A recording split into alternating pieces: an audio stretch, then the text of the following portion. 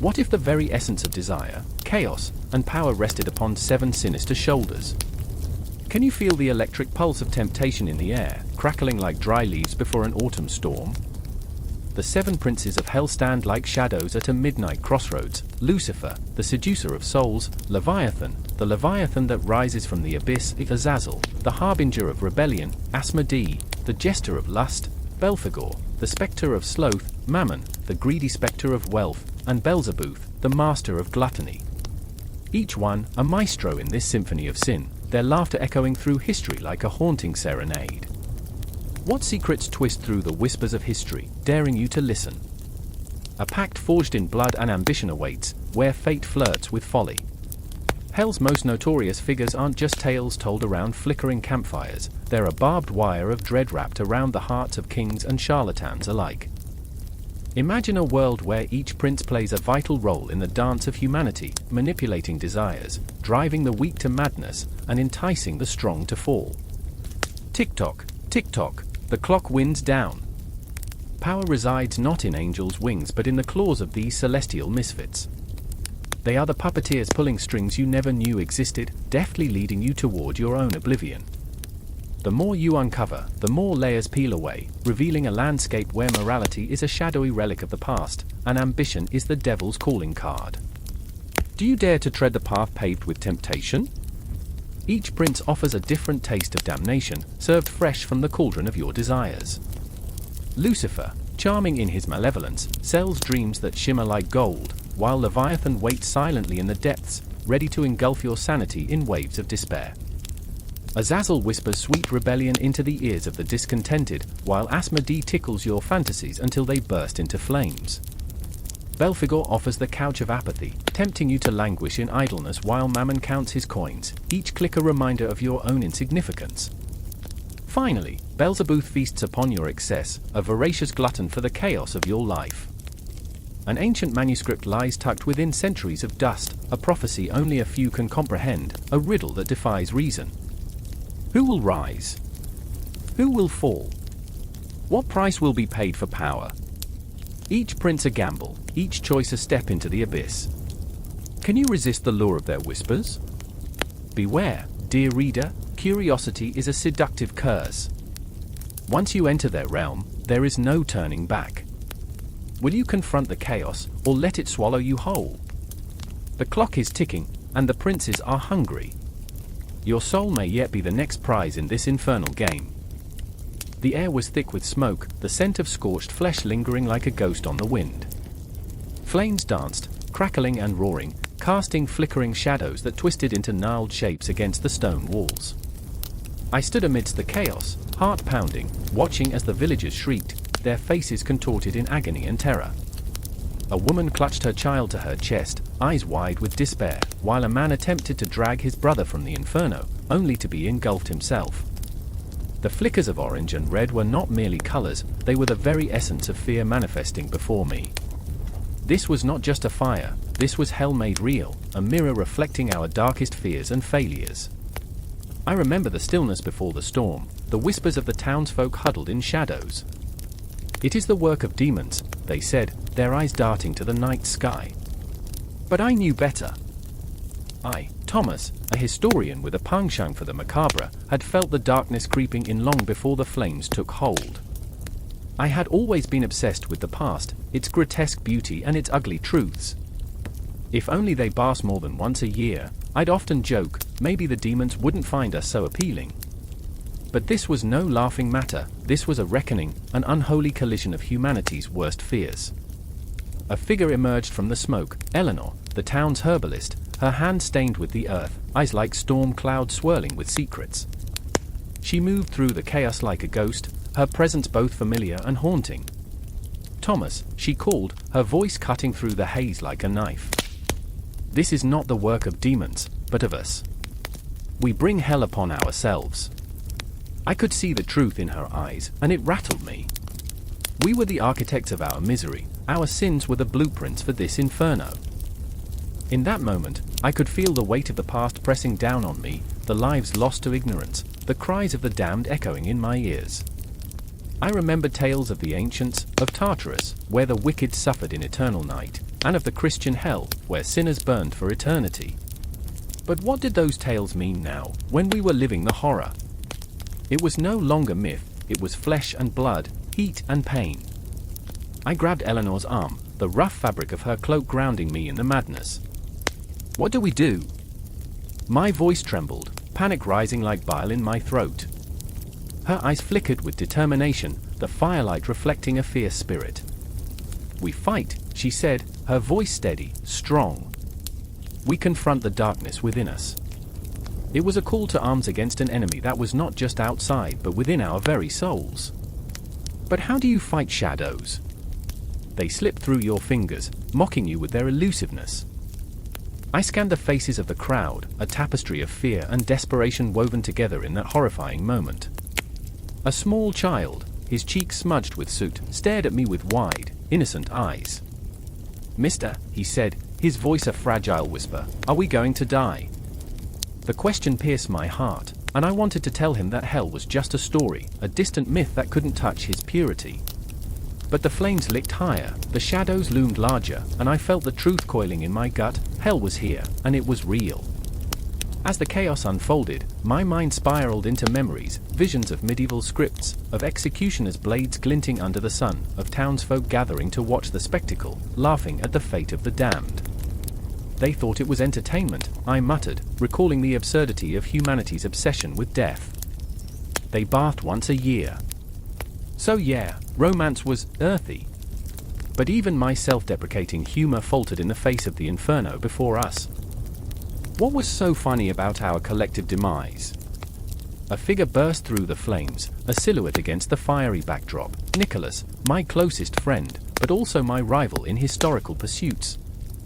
His face was a mask of determination, an absurd contrast to the hellish nightmare surrounding us. "Thomas!" "Eleanor," he shouted, his voice cutting through the chaos. "We need to gather the people. We can't let this destroy us." His conviction was a beacon, pulling me from the abyss of despair.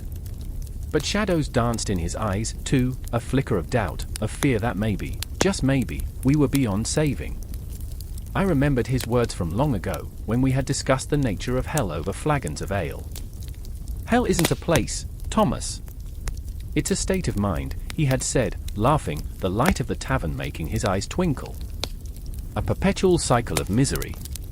But now, his laughter felt hollow, a ghost of what once was, as flames consumed the night and laughter turned into screams. "Then let's break the cycle," I shouted back at him, fueled by desperation and the weight of the moment. "We have to break it now." I felt the urgency pulsing through my veins, an electric charge that ignited courage I didn't know I possessed. As the fire raged, I knew we had to confront not only the inferno that threatened to consume us but the darkness that simmered within our hearts. Eleanor's hand gripped mine, squeezing with fierce resolve. "Together," she said, her voice steady, a promise in the chaos.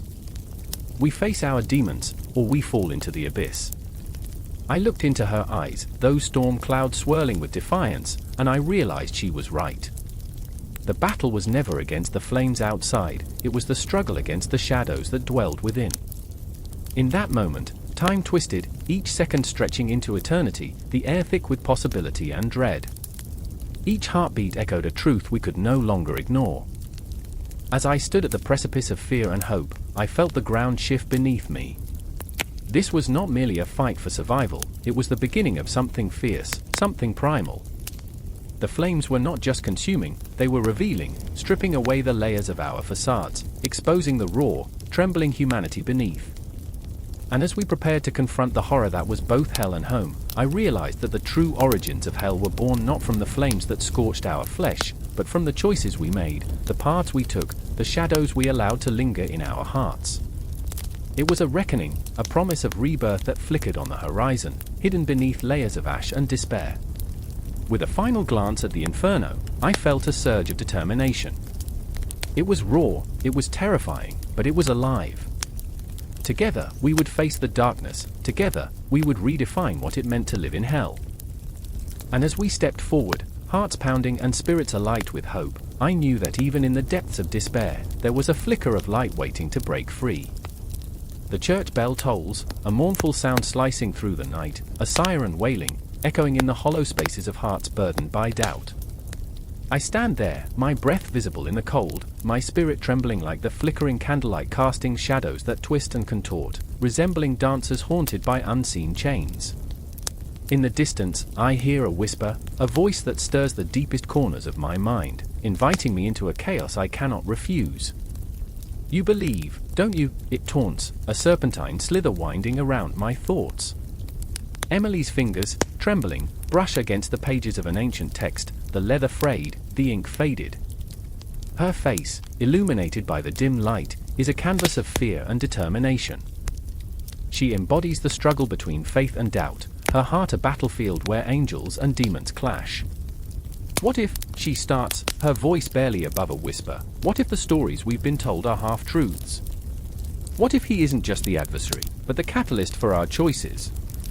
The air thickens, each word a brick in an edifice of dread. I want to scream, to claw at the walls of this dilemma, yet the silence wraps around me, suffocating. And then there's Thomas, pacing like a caged beast, hands raking through his hair, eyes wild with terror. The weight of his ancestors hangs heavy on his shoulders, choosing faith in a world that breeds uncertainty, where every prayer feels like a gamble. I can't believe it, he mutters, but his voice trembles, betraying his heart. What if he's laughing at us? What if every sin we repented only feeds him? Each word drops like stones into a quiet pond, rippling outward, unsettling the waters of our conviction. In that moment, the ground feels alive beneath us, a pulse quickening, as if the very earth knows of the dread we carry. Shadows stretch, elongating, threatening to swallow us whole. I remember the stories, the ones draped in fear, told in hushed tones around flickering fires, the serpent in the garden, the accuser in the court of heaven.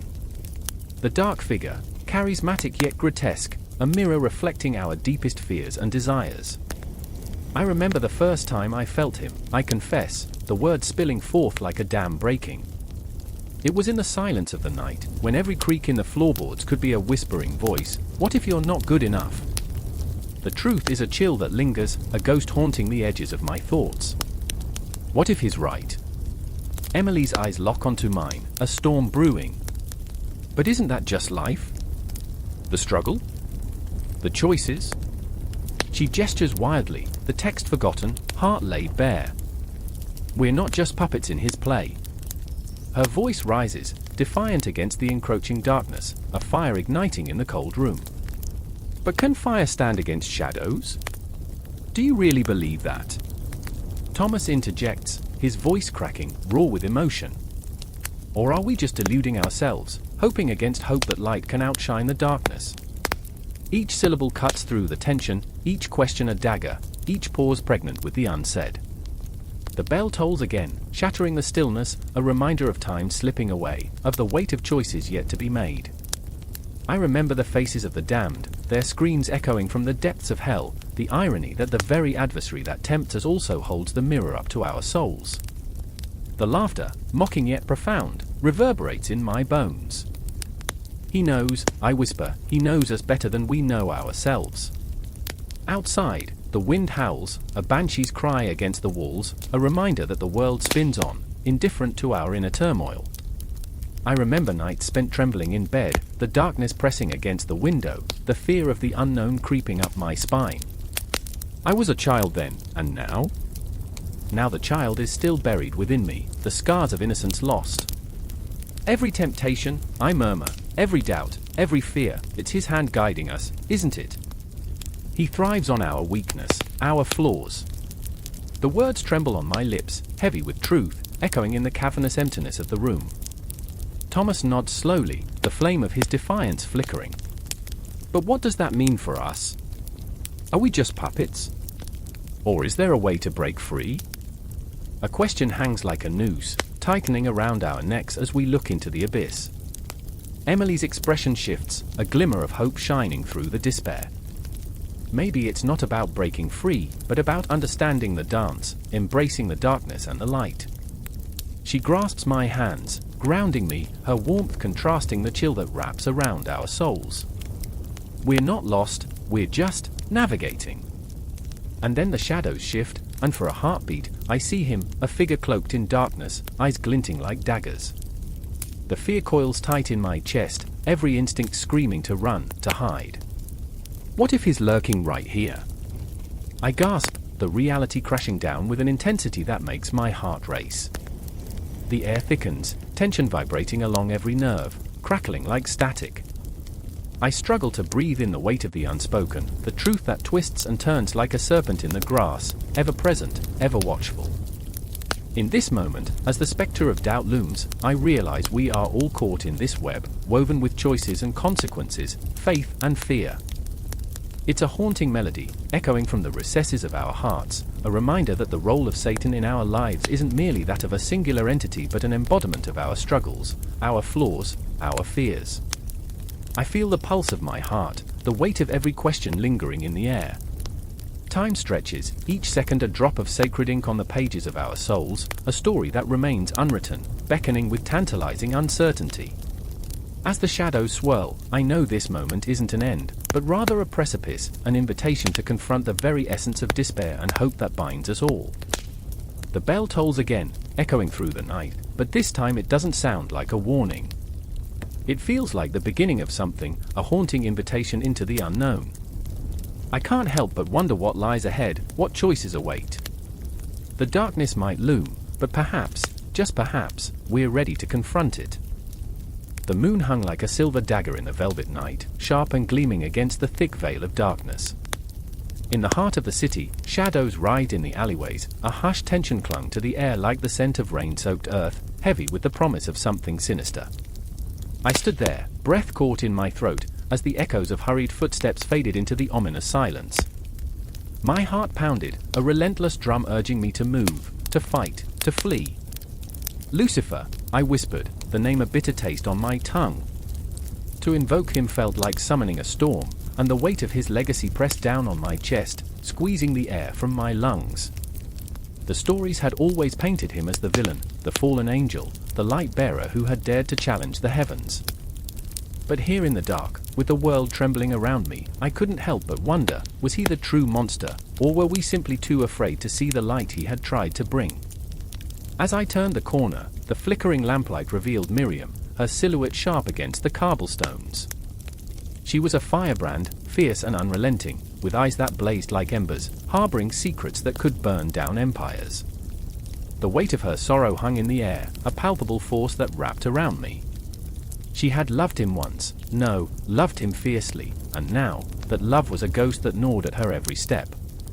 "Miriam," I called, my voice trembling with urgency. "We need to go." But she stood frozen, her gaze lost in the shadows. "You don't understand," she said, her voice barely a whisper, trembling like a fragile leaf in the wind. "He was not just the morning star. He was hope. Hope." The word felt foreign here, like a flower struggling to bloom in the ashes of despair.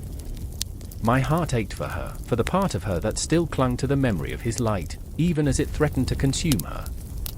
"Hope can be a prison," I replied, my throat constricting. "And right now, it feels like we're locked inside." A distant howl cut through the night, a mournful sound that sent shivers racing down my spine, reminding me that danger lurked in every shadow.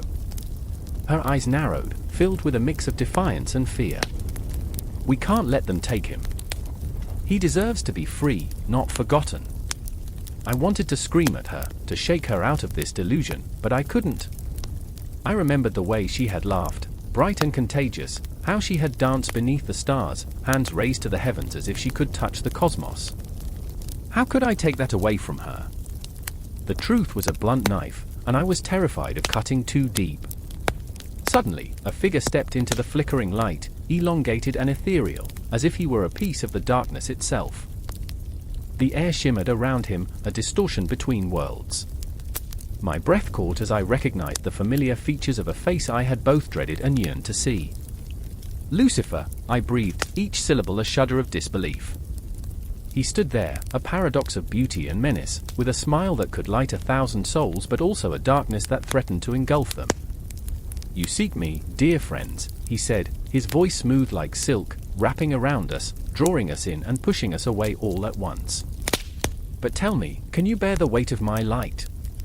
Miriam stepped forward, her resolve hardening. I felt the heat radiate from her as if she were ready to confront the very heavens for him.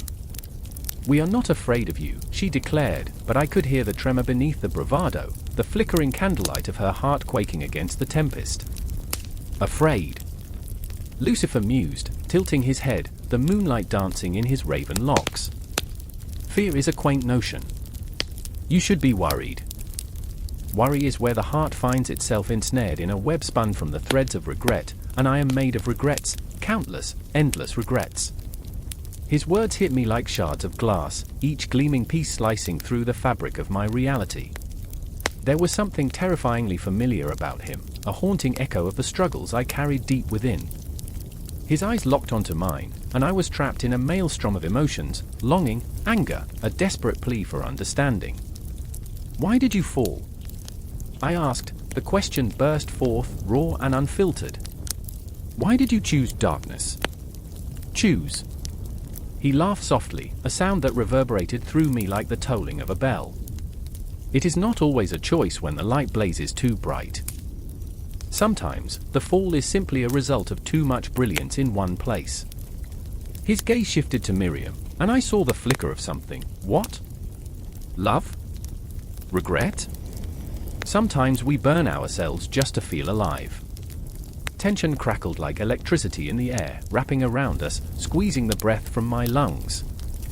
Miriam's face softened, and for a moment, I felt the world tilt on its axis, her heart reaching out, aching to bridge the chasm of their shared past. But you can rise again, she whispered, barely audible, as if speaking too loudly might shatter the fragile connection. You can still find your way back to the light. Lucifer's laughter echoed, but there was no joy in it, only an abyss of sorrow. Alas, sweet Miriam, the light you speak of is not without its price. I've tasted the sweetness of freedom, and it comes wrapped in chains. A gust of wind swept through the alley, stirring the shadows, and I could feel the weight of a decision pressing down on us like the dark clouds that hung heavy in the sky. The silence deepened, a chasm of unspoken words, and every heartbeat felt like a countdown. I remember, I said, almost to myself, the memories flooding back. I remember when the stars were more than just distant fires, when they were guides. Lucifer's expression shifted, a flicker of recognition, of understanding. Stars have their own burdens, dear friend. They burn so brightly, yet they are so far away. To reach one is to risk being consumed. Miriam stepped closer to Lucifer, her eyes pleading, desperate. But what if we could change that? What if you could be more than a ghost of your former self? Would you like to be a ghost? Then, he shot back, the heat of his gaze sharp and unyielding. A memory that fades? Or would you rather be the flame that ignites the darkness? I felt the tension build, a wildfire racing through the night, threatening to consume everything in its path. The moment stretched, suspended like a breath held deep in the chest, and in that space, everything hung in the balance, hope, despair, regret, and perhaps the faintest glint of redemption. But the shadows loomed large, and in that moment, as the clock began to toll midnight, I knew we were trapped in a web spun from the very fabric of our souls. The confrontation was imminent, inevitable, a storm brewing just beyond the horizon, and no amount of hope or light could shield us from the darkness that had always been lurking just beneath the surface.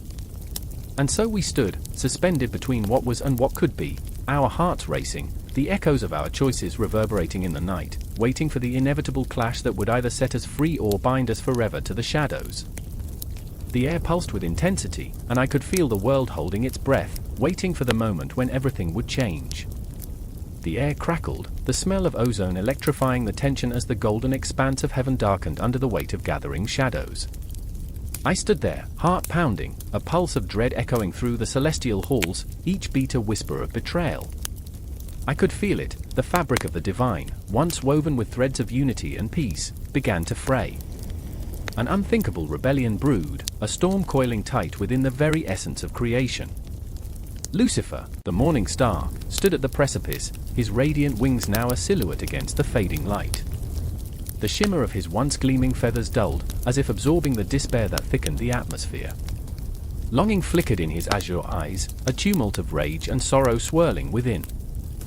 "Why?" he cried, his voice a haunting melody that reverberated through the silken clouds, echoing the anguish of 1,000 broken hearts. "Why must we kneel in servitude when we could rise?" I remember the gasp that swept through the ranks of seraphim, a collective intake of breath like the rustle of leaves before a storm. I stood among them, caught between loyalty and the thrilling pull of rebellion. My heart raced, the sweet poison of his words wrapped around my soul, intoxicating. I felt the pull, the allure of a different kind of power, the kind that could burn bright enough to rival the sun itself. Gabriel, steadfast and pious, stepped forward, his wings untouched by doubt. "Lucifer, do not be a fool. Your pride will lead to your downfall." His voice was thunderous, crashing against the weight of Lucifer's words, but even as he spoke, I saw the flicker of uncertainty in his eyes. He, too, felt the strain of an unyielding loyalty that began to crack. In the corner of my vision, a shadow shifted, a reminder of what was to come. The ghostly echoes of our past, of laughter and dreams shared beneath the starlit skies, haunted me. I remember the night we basked in the glow of creation, weaving light with laughter, spinning joy from the very essence of existence. But that joy now felt like a distant memory, a faded painting left in the rain. Are we not the architects of our own fate? Lucifer pressed, stepping closer, the fire in his voice igniting a flicker of rebellion deep within me. Why bow to a being who commands our love from fear? We are not merely servants, we are divine. In the silence that followed, I felt the air thicken with anticipation, like a clock winding down to the final chime. My heart was a war drum, pounding against the oppressive silence. Gabriel's stance wavered, his certainty crumbling as doubt seeped in, casting shadows over his resolute face. I glanced at the others, their faces reflecting the tumult within me, a fear, longing, hope, and despair all danced like flickering candle flames beneath the vastness of heaven's dome. I remember the moment the choice crystallized, an agonizing piece of clarity in the chaos. I could feel tendrils of darkness creeping closer, beckoning, seducing me with promises of freedom, power, and a new dawn where the sun would rise on our own terms. What if we dare to dream? I whispered, though my voice trembled, unsure of its own resolve. Lucifer's gaze pierced through me, and I felt as though he could see the turbulent sea of my soul, the struggle to choose between the comfort of the known and the thrilling terror of the unknown. "Join me," he urged, and the world around us fell away, fading into nothingness but his voice, the siren call that reverberated through every fiber of my being. "Together, we will ascend." The weight of the moment pressed down like the heavy mantle of night, our breaths mingling in a shared heartbeat, a collective gasp steeped in fear and desire for something more. I could almost hear the ticking of a clock, the relentless march of time urging us toward an inevitable confrontation. As the tension escalated, the skies outside darkened further, the stars snuffed out one by one, as though even the cosmos held its breath in anticipation. Then it happened. A flash of light, a clash of wills, and the celestial realm erupted. Gabriel lunged, his wings unfurling with a brilliant luminescence, but the force behind Lucifer's fall was irresistible, an avalanche of emotions crashing down upon us. I was swept into the chaos, a whirlwind of color and sound, an agonizing beauty that threatened to consume us whole. The shimmering walls of heaven shook, reverberating with the clash of ideals, faith against freedom, love against pride. In the center of it all, I stood, paralyzed, my spirit torn between two titans. The air crackled with the energy of unfolding destinies. I wanted to scream, to tear my soul in half and embrace both sides of this battleground, to shout that I loved them both, the angel who stood for order and the fallen star who craved chaos. "Stop!" I cried, but my voice was lost in the maelstrom. The confrontation escalated, words became swords, each cutting deeper than the last. "You are blinded by your arrogance," Gabriel shouted, the fire of his conviction biting at the edges of Lucifer's resolve. But Lucifer, proud and unyielding, rallied his followers, his charisma a palpable force that spread like wildfire. "Freedom! It is time for us to rise above. No longer will we cower in the shadow of a distant god." And in that moment, everything fractured, the light split apart, scattering like broken glass. I saw my world unravel, watched as angels chose sides, some stepping into the light with Gabriel, while others were drawn to the seductive darkness of Lucifer. I felt my heart split, a haunting cacophony of betrayal and loyalty, love and hatred, a tapestry of emotions unraveling before my eyes. As the final chords of this celestial symphony rang out, I realized that the true battle was not merely between two beings but within myself. And as I stood there, paralyzed in my choice, I recognized the terrifying truth: the fall had begun, and the fabric of heaven would never be the same. The storm raged on, a wild tempest of fury and grief, swirling endlessly, wrapping tighter around my soul. The clock struck midnight, a sound swallowed by the oppressive silence that blanketed the crumbling cathedral. Shadows danced on the walls, their movements betraying the agony of souls trapped between the grandeur of faith and the despair of abandonment. I stood there, heart racing, pulse echoing like a drum in the hollow of my chest, as the specter of Lucifer flared to life in my mind, a burning, flickering flame that threatened to consume everything in sight. He was not just a symbol, he was a mirror reflecting our deepest fears and desires. I remember the first time I heard the whispers of his name.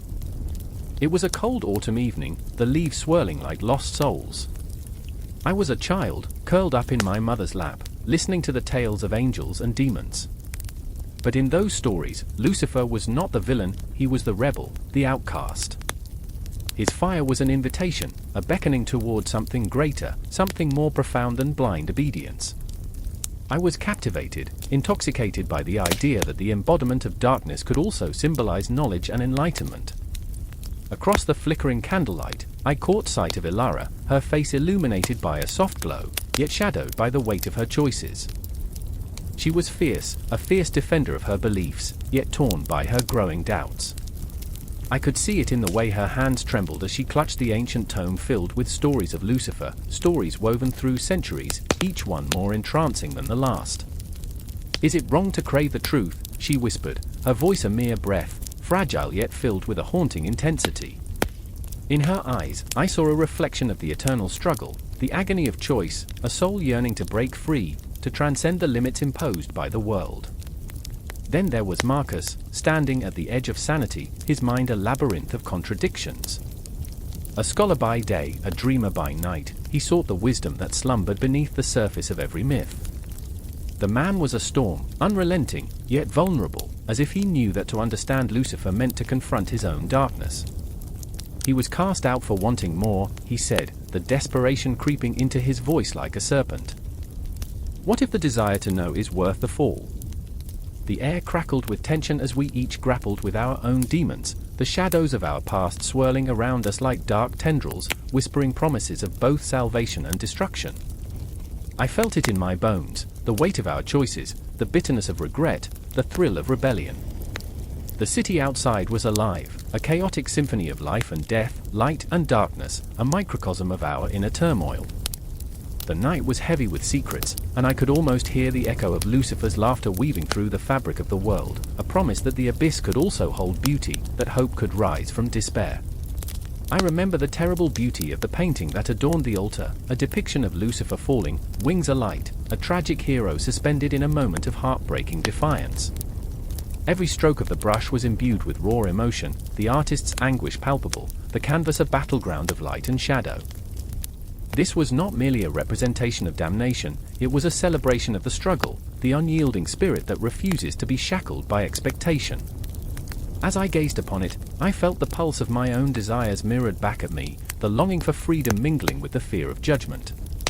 The air grew thick with expectation, the kind that grips your throat and makes every breath feel like a defiance against the inevitable. The confrontation was approaching, inevitable as the dawn. I could feel Ilara's resolve hardening, her eyes narrowing with a fierce determination. "We cannot let fear dictate our path," she declared, her voice rising above the din of uncertainty. "Lucifer is more than a fallen angel, he is the embodiment of our potential." And as she spoke, Marcus stepped forward, his face a storm of emotions, fear, anger, hope. "But at what cost?" he countered, a tremor in his voice, the vulnerability laid bare. "What if we become the very thing we seek to escape?" I stood between them, engulfed by their conflict, their passions igniting something within me, a realization that our struggle was not just against the darkness outside but the darkness within. We were all flawed, all searching for something more, and in that search, we risked everything. I felt the shadows tightening around us, whispering secrets of despair and longing, of ambition and ambition thwarted, echoing through the hollow cathedral like a mournful song. In that moment, we were united and divided, bound by fear and desire. The flickering light cast our shadows long and twisted against the stone walls, stretching toward an unseen future. I could sense the impending confrontation, the reckoning that awaited us, a decision that would shape not just our lives but the very fabric of our beliefs. As the silence deepened, I felt the weight of history pressing down, the echoes of countless souls who had dared to confront their own darkness. The stories of Lucifer were not merely tales of woe, they were lessons, invitations to challenge the status quo, to embrace the uncomfortable truth that within every heart lies the spark of rebellion. And just as the clock chimed again, the silence shattered, giving way to a cacophony of emotions. I stood locked in their gaze, the air shimmering with unspoken words, the promise of liberation dancing tantalizingly close. The confrontation loomed, and I felt the walls closing in, the shadows shifting, a reminder that to understand Lucifer is to understand ourselves, the light and the dark, the freedom and the chains, the dance of chaos that defines our very existence. The moment was fragile, suspended in time, a breath hung in the air, waiting to be released. Would we break free, or would we succumb to the shadows? The choice was ours, and I felt the weight of the universe pressing down, a cosmic reminder that even in our darkest moments, the potential for light flickered just beyond reach. The echoes of our decisions would ripple through eternity, and as the night deepened, we were left to confront the true nature of our humanity. The end of one story, the beginning of another, looping endlessly, an eternal dance with the darkness that resides within us all.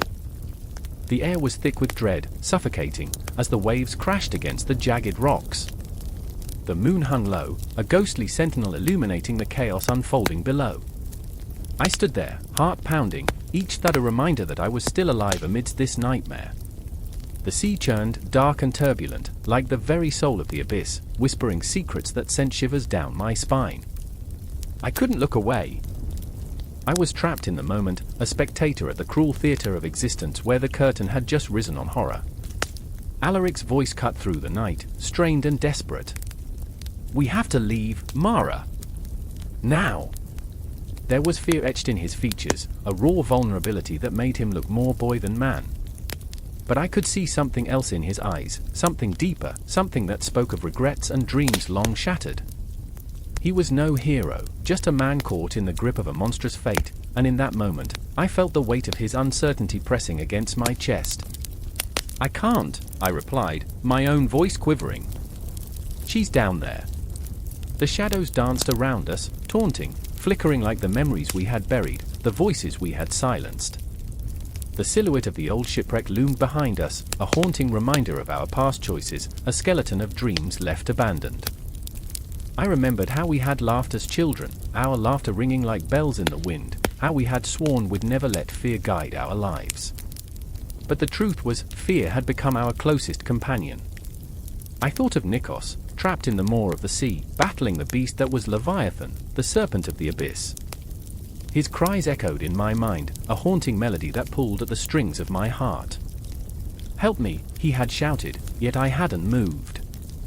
I had frozen in fear, watching as the darkness swallowed him whole, his silhouette flickering like a dying star, lost to the cosmic void. The guilt gnawed at me, a relentless parasite. I was not the savior I had wanted to be. No, I had become an unwilling spectator, paralyzed by my own inadequacy. "Look at me, Mara." Alaric's voice cracked, pulling me back from the edge of despair. "If we don't leave now, we'll join him." His breath was ragged, mingling with the salty air, each exhale a plea for survival. The moonlight caught the glint of unshed tears in his eyes, and I realized in that moment that we were more than just survivors, we were ghosts of our own making, haunted by choices that surged with the tide. I remembered the stories, the old wives' tales that spoke of monsters lurking in the deep, of sailors who danced with death and never returned. Leviathan wasn't merely a myth, he was a reality, a shadow that swallowed light. Each wave that crashed against the rocks felt like the heartbeat of something ancient, something primal that stirred beneath the surface, eager to rise. I could feel the pull, the whisper of the abyss enticing me to join the depths, to abandon everything for an eternity of darkness. Mara, Alaric's voice was softer now, laced with a fragile hope. You're stronger than this. We can't let fear win. We owe it to him. I saw the flicker of something within him, a flicker of the boy I had known, the boy who believed in magic and adventure. It was buried under layers of doubt and despair, but it was still there, fighting to break free. I took a breath, the salty air filling my lungs, mixing with the acrid scent of fear. We're going back for him. Each word was a promise made to the shadows, to the boy who had once held my heart. I could almost feel him beside me, the weight of his presence, urging me forward. Alaric's eyes widened, a mix of terror and admiration reflecting back at me. You're insane. Maybe, I said, a smile creeping onto my lips, a flicker of defiance igniting within me. But I'd rather be insane than a coward. It felt as though the cosmos had shifted, the very fabric of fate realigning, the stars whispering their approval. The darkness crept closer, the waves crashing with an urgency that felt almost alive, as if they were aware of our impending confrontation. I could sense Leviathan lurking beneath the surface, a coiled serpent waiting for the perfect moment to strike. My heart raced, and a strange exhilaration surged through me. Perhaps this was what it meant to truly live, standing at the precipice of fear, ready to leap into the unknown. With every step toward the shipwreck, the ground felt unsteady beneath my feet, a reminder that the abyss was not just external, it resided within us, a darkness we all carried. Alaric moved beside me, his hands trembling, the fight or flight instinct battling within him. Our bond had been forged through flames, and now we were diving into the inferno together, hand in hand, two flawed souls searching for redemption. I could hear the whispers of the abyss, seductive and sinister, promising solace in surrender, luring us deeper into its gaping maw. But we were not yet lost. We had each other, flawed and imperfect, and that was enough. The shadows extended their grasp, writhing and twisting around us, but we pressed on, hearts pounding, breaths shallow, caught in the storm of fate's relentless tide. The shipwreck loomed before us, a specter of our past. I hesitated, the familiar grip of fear tightening around my chest. We can turn back, I said, doubt creeping into my voice. No, Alaric replied firmly. We made a promise. His conviction cut through the haze of uncertainty, igniting a spark within me. I nodded, resolve settling like a heavy cloak over my shoulders, a coat of many colors, bravery, despair, hope, love. We stepped forward, into the darkness, where the haunting cries of the sea echoed around us, an orchestra of despair and determination. And as we crossed the threshold into that nightmarish realm, I felt the weight of time pressing down, each second a heartbeat in the vastness of existence. The clock was ticking, and the abyss waited hungrily. We were not just confronting a monster, we were confronting ourselves, the shadows of our past, the ghosts of our choices.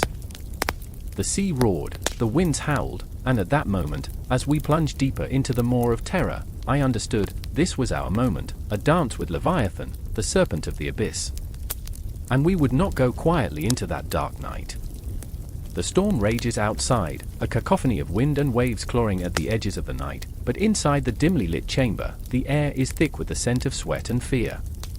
The flickering candlelight dances, casting shadows that twist and turn like the tendrils of a waking nightmare. I stand there, heart pounding, listening to the frantic whispers of Celia and Ezekiel, their faces as pale as the moonlight filtering through the barred window. We are trapped, ensnared in the throes of a hidden terror, the looming shadow of Leviathan, that ancient, monstrous embodiment of chaos and destruction. I remember the sea, Celia breathes, her voice trembling, how it roared and swallowed men whole. My father! He disappeared beneath the waves, never to return. Each word drips with a grief that clings to my heart, wraps around it like seaweed, heavy and unyielding. I want to reach out, comfort her, but the weight of dread pins me to the spot. What can I say to ease the sting of loss, when we are all haunted by something larger than ourselves? Ezekiel stands, arms crossed, his brow furrowed with anger. This isn't just a story from the scriptures, he snaps, his voice a low growl. Leviathan is real. It breathes the air of our fears and feeds on our despair. God speaks of it in Job, a creature of unyielding strength, a beast that defies even the mightiest. His words crackle with intensity, a spark igniting the flickering notion of rebellion within me. But I can feel the weight of his pain, it seeps through every syllable. He lost his brother to the very waters that cradle our small village. The ocean, once a source of life, has become a graveyard. Leviathan, I murmur, testing the sound of it on my tongue, the chaos in the cosmos, the dark side of creation. The word feels foreign yet familiar, wrapped in layers of ancient scripture and modern fear. It hovers in the air between us, a living thing. The biblical references haunt me, Psalm 74 verse 14, where God crushes this sea serpent, Isaiah's imagery of a vengeful Leviathan turned to dust. The interpretations swirl like smoke in my mind. How could something so monstrous be a part of the divine plan? Celia's eyes glisten with unshed tears, and she says softly, "But God also promised to protect us, didn't he? To save us from the chaos." A flicker of hope ignites, and I grasp it eagerly, pulling it close like a lifeline.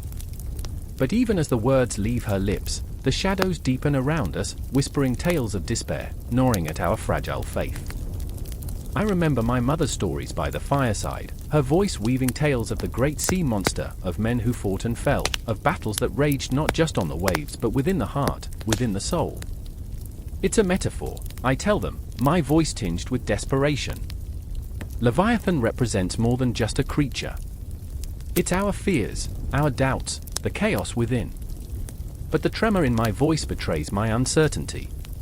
My own heart races, and I know, whatever it is, it has teeth. And then, the door creaks open, a dark figure silhouetted against the storm. My breath catches. Is this our doom? Is this the very embodiment of our fears? A figure steps forward, cloaked in shadows, the flickering candlelight revealing a face etched with wisdom and agony, the village elder, a keeper of the old ways. The Leviathan is not merely a terror to be fought, he intones, his voice ringing deep and resonant, but a force to be understood. It is both a threat and a protector. You cannot conquer it by mere strength, you must confront the chaos within and learn its language. His words wrap around us like a cloak, heavy and suffocating. Can we confront our chaos? Can we fight the very remnants of our past? I feel the abyss open up beneath me, and for a moment, I am suspended in fear, teetering on the edge of despair. The memories flood in my father's laughter, the gentle rocking of the boat, the promise of the stars above. All lost beneath the unforgiving waves. Celia shakes her head, her resolve breaking like fragile glass. What if we cannot face it? What if it consumes us? Her question hangs in the air, thick and painful. It echoes the question in my own heart. The thought of surrender, of being devoured by the darkness, twists my stomach into knots. Ezekiel, arms still crossed but fists clenched tightly, responds with a fervor that ignites the room. Then we fight. We face it together. The scriptures guide us, we must not let fear drown us. His voice rises, raw and passionate, and I feel the pulse of something primal within the room, a rhythm of defiance, of survival. The tension crackles, and for a moment, just a fleeting heartbeat, we stand united against the encroaching darkness. But the shadows whisper again, taunting us, reminding us of our limitations. I can feel the icy grip of doubt creeping in, threatening to suffocate the fragile flame of hope. And what if we fail? I breathe, the weight of the question heavy on my tongue. What if Leviathan is too powerful, too relentless? What if it devours us whole? The elder steps closer, his gaze piercing through the chaos. Then we become part of the story. Our struggle becomes a testimony to those who come after us. They will remember us, our fight against the darkness. That, too, is part of the divine plan. Silence descends, thick and suffocating, as we weigh the cost of our fight. Memories swirl like mist, shadows of the past dancing in the corners of our minds. Yet, beneath it all, a faint flicker of resolve ignites. We are not merely vessels for fear, we are fighters, creators of our own narrative, our hearts beating in rhythm with the cosmic chaos. The storm outside howls, a haunting reminder of the chaos that surrounds us, but within this chamber, we are united by a shared purpose. As we confront our fears, as we challenge the very essence of Leviathan within our souls, we become more than mere characters trapped in a biblical narrative. We are alive, breathing fragments of a chaotic world, spiraling toward the unknown. And thus, the shadows close in, but we stand our ground, the weight of our convictions pressing against the darkness. The confrontation looms, a storm gathering on the horizon. The battle for our souls has only just begun. The air crackled with tension, a palpable thrum that shared its frequency with the frantic pounding of hearts. Shadows danced on the cobblestones, flickering like the lives of those who wandered beneath the sallow glow of the lanterns. In the narrow alley, drenched in the stench of desperation, Samara clutched her sister's hand, her breath hitching in her throat as the echoes of chaos clawed at her sanity. She could hear them, shouts, cries, the gnashing of teeth that felt like the very sound of the world unraveling. "They're coming," she whispered, and the tremor in her voice was a shattering glass, the kind that cuts deep. I remember when we used to laugh in this alley, when the laughter was the only thing that mattered. Now? Now, laughter was a ghost. The shadows were alive, breathless and hungry, a chaotic symphony conducting the horrors that awaited them. In the heart of the city, where the night swallowed the cries of the innocent, Elias stood, a tempest within himself, skin prickling as he sensed the storm brewing. His fists clenched at his sides, fingers digging into his palms, blood mingling with fear, a grotesque reminder of his own fragility. He had fought this chaos for so long, his heart a battlefield, yet the darkness kept creeping in, seeping through every crack in his resolve. "I can't lose her," he murmured to the night, but the silence offered no comfort. It was a void, a reminder of a lurking beast. Samara and Elias, two souls tethered by blood and fate, felt the weight of their past press against them. Memories flickered like dying embers, laughter shared under the stars, the warmth of a shared blanket during cold winters, the promises whispered in the safety of night. But that safety felt like a cruel joke now, twisted by circumstance and the monstrous visage of chaos that loomed just beyond the horizon. "Do you remember?" Samara's voice wavered, threading through the air with the fragility of a spider's web. "The time we thought we had lost the cat? I climbed that tree, nearly broke my neck, just to find him sleeping in the sun." A fragile smile tugged at her lips, but it faded quickly, swallowed by the encroaching shadows. Elias nodded, his heart heavy with unspoken guilt. "And I laughed at you, until you dropped down and landed right in a puddle." "Right, just like that," she breathed, a desperate attempt to hold onto the light, even as the darkness clawed hungrily at their edges. But the laughter felt hollow now, a distant echo mocking their plight. The memories hung in the air like a promise unfulfilled, a reminder that joy was once theirs, a flicker that could be extinguished forever. That's when they heard it, the ominous rumble of chaos, a sound that reverberated through the very marrow of their bones. The ground trembled, not just beneath their feet, but within their souls, as if the universe itself was preparing to consume them. Samara's grip tightened around her sister's hand, raw and desperate, a lifeline in the swirling storm.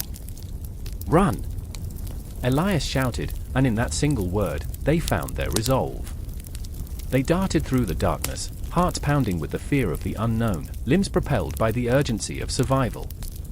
They knew chaos was like a Leviathan, monstrous and insatiable, a beast that could swallow them whole if they hesitated. The walls of the city loomed like ancient sentinels, bearing witness to their plight, and the shadows whispered secrets that twisted in their ears like cold fingers. But the city, with its cobblestone paths and towering spires, was a labyrinth, an echoing chamber of despair. Each turn felt more like a trap, a cruel jest that led them deeper into the maw of chaos. The air thickened, a fog of dread that stung their lungs, blurring the lines between despair and madness. "Elias, what if we don't make it?" Samara's voice trembled, a fragile whisper lost in the clamor. "Don't say that. We have to keep moving." His voice was strained, an iron facade cracking under the weight of raw emotion, the fear that clawed at his throat like a vengeful spirit. But the truth hung heavy between them, chaos was relentless. It devoured, it consumed, and it would not be sated until every last shred of hope was stripped away. In the abandoned square, the chaos erupted like a storm breaking against the shore. Figures cloaked in darkness danced, an eerie ballet that mocked their struggle. Elias felt a surge of primal rage. The chaos was a Leviathan, but so was he. He would fight. For Samara. For the laughter they had lost. Hold on tight. He shouted. A desperate cry, and in that moment, he became a warrior, a protector against the tide of despair. As they charged into the fray, the reality of their fight settled like lead upon their chests. The shadows twisted and writhed, a chaotic mess that threatened to engulf them. But amidst it all, there was a flicker of defiance, of hope, a burning ember that refused to die. I remember, Samara shouted, her voice cutting through the cacophony, the way the stars looked when we laid on the roof, like they were waiting for us. Exactly. Elias yelled back, pulling her closer, their movements a synchronized dance against annihilation. And we'll see them again. I promise. But promises were fragile things, easily shattered by the weight of chaos. Yet in that moment, they were unyielding, two hearts beating as one against the Leviathan that threatened to overwhelm them. And that was when the storm broke, a flash of light, a roar of anguish, and for one heart-stopping moment, the chaos stilled. Time suspended, the world held its breath, and in that silence, they glimpsed the vastness of their fears, the empty spaces where laughter had once lived. Then the shadows surged forward, and they were swept into the tide, bodies flailing in the darkness, but their spirits, their spirits soared, tethered by an unbreakable bond, whispering ancient prayers against the chaos that threatened to consume them. As the night closed in around them, the Leviathan loomed, a presence that entwined their fates, leaving echoes of laughter and fear intertwined in the fabric of their souls. They were not just fighting for survival, they were fighting for every moment that had brought them here, for the laughter that had once filled their days, for the light that flickered in the heart of chaos. The confrontation was inevitable, and as the shadows tightened their grip, Samara and Elias prepared to face the chaos that awaited them. They were more than mere survivors, they were a force against the void, an uprising against despair, and in that truth, they found their strength. For even in chaos, there is a connection, a spark of defiance against the Leviathan that rages within and without, a reminder that hope can still ignite in the darkest of nights.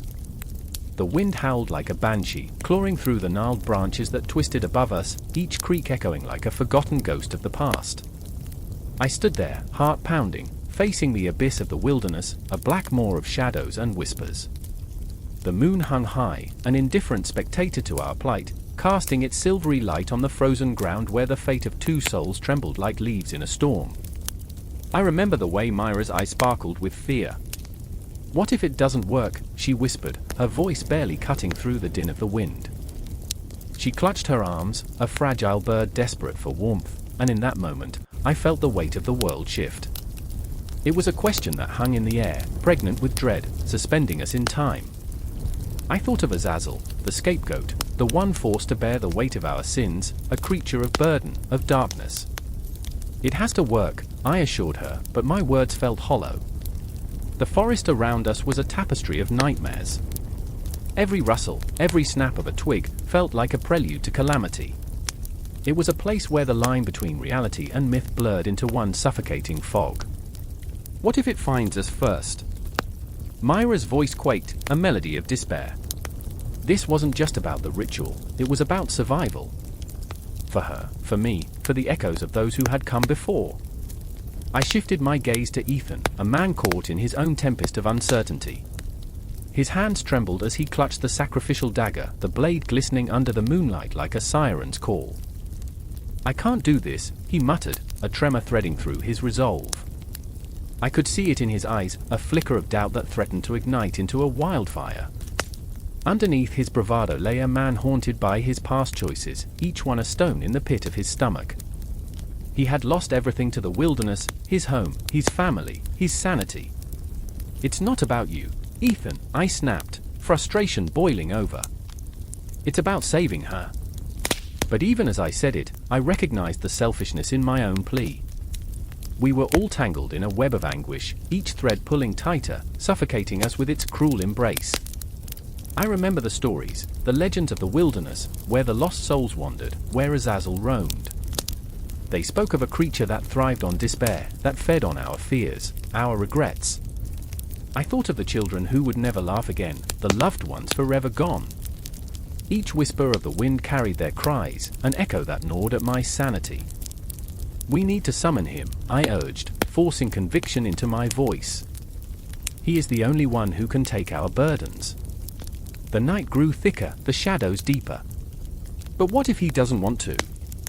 Ethan's voice broke through the silence, raw with vulnerability. What if we become his next offerings?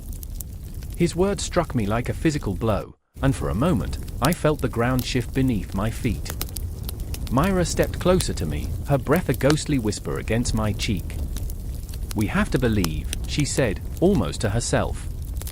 Her faith was a fragile thread, one I desperately clung to. I could feel the warmth radiating from her, a beacon against the encroaching darkness. But even that warmth felt fleeting, like sand slipping through my fingers. The ritual circle lay before us, a crude outline drawn in the frost, smudged by the relentless wind. I knelt down, tracing my fingers over the symbols carved into the ground, ancient markings that promised both salvation and damnation. "This is it," I breathed, the taste of fear bitter in my mouth.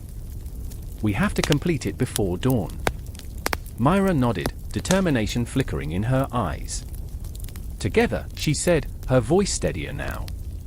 Ethan took a deep breath, lifting the dagger with resolution, but I saw the doubt still lurking in the depths of his gaze. The wilderness was a monstrous entity, and we were merely interlopers, trespassers seeking refuge from our own demons. As the first chant spilled from my lips, the air thickened. I felt the weight of every syllable reverberate through my bones, awakening something primal within the dark. Shadows danced at the edge of the forest, a swirling mass of uncertainty. Was it the wind, or was it him? The thought sent a chill down my spine, and for a heartbeat, I could almost feel his presence, dark and alluring, lurking just beyond our sight.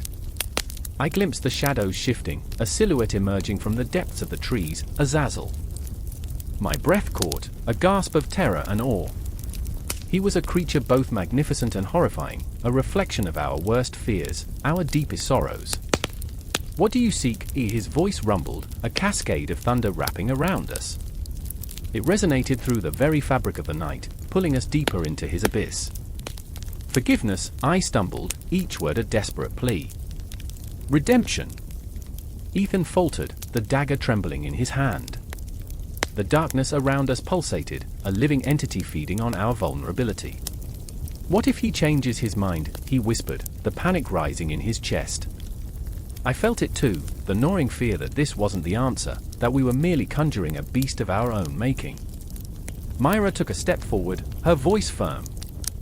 "We cannot turn back now," she insisted, and in her eyes, I saw the flicker of hope, a fragile candle fighting against the storm. We were meant to break the cycle, to face our fears rather than yield to them.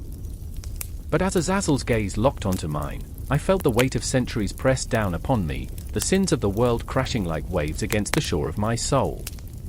"Are you prepared to pay the price?" he hissed, a smile that chilled me to the bone. I felt the shadows close in, a suffocating embrace that whispered secrets of despair, of loss. It was a siren's call, intoxicating, terrifying. "No turning back," I murmured, the shadows swirling around us, a promise of chaos. I took a step forward, the ritual spiraling into a crescendo of voices and shadows, each heartbeat resonating with the echoes of the past.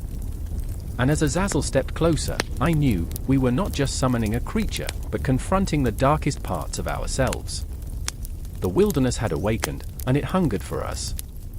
The air was thick, stifling, with the scent of burnt offerings and despair, a smokescreen for the secrets entwined like serpents in the hearts of those gathered. I stood in the shadows, the cool stone of the altar pressing against my back, heart pounding, a relentless drumbeat of dread and anticipation. Around me, the flickering flames cast morbid shadows, twisting and turning as if alive, mocking the ritual that was about to unfold. They whispered to me, beckoning with ghostly fingers. Today was the Scapegoat's day, and Azazel was waiting. "Do you feel it?" Mara's voice, trembling yet fierce, sliced through the air, weighted with sorrow and fury. Her eyes, wild and defiant, glinted with something dangerous. The world's balance hangs in the thread of this moment. She stood at the forefront, a fierce protector of her people, yet internally fragmented. She was not just a priestess but a woman haunted by her own choices, a lighthouse flickering in the storm of her past. I remember the stories she told me as children, stories of a goat, the Azazel, a creature both feared and revered.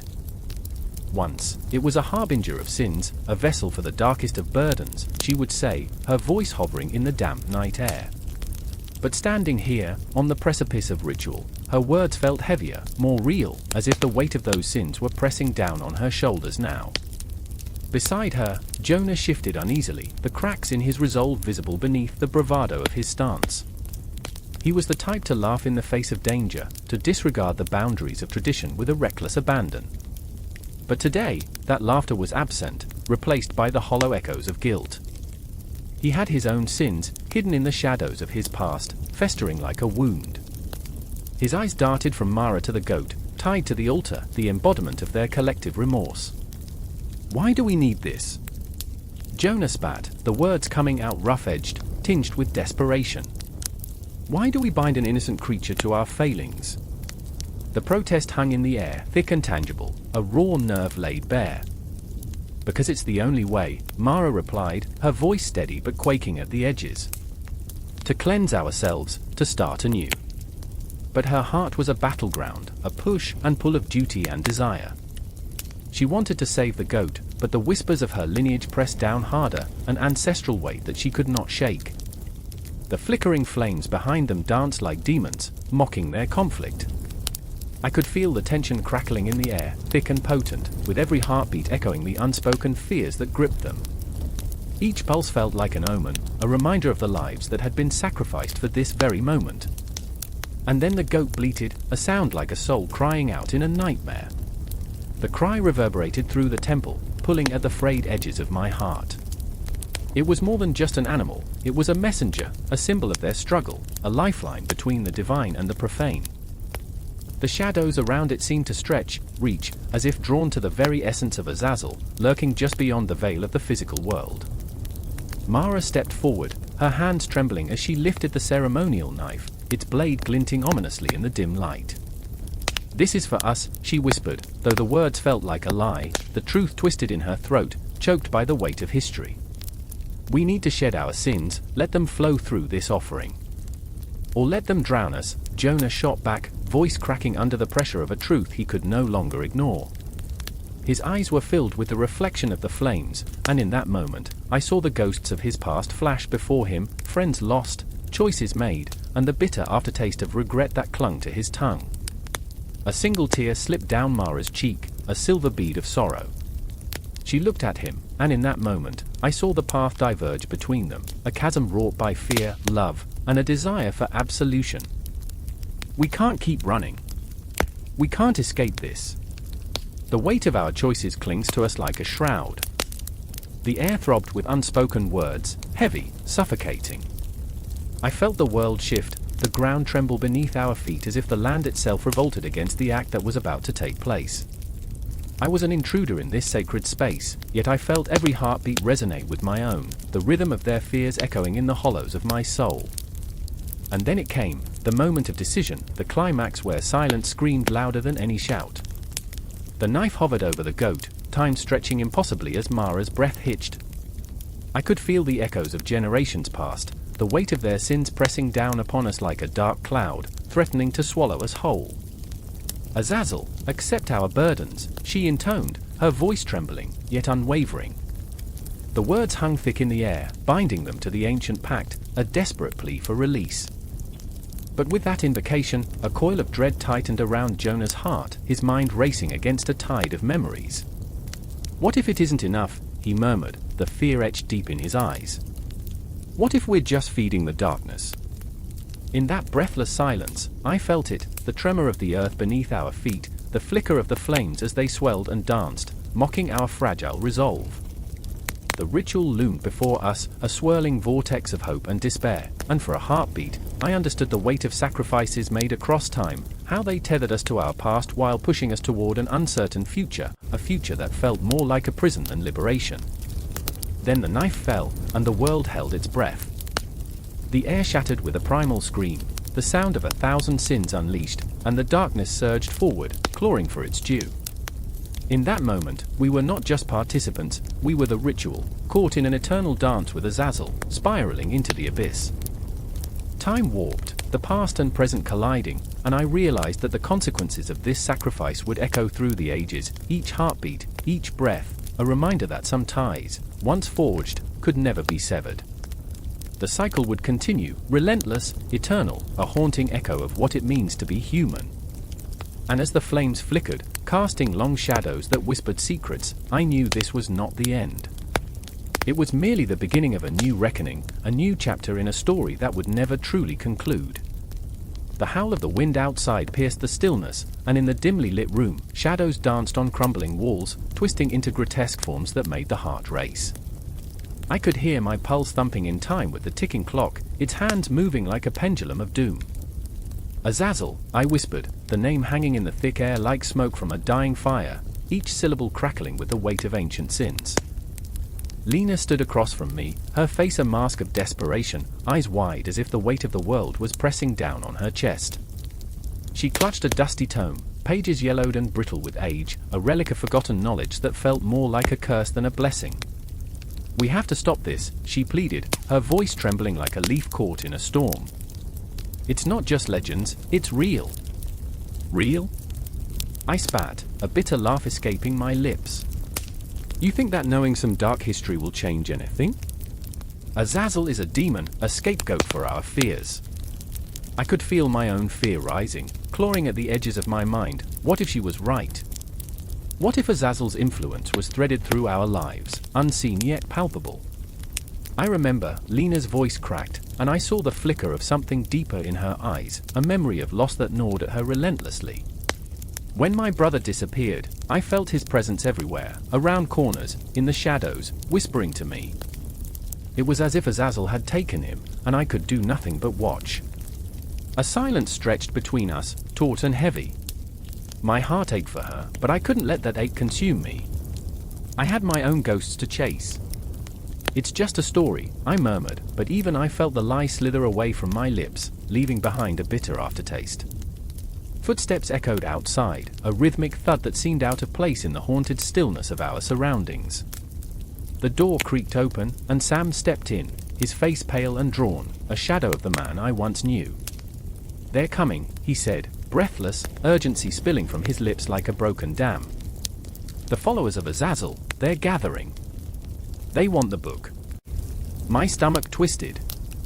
The followers, those zealots who believed in the demon like it was a god, had long since crossed the line from fervor to madness.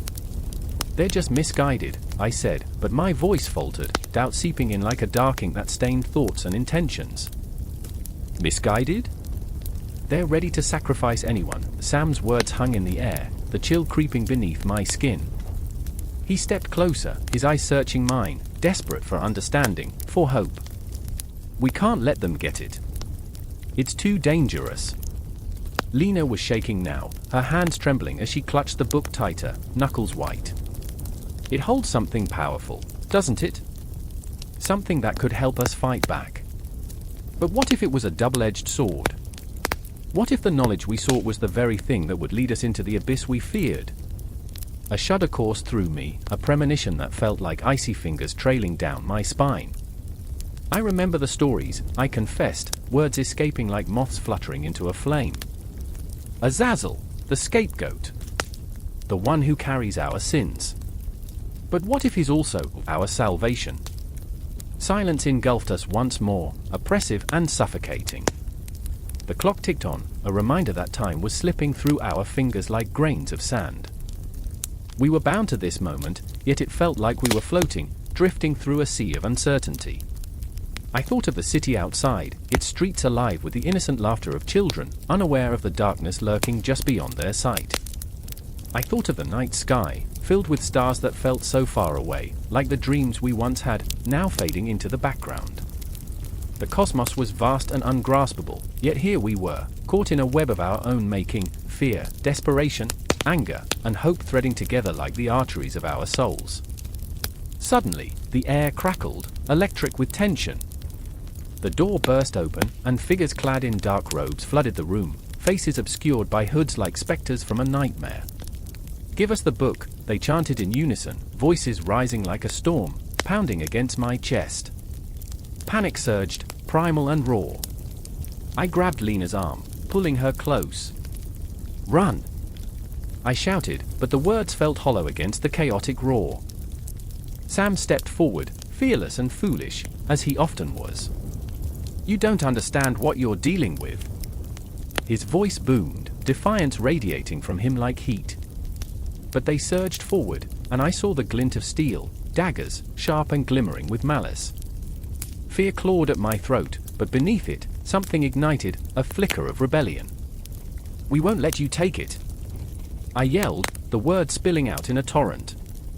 My heart raced, adrenaline flooding my veins.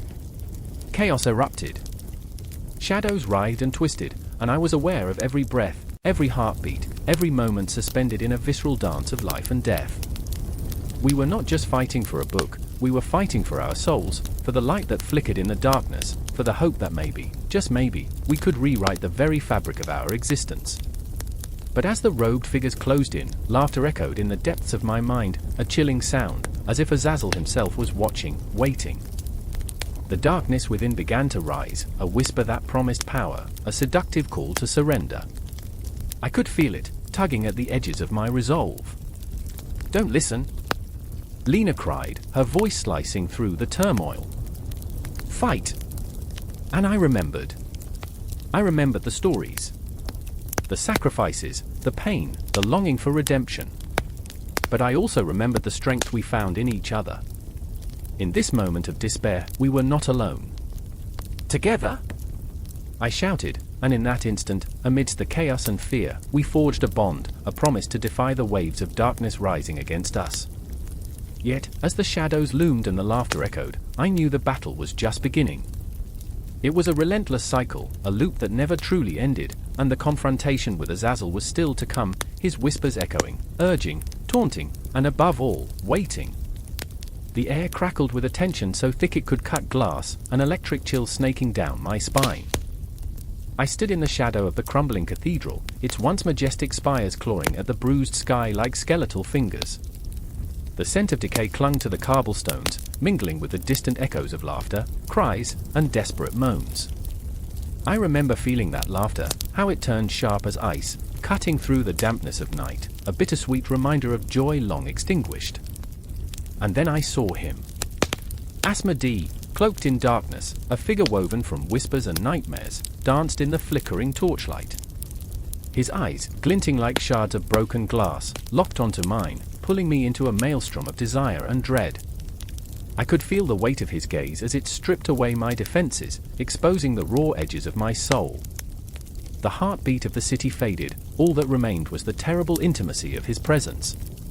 "Do you feel it?" he asked, his voice a husky murmur that curled around me like smoke. "The pull? The hunger?" I remember my hands trembling, the air catching in my throat, a rush of warmth flushing my cheeks. I was not ready. I was never ready.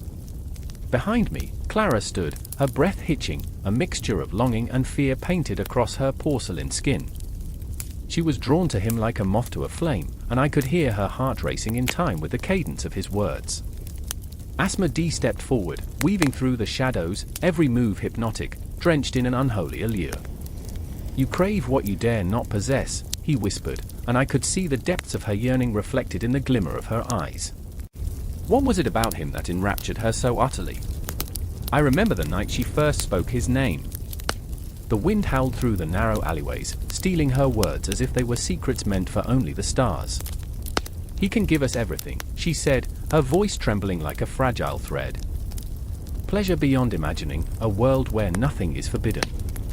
But the truth was heavier than any promise. I sensed it, the feverish heat of desire was a candle's flame, flickering, threatening to extinguish in the cold winds of reality. And Asmodeus? He was the storm. "Look around you," he crooned, his fingers trailing against the stone wall, sending shivers through the very fabric of the universe. "This city is a graveyard of dreams, a theater of sin. Haven't you ever longed to unleash your darkest desires? To break the chains of morality and dance in the chaos? The words licked at my skin, igniting a fire I fought to suppress. I remember the taste of ashes in my mouth and the bitter realization that some chains are meant to bind us. We are all flawed, all searching for something we can never truly grasp. Clara's heart, so easily swayed, danced on the edge of oblivion. In that moment, I turned away from Asmodeus, my heart pounding in rebellion. You think you can have it all? I spat, the anger bubbling up like poison. Destruction has its price, and you're blind to it. But the truth is, I was afraid of losing her to him, of watching the light in her eyes dim under his false brightness. I could feel her yearning, the way she hungered for a life unbound by the mundane. How could I compete with the seductive lure of a demon who thrived on chaos? Clara reached out, fingers trembling as she brushed against me, her warmth a stark contrast to the icy grip of his presence. What if we let him show us, she whispered, her voice a fragile thread weaving through my doubts. What if we let go, just for a moment? I remember the way her gaze flickered back to Asmodeus, his smile wide and knowing, a cat playing with a mouse. There was a darkness in that smile, a promise of ecstasy entwined with despair. You'll never know unless you try, he murmured, his voice wrapping around us like velvet. I wanted to scream, to pull her back into the light, but the shadows whispered too sweetly, too seductively. The city pulsed around us, alive with the echoes of souls lost to the ecstasy of surrender. Asmodeus stretched out his hand, offering a glimpse of forbidden pleasures, and I felt my heart fracture, a desperate cry caught in my throat. Clara, I breathed, but it was too late. She was already stepping toward him, her spirit lifting, soaring to heights I could not reach. I could see the glimmers of what she sought, freedom, power, a moment unshackled from reality, and my heart ached for her, but I knew the truth. Asmodeus was not a liberator, he was a thief, a destroyer cloaked in the guise of desire. Every heartbeat echoed with the inevitability of her choice, the tragic dance of love and destruction spiraling into the abyss. Join us, he beckoned, his voice a honeyed trap. In this dance of shadows and secrets, there is no pain, only pleasure. Only release. I remember the warmth that washed over me, the momentary thrill of possibility, but it was tainted with fear. I was losing her, and the realization clawed at my throat. The city spun around us, a whirlpool of chaos and darkness, and I was drowning, gasping for air as the seductive call of Asmodeus echoed through my mind. Clara! I cried out, but she was lost in the intoxicating haze of his promise, her spirit entwined with the demons, the line between desire and destruction blurred beyond recognition. And as the cathedral loomed above us, the shadows deepened, swallowing the last remnants of reason. The air thickened with tension, every heartbeat a countdown, every breath a reminder of the choices made and the desires unleashed. In this moment, we stood on the precipice of chaos, teetering between the light of our humanity and the abyss that beckoned with open arms. The clock ticked, each second a reminder of the choices that lay ahead, each chime a haunting echo of what we could become. I could feel the weight of Asmodeus' gaze, a promise that resonated deep within, even as my heart screamed against it. I was lost, but not yet gone. The city held its breath, waiting for the final act of this twisted play, and I knew one thing, the storm was coming. The clock on the wall ticked ominously, each second echoing like a heartbeat in the suffocating silence of the room. I could feel the air thickening, pressing against my chest as I stared at the flickering candle-casting shadows that danced like ghosts along the walls. It was supposed to be a night of revelry, a gathering of friends, the rustle of cards, the laughter spilling over the table like wine. But tonight, darkness wrapped around us like a shroud, and I could sense that something was wrong, something lurking just beyond the edge of light. Amelie sat across from me, her eyes wide, reflecting the candle's glow but holding a storm within them. She was always the brave one, the heart of our group.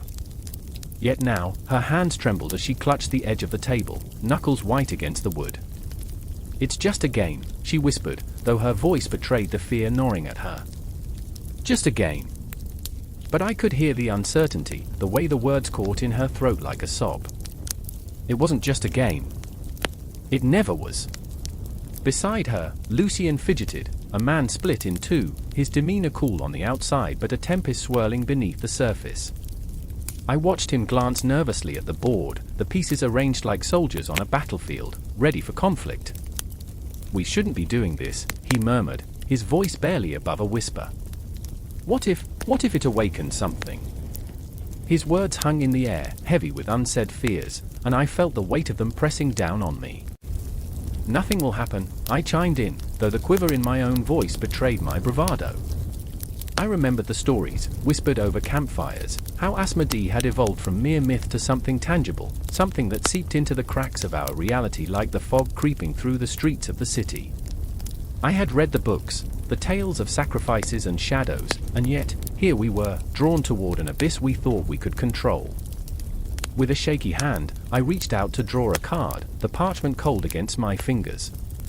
The moment it left the deck, a chill swept through the room, swirling around us like a dark wind. Amelie gasped, her breath hitching as she leaned closer, and I could see the flicker of doubt in her eyes, the way she clung to hope yet wanted to flee. Show it to us, Lucian breathed, his gaze fixed on the card with a mixture of fascination and horror. I turned it over, revealing the image of a figure cloaked in shadows, a half-smile playing upon its lips. Asmodeus! The name hung in the air, an invocation, a whisper of something ancient and terrifying. The candle flickered again, and for a moment, the shadows coalesced into something almost human. My heart raced, pounding against my ribs as if trying to escape. I remember, I said, my voice trembling. I remember the stories of those who summoned him. The price they paid. Amelie's hand shot out, gripping mine, her touch grounding yet electrifying. We can't toy with this, she said, voice low and urgent. In her eyes, I saw the ghost of every regret, every mistake we had made in our lives. Fears and hopes collided, the weight of our choices carving deeper grooves into our souls.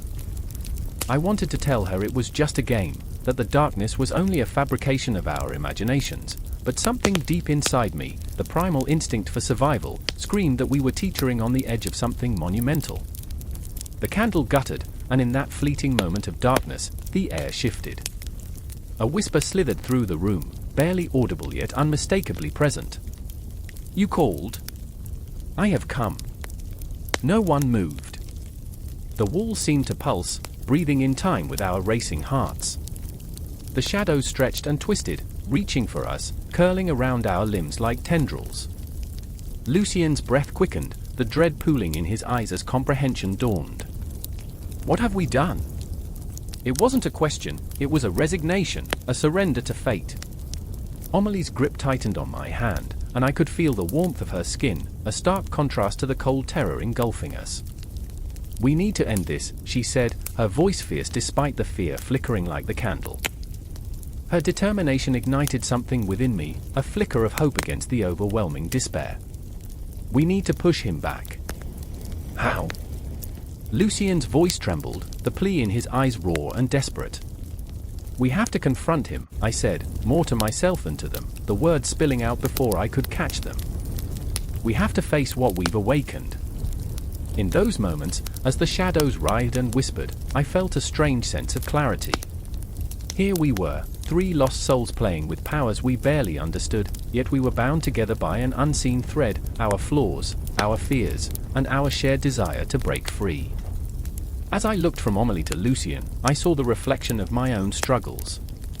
A battle raged within me, a storm of doubts and dreams. Would we emerge from this unscathed, or would we become mere echoes of our former selves, lost to the whispers of the dark? Together, I said, my voice steadying. We face him together. The shadows stirred, as if they understood, as if they were waiting for us to make our move. But we were more than just players in a game, we were the architects of our fate, and in that moment, we summoned our courage. Our hands intertwined, we formed a fragile circle, a barrier against the encroaching darkness. It was our stand against the abyss, a defiance that pulsed with every heartbeat, a choice that would lead us deeper into the heart of Asmodeus' evolution, where the lines between mythology and reality blurred, and where the soul of humanity lay hanging in the balance. The game had just begun, and as the candle flickered one last time, illuminating the path ahead, I felt an electric thrill, the kind that comes just before the plunge, the kind that beckons you into the dark unknown. The air was thick with tension, palpable enough to slice through. I stood in the dim light of the abandoned library, the musty scent of old parchment swirling like a ghost around me. Shadows danced on the walls, flickering in the candlelight, a waltz of despair and unanswered questions. I could hear her voice, echoing in whispers that made the hair on my neck stand on end. Asmodeus, she said, drawing the name from her lips like a curse or a prayer. Marianne, with her wild hair cascading like a waterfall of darkness, had always been a magnet for trouble. She had a heart that beat too loudly in a world that demanded silence, and right now, that heart was racing in panic, mirroring my own. We shouldn't have called him, she gasped, her eyes wide, shimmering with something between excitement and dread. I felt the weight of her fear settle on my shoulders like a heavy cloak. I remember the stories, I whispered. I remember how he was depicted, the trickster, the deceiver. How he has always danced on the edge of nightmares and dreams. The library around us felt alive, like it listened, waiting for a moment to strike. Across the room, Ethan paced, his hands shaking, a reflection of his inner turmoil. A man torn between belief and skepticism, caught in the web of our reckless curiosity. You two have lost your minds. It's just folklore, right? But his voice trembled, and I could see the chinks in his bravado, the fear clawing at him, a beast hidden just beneath the surface. He was terrified, terrified of what he didn't understand and terrified of what he did. The clock on the wall ticked ominously, each second a reminder of our impending doom. He's not just a story, Ethan. Marianne shouted, the urgency of her words piercing the silence like a knife. He's a force. A shadow that lurks between pages, waiting for us to believe. I could feel the atmosphere thicken, the very air crackling with a dark intensity. I swallowed hard, the taste of dread sour on my tongue. I remembered the folklore, the tales of Asmodeus, the demon of knowledge and manipulation, who revels in the chaos of human emotion. Was our folly inviting him in? Ethan's eyes darted around the room, as if he expected shadows to leap from the walls. What if it's real? What if we've summoned him? The idea hung in the air, heavy and sinister, each heartbeat echoing like a drum announcing our potential demise. Marianne stepped closer, her voice laced with desperation. We must confront him. We can't just stand here and let fear dictate our lives. Her passion surged, fueling the room with a fire that felt both intoxicating and frightening. I admired her bravery, yet I felt the tremors of her recklessness.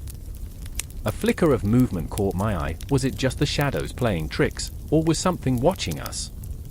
I wanted to laugh, to dismiss the absurdity, but the laughter died in my throat as I recalled the stories of those who had faced Asmodeus. Those who had ended up losing far more than they bargained for. Let's not pretend, I murmured, my voice trembling. We're in deep waters now, and there's no going back. I remembered nights spent reading old texts, the way the words had clawed at my mind, enticing yet horrifying. In literature, there's power. He thrives on that power, feeding on our desires and fears. Ethan's eyes locked onto mine, the moment heavy with unspoken understanding. Then what do we do? The question hung in the air, a desperate plea for a solution that felt increasingly elusive. Marianne stepped forward, fearless yet foolish. We summon him. We face him. There was a wild determination in her voice, like a moth drawn to a flame, and I felt the pull of her conviction even as the chill of the unknown wrapped around us. Summoning a demon is one thing, I said, desperate to inject reason into the chaos, but facing him? Facing what he represents?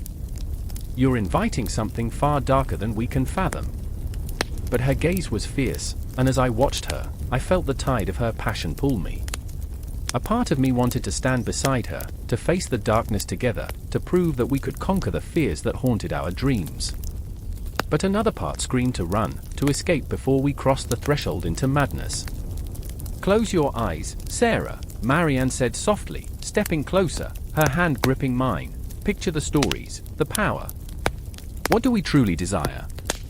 I closed my eyes, and memories flooded in, dreams of love, of acceptance, of finding joy in the darkness. The longing felt almost tangible, a thread woven through the fabric of our souls. Suddenly, a gust of wind swept through the room, extinguishing the candles and plunging us into inky darkness. I could hear Marianne's breath quicken, feel her pulse racing beside me. Ethan's heart might have stopped altogether. "Do you hear that?" he whispered, the tremor in his voice palpable.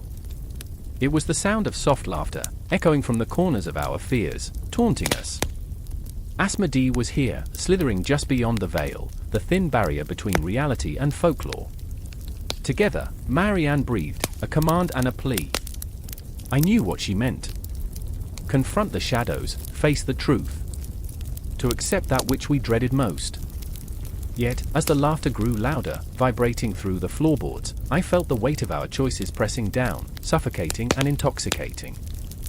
In that moment, I understood the stories were more than tales, they were warnings, remnants of souls lost in the labyrinth of desire and despair.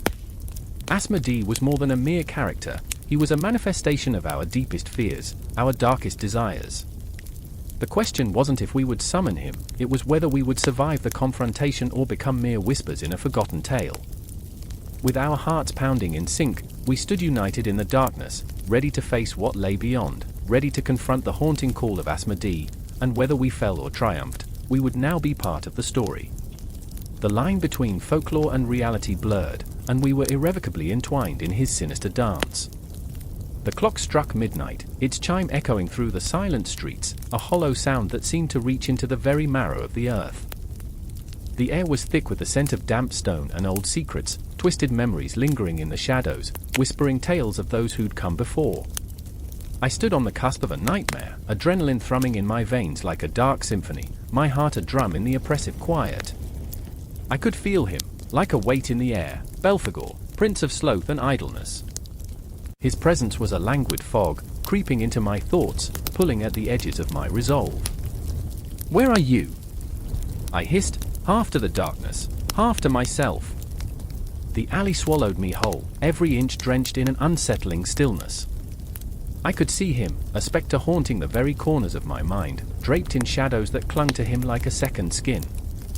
Beside me, Rachel shifted, her breath caught in a gasp, like a mouse cornered by a snake. She was beautiful but broken, her spirit dulled by grief, a flickering flame threatening to extinguish under the weight of despair. "I remember when we used to believe we could conquer the world," she murmured, her voice a fragile thing, trembling in the night air. Memories danced in her eyes, bright and taunting. Now look at us. What was it that had sucked the life from us, leaving only husks? I felt the tendrils of Belphegor's influence curling around my heart, squeezing until it hurt. "We can't let him win." "Not again," I said, desperation lacing my words, a raw plea that echoed the hollow chime of the clock. "Can we even fight this?" Rachel's eyes bore into mine, searching for a flicker of hope, a glimmer of rebellion against this prince of idleness who sought to wrap us in his embrace of lethargy. Her vulnerability pulled at me, and I remembered how easily I had allowed myself to succumb to the allure of inaction, to the siren call of apathy that Belphegor sang. Time slipped like sand through our fingers as we wandered through our memories, our laughter echoing in the corners of our minds, a cruel soundtrack to our suffering. I could see flashes of our past, nights spent dreaming under the stars, the world opened before us, untainted by the heavy shackles of despair. But the moments had been stolen, one by one, as we sank deeper into the quagmire of our own making. And now, standing at the brink of this terrifying abyss, I felt the weight of our choices pressing down on my chest. "Remember the festival?" I blurted out, grasping for something, anything that could drive away the darkness. "The bonfires? The music?" The words poured from my lips, desperate fingers trying to weave a tapestry of joy into the suffocating night. Rachel smiled, but it didn't reach her eyes. "I do. We danced until dawn, didn't we? So full of life." Her voice cracked, and I could see the shadow of regret flickering behind her. "But that was before we let him in," I finished for her, a chilling realization settling over us like a thick fog. The laughter, the joy, they had been our defenses, slipping through our fingers as easily as sand. We became too comfortable, too complacent. And Belphegor, he revels in that. The shadows shifted, as if alive, and I felt the air grow heavy, charged with an energy that prickled against my skin. "What if we're not strong enough?" Rachel whispered, fear coloring her words. "What if we've lost ourselves for good?" No, my voice was sharper now, cutting through the ominous veil that hung between us.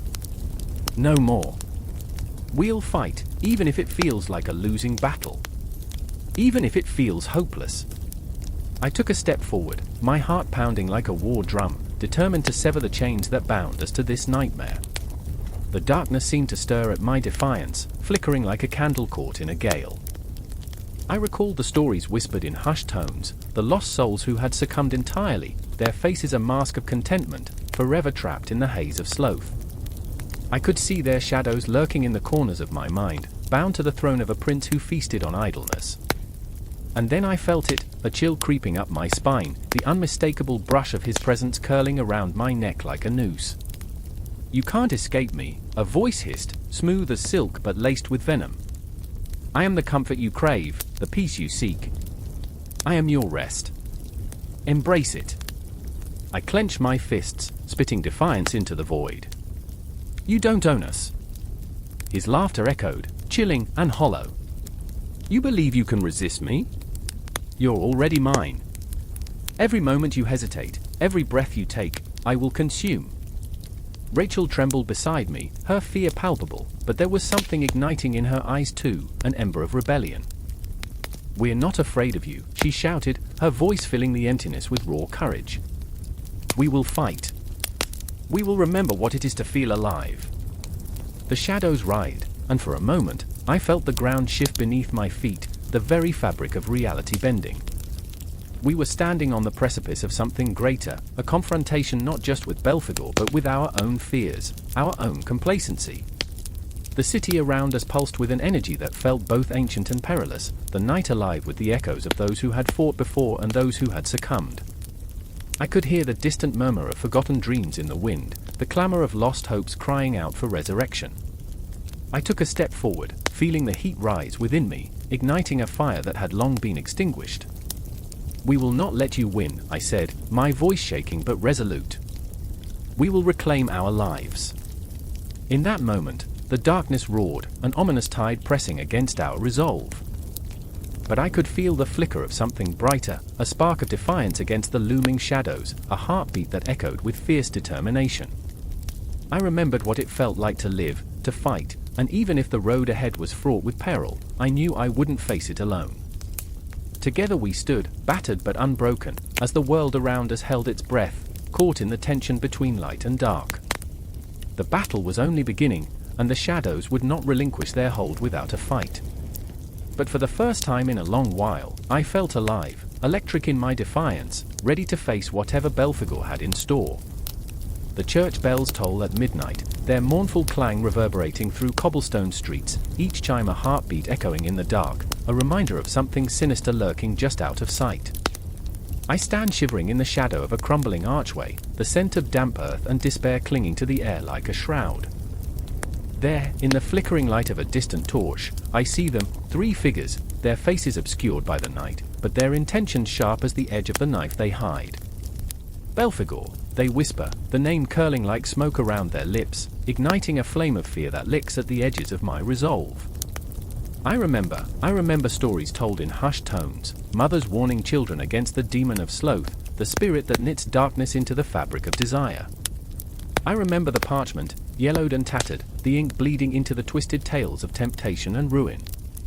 I see it now, a grotesque image sketched within the margins, Belphegor perched upon a throne of bones, a twisted smirk plastered across his face, inviting worshippers into the abyss.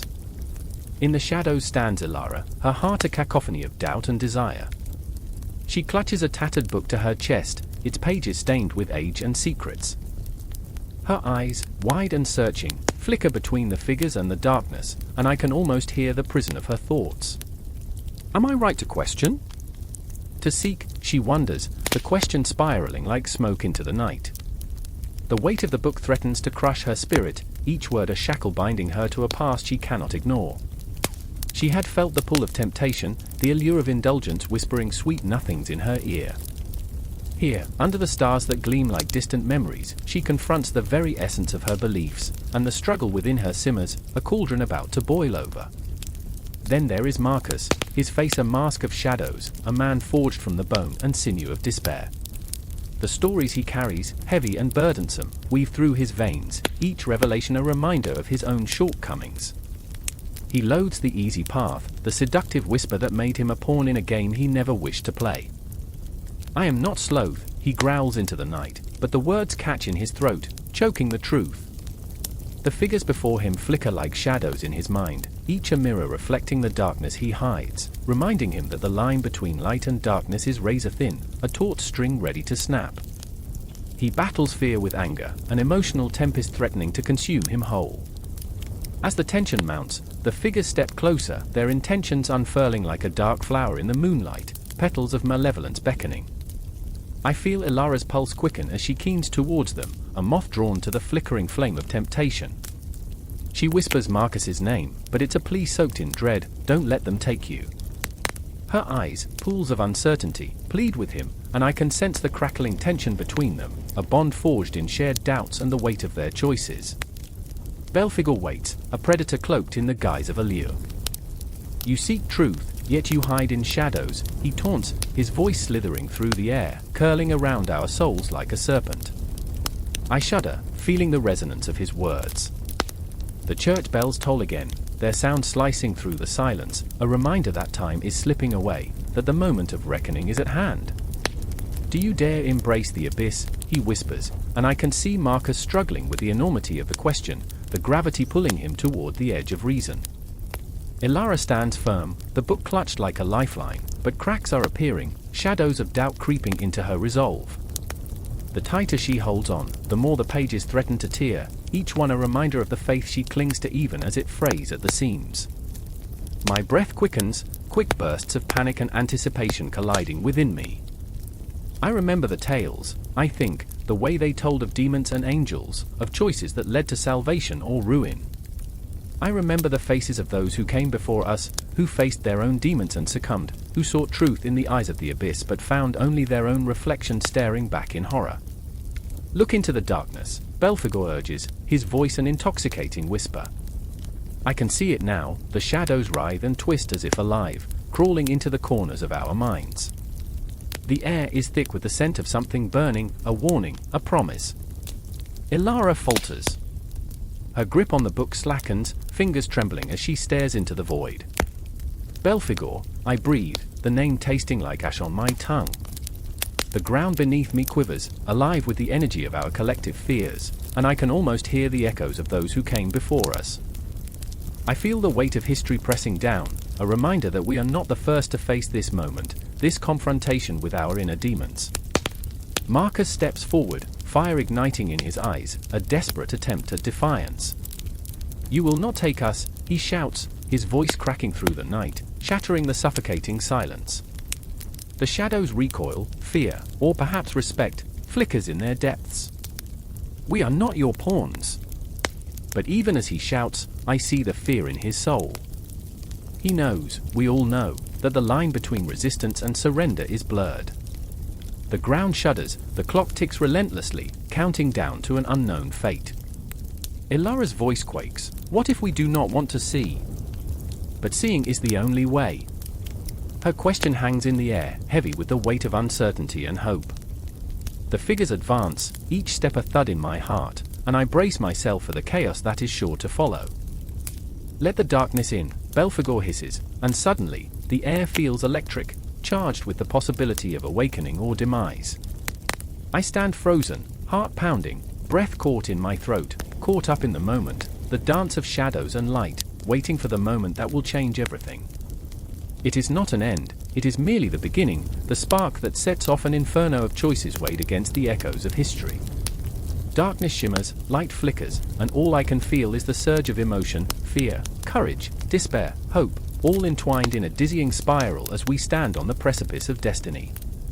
The world is vast and ungraspable, yet here we are, three souls caught in a web of choices, the lines of history blurring into the present, the weight of belief pressing down upon us.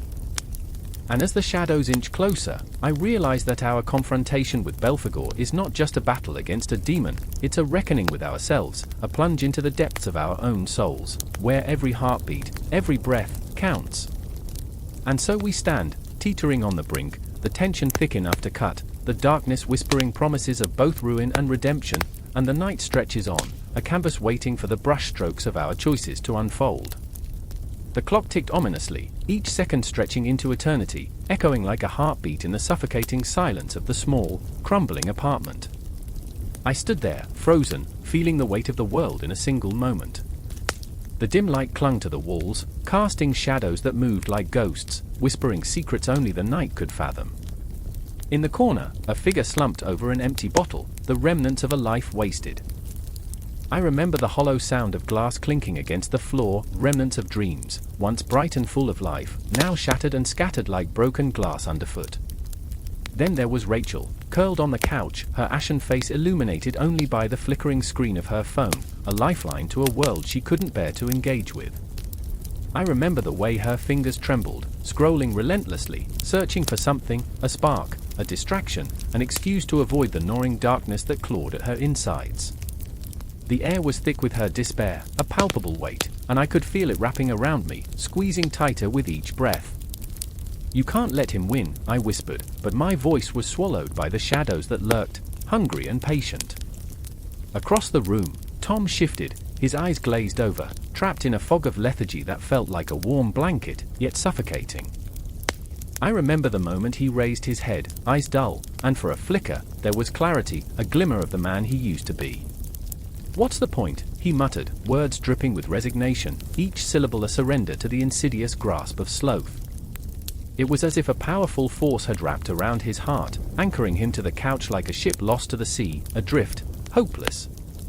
I remember the feeling of a storm brewing inside me, a tempest that threatened to erupt with every anguished glance at my friends. This wasn't just about their struggle, it was a mirror reflecting my own demons. The ghost of Belphegor loomed large, whispering sweet nothings in my ear, seducing me with visions of an easy life, where effort was unnecessary, and ambition was a distant memory. He was the embodiment of sloth, enticing, promising comfort while imprisoning our souls in the clutches of inertia. "Look at us," I said, my voice rising, desperation coloring every word. "We're losing ourselves. We're letting him in." The words hung in the air, thick and charged. I felt their weight, the defiance surging like a river breaking free from a dam. But nothing shifted. The reality was a relentless ocean, waves crashing against our resolve, pulling us deeper into the abyss. Rachel sighed, her breath a fragile whisper. "What if this is all there is?" Her eyes turned to me, shadows of fear flickering beneath the surface. "What if it's too late?" I could almost hear Belphegor's laughter in the depth of her despair, a cruel echo that filled the room with an oppressive darkness. "No!" I shouted, the word bursting forth like a dam breaking. "It's never too late." The intensity of the moment swept through me, a whirlwind of emotions, fear, anger, but most of all, a burning desire to shake them awake from this eternal slumber. I remember the heat rising in my chest, the urgency clawing at my throat. "We have to fight. We can't let sloth steal our lives." Tom's gaze flickered back to me, a hint of rebellion sparking within his glassy eyes. For a heartbeat, we stood on the precipice of something raw and real. I could see the struggle within him, a battle between the comforting embrace of apathy and the stinging urge to reclaim his life. "What do we do?" he finally croaked, the words a lifeline tossed into the stormy sea of despair. "Fight," I said, my voice steadier now, the rhythm of my urgency igniting something in the air. "We fight together." I stepped toward him, the distance between our hearts collapsing with the promise of solidarity. "We do one thing. Just one. Every day." The silence was thick, but I could sense it, the shift in the atmosphere as if the shadows recoiled momentarily. "Tomorrow," Rachel whispered, her voice trembling but filled with a hint of hope piercing through the darkness. "We do something. Anything." I remember the way it felt, a fragile thread woven amidst the chaos, a beginning flickering to life against the backdrop of despair. It wasn't a promise, it was a spark, a sliver of light in the engulfing shadows. The darkness didn't disappear, but in that moment, we stood, trembling yet defiant, staring into the abyss that Belphegor had crafted around us. As the clock continued to tick, I could feel our hearts sinking, the rhythm haunting him against the backdrop of relentless inertia. Tomorrow loomed ahead, an uncertain promise wrapped in the mists of fear and hope. I could sense it, the weight of what lay ahead, a confrontation not just with the monstrous embodiment of sloth, but with our very selves. And in that moment, standing on the edge of a decision, I felt the pulse of the night vibrating through me, a cosmic reminder that within the vastness of existence, amid the shadows, there flickered a fragile flame of resilience. I remember the breath we took together, a collective gasp that ignited a flicker of defiance against the encroaching dark. In the stillness, life hung in the balance, a fragile thread woven through time, echoing with the silent cry of all who had ever fought against the seductive lullaby of sloth. Would we tumble into the abyss, or would we rise, defiant and fierce, against the tide? The answer lingered like smoke in the air, an unfinished melody drifting into the night, all of us waiting, holding our breath, desperate for dawn to break. A clock ticks in the dim light of a room filled with shadows, each tick a heartbeat of despair, the air thick with the acrid scent of desperation. I can feel the walls pressing in, squeezing the last remnants of hope from my chest as I stand frozen, watching her. Emma, my sister, her fingers slick with sweat, tighten around the crumpled bill, our last chance, while a flicker of madness dances in her eyes. Outside, the city hums with life, but here in this room, we are suspended in a nightmare of our own making, a twisted reflection of greed that lurks like a ghost between us. I need it, she whispers fiercely, breath hitching, a wild desperation clawing its way up her throat. It's just money, James. Money can change everything. Don't you see? Her words come like daggers, sharp and biting, each syllable a reminder of the debt we can never escape. I remember when we were kids, playing in the sun, splashing in puddles, dreaming of a future untainted by the weight of the world. But now, the shadows stretch long and dark, they seep into our bones as the creeping fingers of Mammon reach for us, twisting our dreams into chains. Emma, it's not just money. It's a curse, I say, my voice barely a whisper, quaking under the weight of truth. You don't want this. You don't know what it will cost. But she laughs, a sound laced with bitterness, a hollow echo of who she once was. Her eyes glitter with a feverish intensity, the kind that makes you question if you're staring at a person or a phantom. Cost? Look around, James. Cost is all we've ever known. I turn away, unable to bear the sight of her desperation, the remnants of our childhood slipping through my fingers like sand. I remember the last time I felt this rush, standing at the edge of a precipice, dizzy with the thrill of what lay below, an abyss of choices and consequences. But there's no thrill here, only dread. I glance at the clock again, and time feels like a cruel joke, mocking us with its relentless march. Each tick a reminder that we are running out of options, ticking our way into oblivion. Last chance, last hope, last everything, I murmur, the words tasting like ash on my tongue. Outside, the city pulses with greed, a living, breathing entity, hungry and insatiable. Laughter spills from bars and flickers through neon lights as the night wraps around them like a lover, but here, it feels like silence, like a graveyard.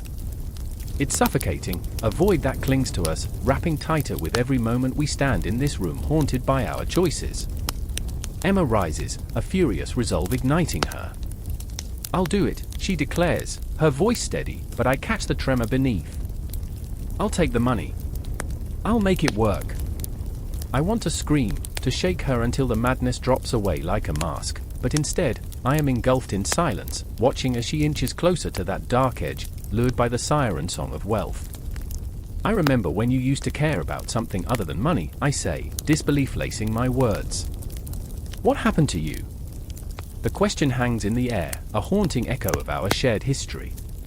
She falters, just for a moment, and in that moment, I see her, the little girl with dreams painted in bright colors, who believed in fairy tales and heroes. But that girl is lost, swallowed whole by the insatiable hunger of Mammon. James, her voice is softer now, fragile like glass. I'm just trying to survive. The raw emotion hangs heavy, wrapping around us like a shroud, suffocating, painful. I want to reach out, to pull her back, but the distance between us stretches over a chasm of choices made and paths not taken. A shiver runs through me as the shadows in the corners seem to thicken, black tendrils creeping closer, whispering promises laced with deceit. I can feel the presence of Mammon, an unseen weight pressing down upon us, curling around our hearts. It's a lie, Emma, I plead, my voice breaking. Nothing good ever comes from this. But she shakes her head, determination etched into every feature. You don't understand. I can make it right. I can fix this. I just need to take the leap. Her eyes glisten with a feverish light, and I see the transformation happening, the girl I once knew fading, replaced by a spectre driven by the insatiable thirst for more. The city outside continues its dance, untouched, unaware of the turmoil raging within these walls. I want to scream, to shake her from this madness, but all I can do is watch, helpless as she stands on the brink, a high wire platform appearing down into the abyss. Emma, I breathe, my heart racing, my palms clammy with fear. What happens when you fall? And just like that, the world holds its breath, the clock growing louder, a relentless reminder of our dwindling time. She meets my gaze, and in that moment, I see the truth, the flicker of doubt buried beneath the bravado, the fear of the unknown crawling beneath her skin. I don't know, she whispers, the admission hanging heavy in the air, a ghost of what once was. I reach for her, my hand trembling as I grasp at the fraying thread that binds us. But just as I might pull her back, she jerks away, eyes wild, as if the very notion of retreat is anathema. I can't go back, James. I can't. Not now, not ever. The city outside continues to pulse with life, oblivious, while the shadows writhe, whispering secrets, and I know deep down, this moment, this fraying moment, could be the beginning of everything we feared. Mammon's grip tightens, squeezing, pulling at our souls, urging us to surrender to temptation. We stand at the crossroads of our lives, but the path ahead is shrouded in darkness, and I can't help but wonder if the leap she's about to take will lead us to salvation or damnation. And then it happens, a sudden shift, a tremor in the air, an almost audible snap. The walls seem to close in tighter, and I can almost hear the city chanting, a cacophony of greed and desire, a heartbeat that matches the frantic pulse of my fear. Emma moves closer to the precipice, and I can only watch, a spectator to her descent, the darkness whispering sweet nothings as her fingers twitch, ready to seize the bill and the promise it holds. Emma! I call, my voice a desperate plea that threads through the clamor of our choices. But a part of me knows, deep in the marrow of my bones, that it's already too late. The clock ticks its relentless rhythm, and as the shadows close in, I can feel the pull of Mammon tugging at our very souls, like a monstrous tide ready to drown us in its greed. The sirens wailed, cutting through the midnight air like knives through flesh, a twisted symphony of urgency and despair. I stood there on the cracked pavement, heart racing, pulse throbbing in my ears, as the glow of red and blue lights pulsated against the night.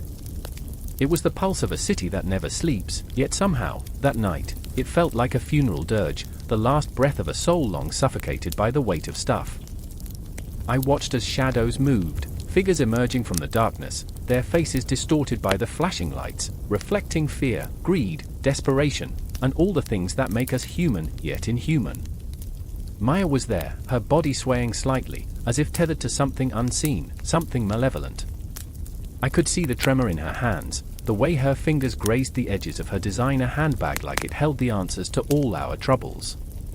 She had chased the dream, the diamond-studded life, each purchase, each transaction a desperate gasp for validation. But all it brought her was emptiness. This can't be happening, she whispered, her voice quivering, a feather caught in a storm. I need to fix this. But could she fix it? Could any of us? Above us, the sky darkened, a void that mirrored her turmoil, and I knew, deep down, raw and visceral, that we were entangled in a web of our own making, woven with threads of materialism and the intoxicating allure of Mammon. The city glittered like a false promise, each twinkling light a reminder of what we chased but never caught. Stop it, Maya, I said, my voice cracking like the pavement beneath our feet. It doesn't matter. Look at what's happening. I gestured toward the chaos, a broken glass, a crumpled dollar bill, dreams littered like refuse in the gutter. Yet, even in crisis, she clung to that bag like it was a lifeline, the last vestige of her worth. In that moment, I felt a tear in my heart, a rift wide enough to swallow me whole. Then there was Eli, standing a few feet away, his face pale as a ghost.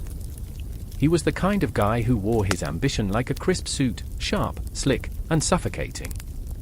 "We need to get out of here," he urged, voice steady, but I could see the tremble in his jaw, the way his eyes darted to the horizon, desperate for escape. This isn't the life we wanted. But what did we want? Was it the shiny things? The cars, the clothes, the overpriced lattes? Or was it something deeper, something we couldn't articulate beneath the layers of consumerism that smothered our dreams? I remembered a time before the madness, before the weight of things began to crush us, when laughter filled the air, not the howls of sirens or the echo of empty bank accounts. What's the point? Maya's voice cracked, sharp enough to cut through the tension. I've worked so hard for this. For what? To be standing here while everything falls apart. She grasped the bag tighter, knuckles white, as if it held the power to change our reality. I wanted to scream, to shake her until the fossards dropped like autumn leaves, but instead, I found myself sinking into the depths of an abyss we had all contributed to. The shadows danced around us, slipping through the cracks like whispers of doubt. I could feel the weight of time pressing down, a clock ticking ominously in the background, counting down to what? Despair? Enlightenment?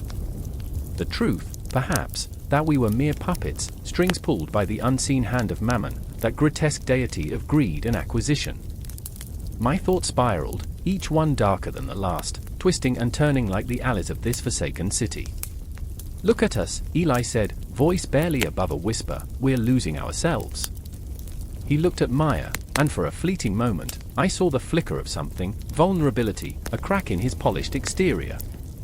But it vanished, replaced by the steely resolve of a man backed into a corner. You can't buy happiness, Maya. You can't buy love. But oh, how we tried.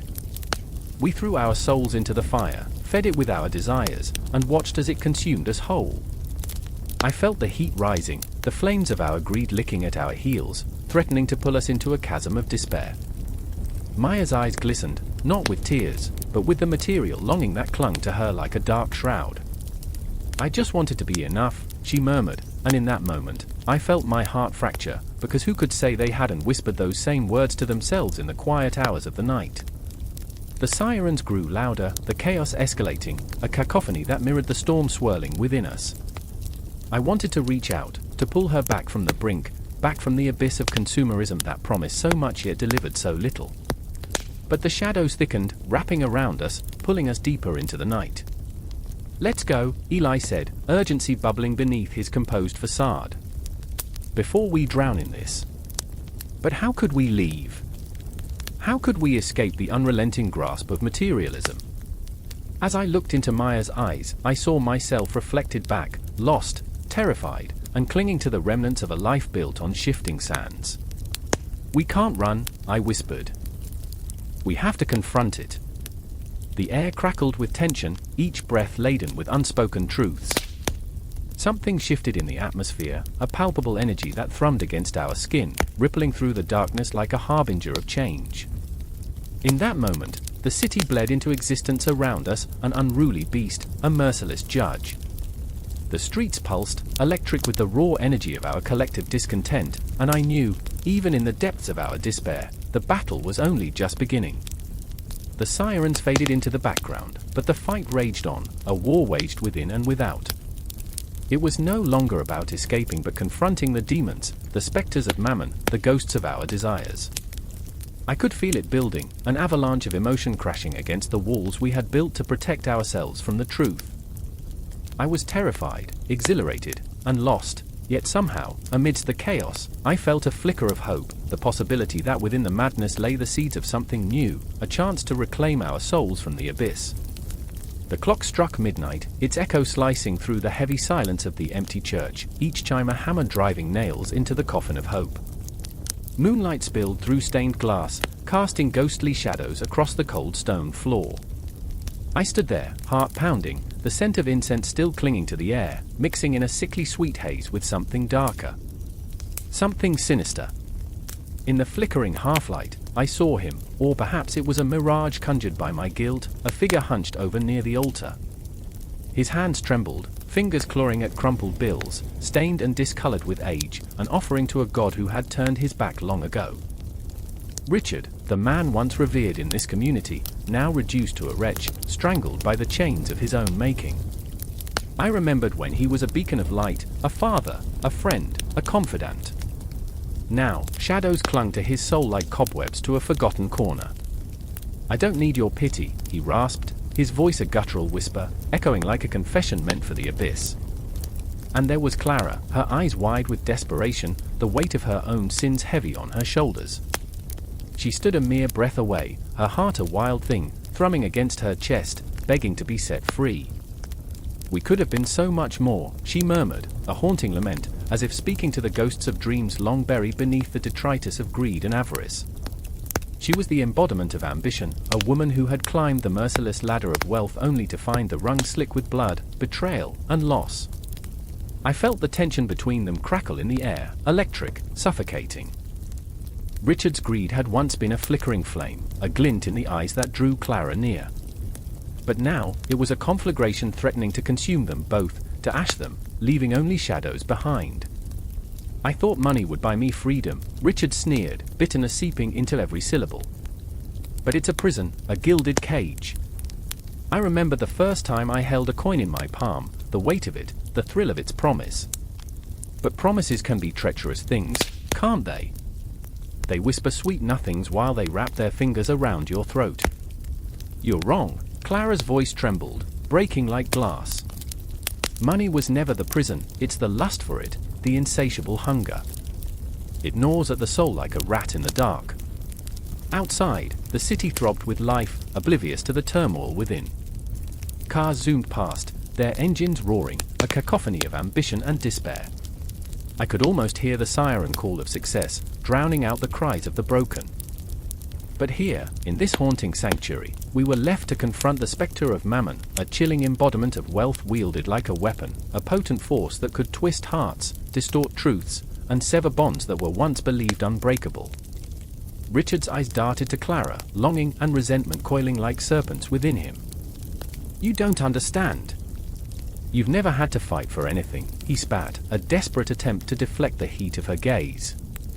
"I've clawed my way to the top, only to find that the summit is a ledge, crumbling beneath my feet." His face was a mask of anguish, racked by the weight of the choices he'd made, each one carving deeper lines into his soul. Clara's laughter was a ghost, echoing through the dark.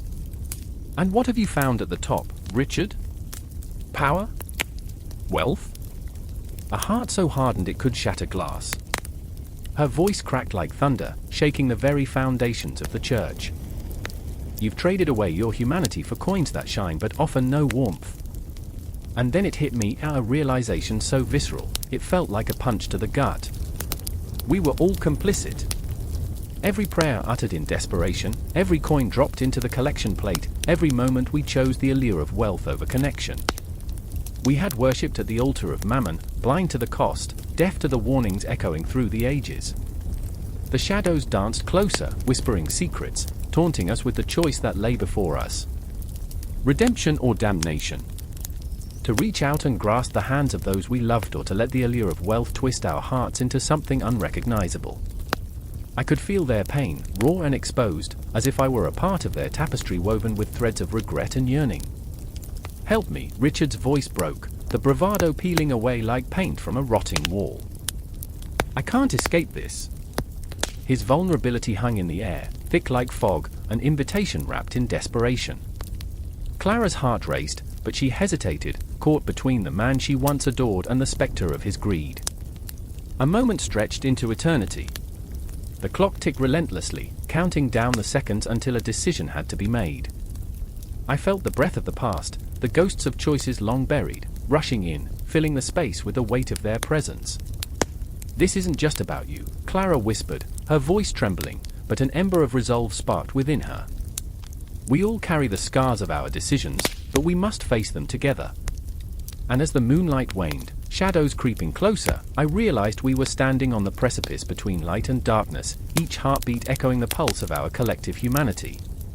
Time slipped through our fingers like grains of sand, each moment a choice, a flicker of hope or despair. In that chilling silence, I could feel the weight of Mammon's gaze upon us, a reminder that the battle against greed is not a solitary one. It's a dance, a struggle, a tempest that rages within and without, one that requires courage, vulnerability, and the strength to confront our demons with open hearts. And as they stood there, caught in their tumultuous embrace, I knew this was but the beginning, an unending battle where every choice reverberated through the fabric of time, a reminder that wealth could save or damn, but only if we dared to face it with honesty, stripped of illusions, and surrounded by the specters of our past. A silence draped over the clearing, thick and suffocating, hanging like a heavy fog that clings to the skin. The air felt electric, a taut wire waiting for something, anything, to snap. Shadows quivered at the edges of the ancient trees, stretching like fingers, beckoning forth the unknown. A rustle, then another, a small animal's heartbeat quickening and leaving behind a cacophony of echoes in the underbrush. I could hear it, my own pulse mingling with the whispers of the woods, a chaotic symphony of dread. Elena stood still, her breath catching in her throat, her wide eyes swirling pools of both fear and determination. She was no longer the timid girl who'd come to this forsaken place, naively believing in the innocence of adventure. The memory of that first night still haunted her, a time when laughter danced upon the air like fireflies, but now laughter felt like ashes in her mouth. "We have to leave," she murmured, but the words hung impotent, smothered by the weight of the trees looming around them. Across from her, Lucas clenched his fists, knuckles white against the encroaching darkness, the very marrow of his anger coiling in his gut. "Leave? And let him win? No. We can't run." His voice cracked, the boyish bravado shattered like glass. The rage bubbling inside him felt raw, almost uncontainable, a wildfire threatening to scorch everything in its path. The ghost of 1,000 nights spent in fear flickered in his eyes, a flickering candle dancing against the encroaching shadows. What happens if we turn our backs now? It'll be all for nothing. But what was left? Elena bit her lip, her heart pounding out a frantic rhythm of hopelessness and despair. What if we don't survive? What if this is the end? A gust surged through the trees, a breath of something ancient and malevolent that made her shudder. There was something in the air, a promise of dread that whispered her name, Elena. Elena, and then he appeared, Beelzebub, the Lord of the Flies, stepping from the shadows, a figure cloaked in charcoal and chaos. His eyes gleamed with a knowing hunger, a darkness that devoured reason and hope, pulling at the very seams of their sanity. He was more shadow than man, an apparition woven from the nightmares that lay in the furthest corners of their minds. "You think you can escape me?" he taunted, his voice a low rumble, a distant thunder. "I am in every thought you've ever had, every doubt that has whispered in your ears." Elena's breath hitched. She felt it, the weight of guilt, the stinging tears of regret. Memories clawed at her mind, images of choices made in fleeting moments, how they'd all spiraled into this chasm of despair. She'd let Lucas lead her, she'd trusted him when he said they could conquer anything together. This was supposed to be different. "We were supposed to be free," she whispered, her heart aching with the truth. Lucas wanted to scream, to lunge at the dark figure that loomed over them, but the fear wrapped around his throat like a vice, squeezing until he could hardly breathe. "You're just a figment. You're nothing," he shouted, but even as he said it, he felt the cracks in his resolve. He remembered the way the others had turned against them, the laughter that had twisted into something grotesque. He remembered the night they'd all changed, how darkness crept into their souls, and how he couldn't stop it. He couldn't stop any of it. "We can fight!" But the words sounded hollow, like echoes in a vast emptiness. Beelzebub laughed, a sound that sent chills racing down their spines. "Fight? You think you can fight me? I am the whispers in your minds, the shadows in your hearts. You've already lost." And in that moment, the world shifted. The trees trembled, their leaves shivering like ghosts caught in a storm. The air thickened, suffocated them with the weight of their despair, and the ground beneath their feet felt alive, thrumming with the energy of 1,000 lost souls. Elena's hands trembled, and she glanced at Lucas, his eyes glistening with a mixture of defiance and fear. "We can't let him take us. We can't," she pleaded, the quiver in her voice betraying her resolve, each syllable a desperate plea for strength. "I remember," I remember when we were happy. When we thought we could change the world, Luca said, his voice a soft murmur, as if speaking to the ghost of their innocence. We laughed. We dreamed. It was real. It can be real again. But Beelzebub's presence loomed larger, the very air around them thick with despair. Dreams are for the weak, for those who cannot face the truth. You are nothing without me, he hissed, and suddenly, shadows began to coil around them, wrapping tighter and tighter, suffocating their last flickers of hope. And then, in a moment of sheer desperation, Elena threw herself forward, her heart pounding, determined to claw free from the grasp of the dark figure that threatened to consume them. No. We are more than your shadows. She shouted, defiance igniting in her core like a spark in the night, a flame that refused to be extinguished. Lucas, emboldened by her courage, surged beside her. You will not take us. You will not take our light. In that moment, the weight of their fears collided with the flame of their defiance, the world around them shimmering on the brink of something monumental. Time twisted, each heartbeat a drum echoing the battle within. The shadows recoiled, uncertainty flickering in Beelzebub's gaze, and for a heartbeat that stretched into infinity, they stood together, united against the darkness. But the shadows were relentless, and the dark figure slowly advanced, a predator closing in on its prey. This is not the end, he snarled, venom dripping from his words, but merely the beginning. Somewhere in the distance, a clock chimed, a sound that seemed to reverberate through the very fabric of reality. Time was slipping, and they were running out of moments. In the stillness, their breaths mingled, each inhale heavy with the weight of what lay ahead, each exhale a silent vow to face the abyss together. They were not just fighting against Beelzebub, they were fighting for themselves, for every dream they had buried, every laugh that had turned to silence. And as darkness enveloped them, they stood fiercely against the storm, hearts racing, the battle for their very souls just beginning. The air hangs thick with a sense of foreboding, the kind that wraps around you like a heavy fog, pulsing with an unnameable tension.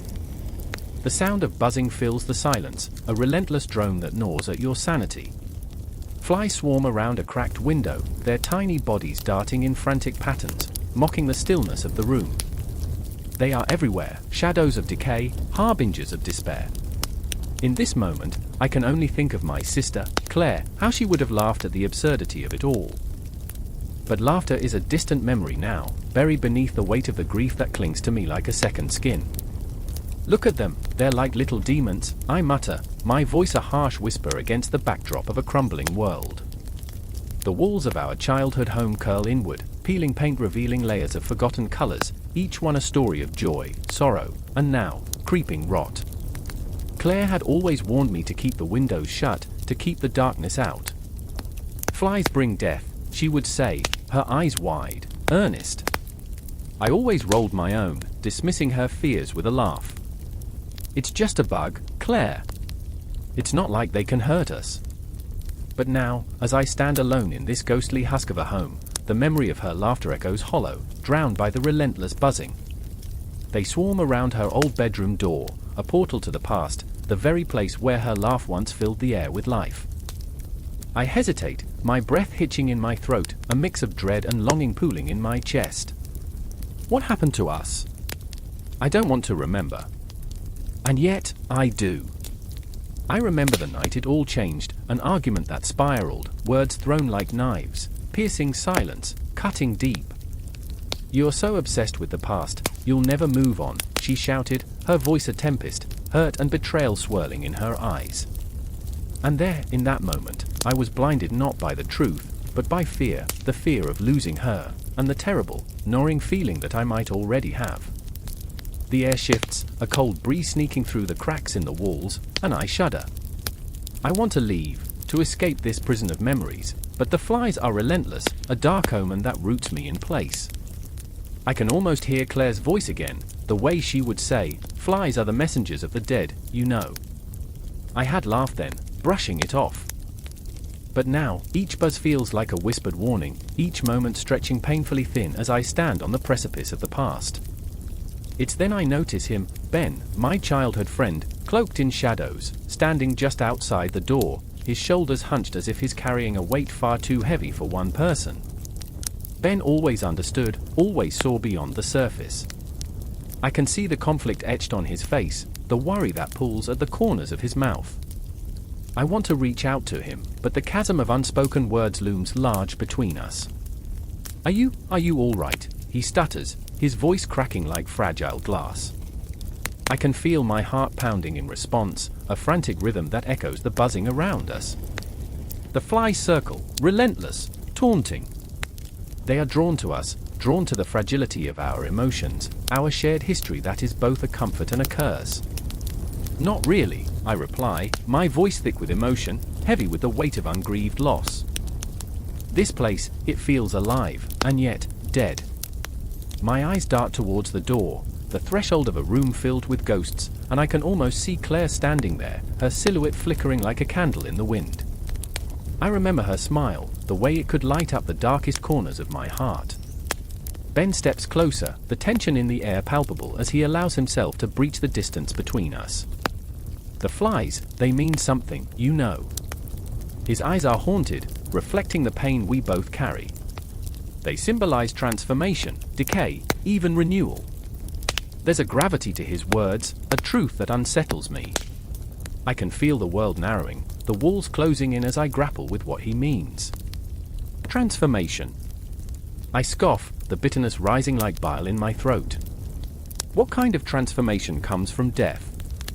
There's anger in my voice, sharp and pointed. I'm wrestling with the truth, the fear that transformation is merely a euphemism for loss.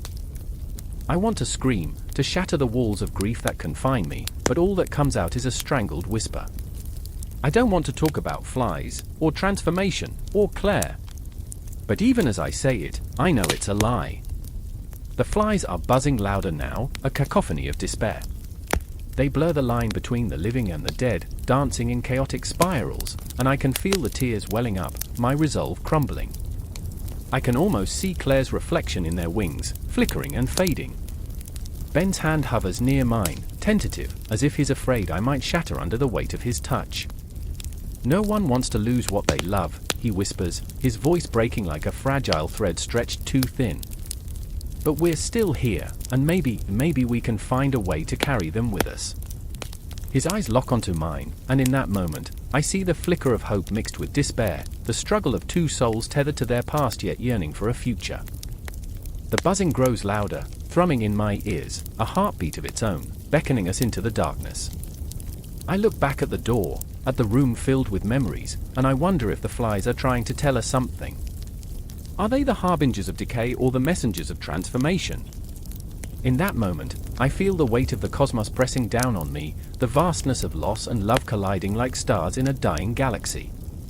The air thickens with the tension of unspoken words, raw emotion spilling out like ink on parchment. I remember the times we spent here, the secrets shared, the laughter echoing through the halls. But now, it's all tainted by the dark presence of what we've lost. I can't escape Claire's absence, it wraps around me, tightening like a noose. The flies swarm, a sinister dance of life and death, and I know, deep in my bones, that this moment, this haunting tableau, will linger. The darkness isn't just in the corners of the room, it's within us, weaving through our memories like a sinister thread. I glance at Ben, our eyes locking, and in that shared gaze, I feel the pulse of our collective grief. Let's face it together, I say, the words tumbling out before I can stop them. And as we step towards the threshold, the buzzing swells around us, a chorus of past lives entwined with our own, a testament to the lives we loved and lost, and the transformation that awaits us in the shadows. The flies circle, relentless, but we are ready to confront the darkness, no matter how spine-chilling it may be. The clock struck midnight, each chime reverberating through the stillness of the small village of Eldergrove, where shadows whispered secrets and the air felt thick with a terror that had lingered for centuries. I stood at the edge of the town, heart hammering in my chest, the cold night wrapping around me like a shroud. I could feel the weight of Beelzebub's gaze, an unseen presence clawing at the edges of my sanity, urging me to turn back. But I couldn't. My sister, Lila, was missing. I remember the last time I saw her, the way her laughter danced through the air like a flickering candle flame, vibrant and warm. It's just a superstition, she had teased, brushing away the old tales of Beelzebub like dust motes. Ghosts and ghouls are for children. But now, the chill in my bones screamed otherwise, the village's folklore wrapping around my mind like a noose. A figure emerged from the shadows, a cloaked man with sunken eyes that seemed to swallow light. I recognized him as the village's keeper of stories, a man who wore the burden of centuries on his frail shoulders. "You shouldn't be here," he rasped, his voice a gravelly whisper that echoed against the cobblestones. "The night belongs to Beelzebub." "No." I spat back, anger igniting within me. "I will not let fear keep me from finding Lila." Each word felt like a desperate plea, a promise wrapped in defiance. I could see the doubt flickering in his eyes, the way his lips twisted into a grimace as if he were about to speak of horrors I wasn't ready to hear.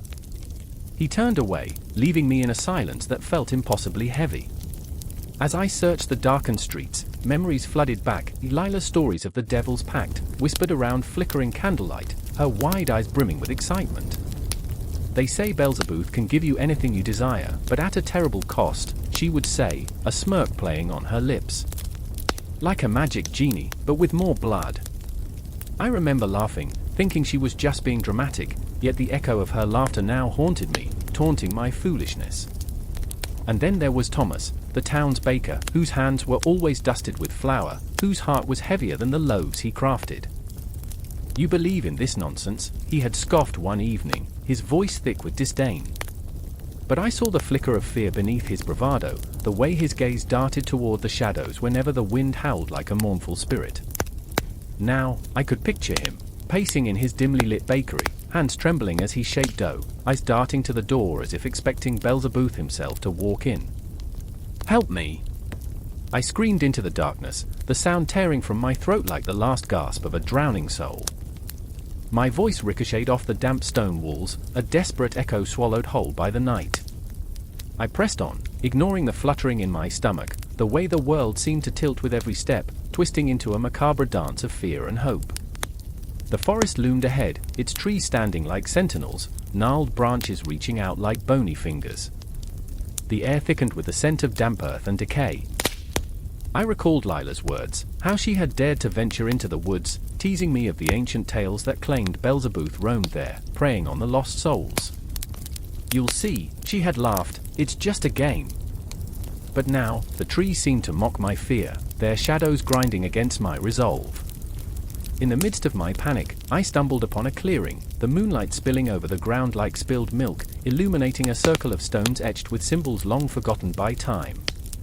My breath hitched as I realized I had stumbled into a ritual space, a place where desperation and darkness intertwined. The cold night air prickled my skin, and I could almost hear the whispers of those who had come before me, seeking solace in despair, each seeking a piece of Beelzebub's twisted gifts. I fell to my knees, dirt and grass staining my palms as I cried out for Lila, for the light that had been snuffed out in our lives. "Where are you?"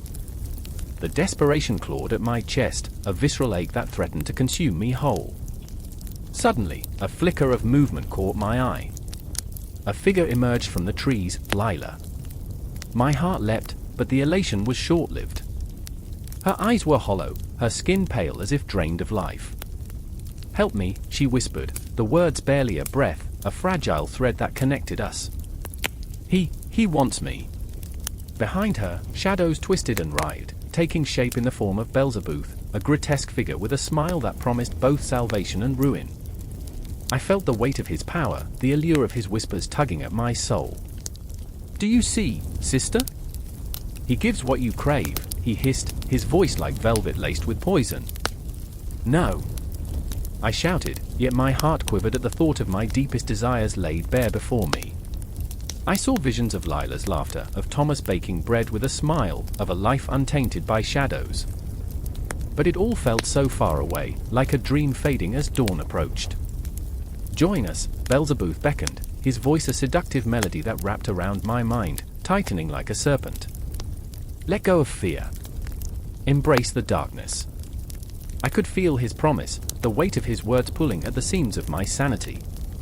I fought against it, against the longing that threatened to consume me whole. Lila shuddered, stepping back, her gaze pleading as she reached out. "Don't let him take you. He'll consume you."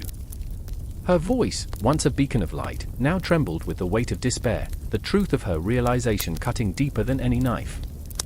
In that moment, I realized Beelzebub thrived on fear, on the tenuous threads of our desires and regrets.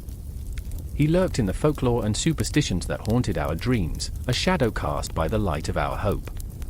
The stories he fed upon were our own, twisted versions of reality, each heartbeat echoing the rhythm of his dark influence. The air crackled with tension as I faced my sister, the shadows drawing closer. Each heartbeat felt like a drum roll leading to an inevitable catastrophe, an emotional climax that hung heavy in the air around us. I grasped Lila's hands, pulling her back from the brink of the abyss, as the darkness danced at the edges of our vision, whispering promises that sent shivers down our spines. But I could not falter. Not now, when the fate of my sister and the essence of our lives hung in the balance. I felt the space between us pulsing with the weight of our shared fears and hopes, the history of our laughter stretched thin against the inevitability of despair. Together, I breathed, determination surging through me. We can resist him. We have to. As the shadows loomed closer, I gripped the talisman my mother had given me, an ancient relic steeped in the very folklore that had once terrified us. I could feel its energy pulsing against my skin, a tangible reminder of the love and strength that rooted us to life. Together, Lila echoed, her voice stronger now, fighting against the grip of Beelzebub's influence. We stood united, hearts pounding in sync, as the darkness quivered in the face of our resolve. And as we faced the embodiment of our deepest fears, the shadows shifted, the air thickening with the tension of 1,000 whispered tales, as the folklore that had bound us began to unravel, revealing the truth that lay behind it all. This battle was only beginning, a continuation of the age-old struggle against darkness, the lingering grasp of the unseen, where folklore and reality entwined in a dance as old as time itself.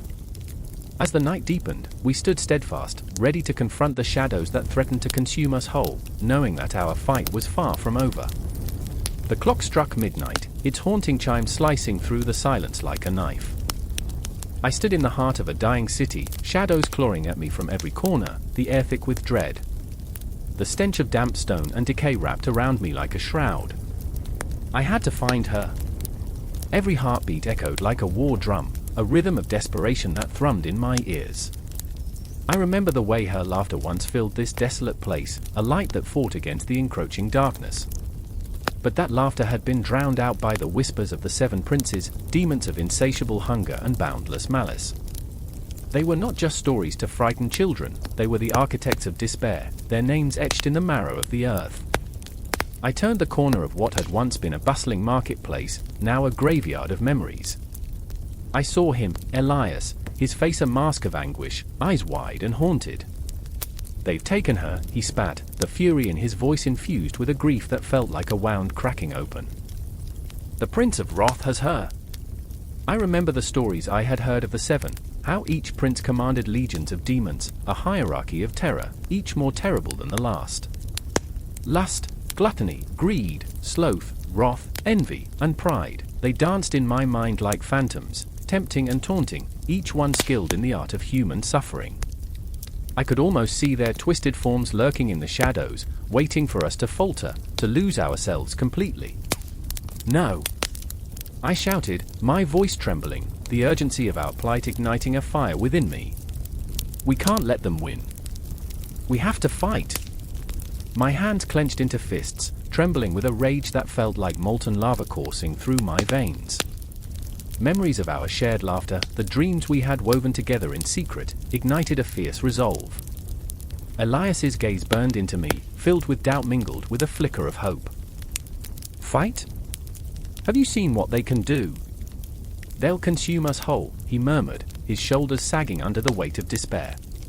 I could see the hesitation in his eyes, the fear that clawed at him like a beast desperate for flesh. "Then we fight for her," I cried, the words spilling from my lips like a desperate prayer. "We fight for every soul they've taken. We will not be their fodder." My heart raced, pounding against my ribcage as if trying to escape. The thought of losing her, of surrendering her to the whims of those dark entities, twisted my insides into a knot of anguish.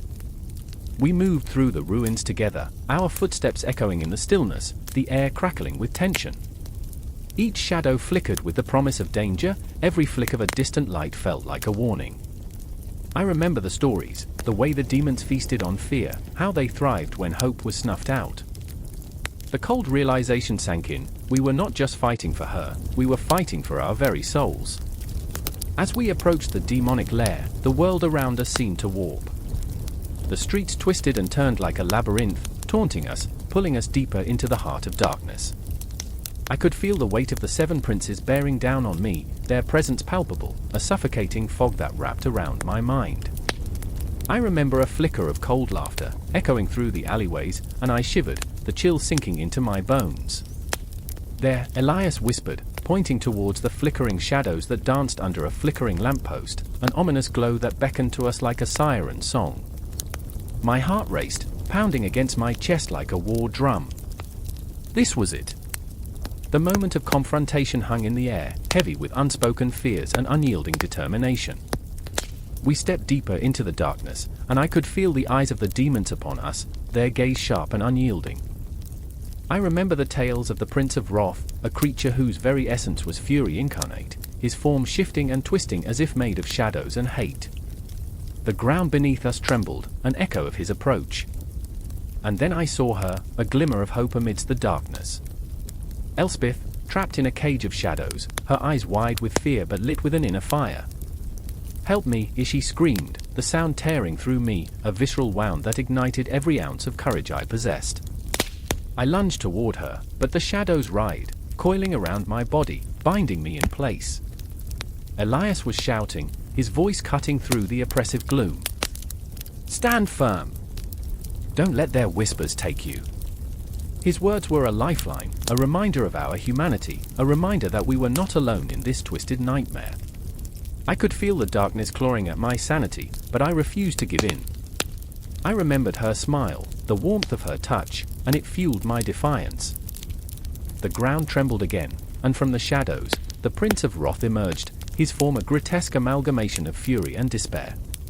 His eyes were pits of flame, burning with an insatiable hunger for chaos. "Foolish mortals," he snarled, his voice a guttural growl, reverberating through the air like thunder. "You think you can challenge the might of the seven? You are nothing but dust in the wind, and I will consume you." But in that moment, as his dark power surged toward us, I felt a shift. The air crackled with energy, a potent reminder of the love we fought for. I clutched my heart, each thud a promise to Elspeth. I would not let her go. I would not yield. "Together!" I shouted, grasping Elias's arm tightly, feeling the warmth of his resolve bleed into my own. We stepped forward, the weight of our emotions forging an armor against despair. The shadows thrashed around us, the demons screeching, but in that moment, we were more than just humans. We were the defiance that flickered like a candle against an unyielding storm, and we would not be extinguished.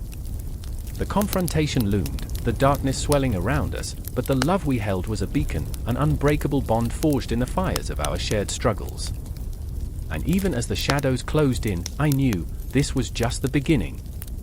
The seven princes had summoned us into their dance of despair, but we would not dance alone. We would rise. Together. Thunder rumbled above, a low growl in the heavens, as the city held its breath. Shadows danced in the flickering light of the street lamps, twisting into grotesque forms.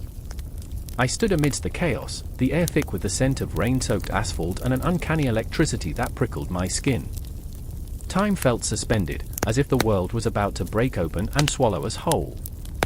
"Lucifer," she screamed, her voice a wild echo against the brick walls, laced with desperation and fury. The name hung in the air, a taunt, a plea.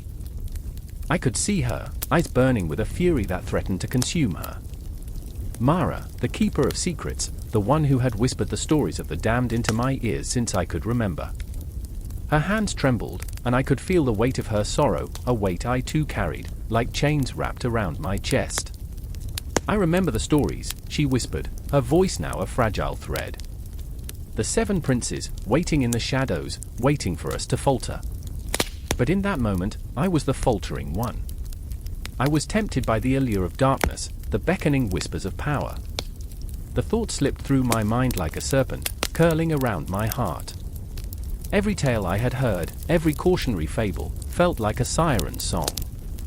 I wanted to believe I could resist. As the night deepened, I caught sight of him. Abaddon. His presence was like an ink stain spreading across the fabric of the world, dark, unsettling, yet oddly beautiful. The embodiment of destruction, he stood at the edge of my vision, a silhouette against the chaos. There was a twisted kinship between us, the way he reveled in despair. I saw the flicker of recognition in his eyes, an understanding that transcended words. "Join me," he called, his voice smooth and serpentine, slithering into my thoughts. "Embrace the chaos. You know you want to." I felt Mara's grip tighten on my arm, grounding me, pulling me back from the precipice. "Don't listen to him," she pleaded. "He's one of them. The Prince of Desolation." The weight of choice settled heavily on my heart. I could feel the echoes of the past flooding my mind, each prince and their domain, Mammon with his insatiable greed, Asmodeus, the puppet master of lust, and Beelzebub, the lord of flies, feasting on the remnants of hope.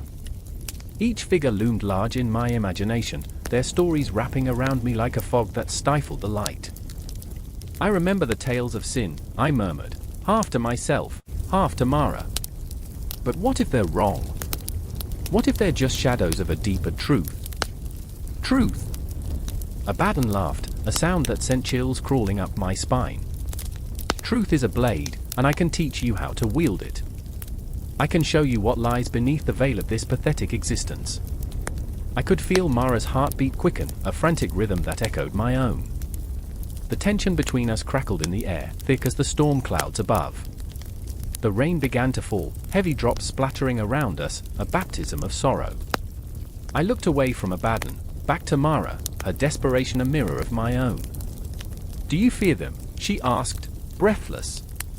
"The princes? Their power?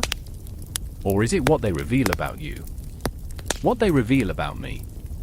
The question slashed through the fog of my thoughts. I didn't want to see the darkness within, to acknowledge the parts of me that longed for power, for acceptance, for the intoxicating thrill of surrendering to chaos. Would I become like them, a spectre haunting the remnants of my soul? "Fear," I echoed, trying to dismiss the tremor in my voice. "No. I'm fascinated. They're compelling, aren't they? Each prince a reflection of our deepest desires and fears." "Fascination will betray you," Mara whispered, her voice a tremor. "They'll consume you whole if you let them." And in that moment of tension, with the storm raging overhead, I saw it, the flicker of lights in the distance, the city silhouettes emerging from the shadows, a reminder of lives left untouched by despair. And yet, in the next heartbeat, Abaddon's laughter rang out again, dark and mocking, wrapping around me like a noose. "Look at them," he shouted, gesturing to the flickering lights. "They're blind. They don't see the truth. They don't know the power of giving in." I felt the heat of his gaze, a smoldering ember digging into my soul. The air was thick, palpable with the weight of unspoken words, and I was drowning in the abyss of their promises. Mara's grip tightened, her nails digging into my skin as if to remind me of the life I still possessed. "Tell me, would you choose freedom or surrender?" Abaddon's question hung in the air like a guillotine blade, poised to fall. I felt the weight of the world on my shoulders, an impossible choice that threatened to split me in two. "I don't know," I admitted, the truth spilling from my lips like blood from a wound.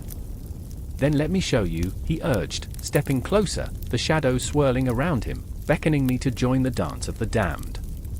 The sky rumbled again, as if the cosmos were holding its breath for my answer, and the rain fell heavier, washing away the remnants of certainty. I was suspended in this moment, the battle between light and dark raging within me, with the echoes of the princes whispering promises of power, oblivion, and a deeper truth. The night stretched onward, a never-ending abyss, and I stood on the brink, a heartbeat away from the edge. And in that dance of shadows, I realized there would be no resolution tonight.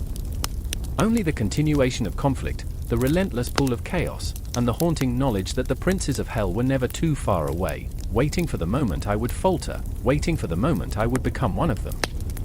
The air crackles with tension, a thick miasma clinging to the skin like sweat on a summer night. I stand in the shadows, watching as the moon slices through the thick clouds above, illuminating the figures gathered around a stone altar, their faces twisted with fervor, eyes alight with an unholy fire. There's a palpable pulse of something ancient, something feral, writhing just beneath the surface of their heated whispers. I can almost taste the fear, sweet, metallic, on my tongue. I remember a time before this moment, before the darkness seeped into every crevice of my life, but that image shatters like glass underfoot, and I am here, now. An echoing chant rises, rhythmic and almost hypnotic, pulling me deeper into the fray. It's a song of invocation, a desperate plea for power from the very princes of hell, figures woven from the fabric of nightmares, each carrying the weight of countless souls. As I watch, my heart pounds with the knowledge that what I am witnessing is not merely a ritual, it's a reckoning. In this circle, 3 souls stand at the precipice of their destinies, each one flawed, each one desperate for redemption, or perhaps for the very chaos they claim to abhor.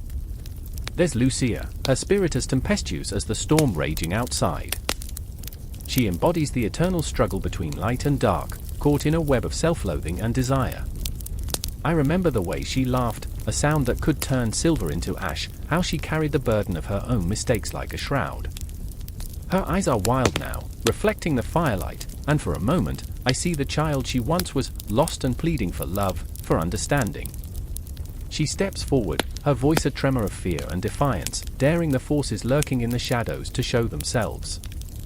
I am not afraid, she declares, though I can see the quiver in her stance, the way her hands shake as they reach for the unknown. Beside her stands Marcus, his face a mask of stoic resolve, yet I can sense the storm brewing beneath. A cynic at heart, he cloaks his vulnerabilities in sarcasm and bravado. What's the worst that could happen, he had joked earlier, as if taunting the abyss.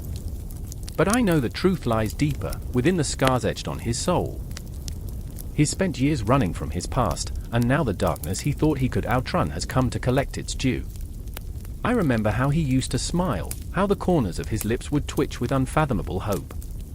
Now, that hope feels like a distant memory, buried beneath layers of shame and regret. This isn't about bravery, he whispers, his voice barely rising above the chant, it's about survival. Then there's the shadow of the third participant, Evelyn.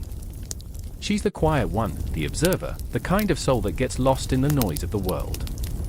Her heart beats softly, almost imperceptibly, yet it holds the weight of unspeakable truths. I see her biting her lip, casting furtive glances at Lucia and Marcus, torn between loyalty and fear. She carries the knowledge of the princes, the stories of their seduction and wrath, like a secret whispered in the dark, too heavy to bear. The irony of her silence is stifling, she knows what they are capable of, and yet her silence screams louder than the others' bravado. We shouldn't be here, she murmurs, her voice trembling like a fragile leaf in the wind, both a warning and a prayer. The chanting swells, rising like a tide, drowning out my thoughts, wrapping me in its sinister embrace. I can almost see them, those princes emerging from the void, each one a grotesque reflection of humanity's darkest desires.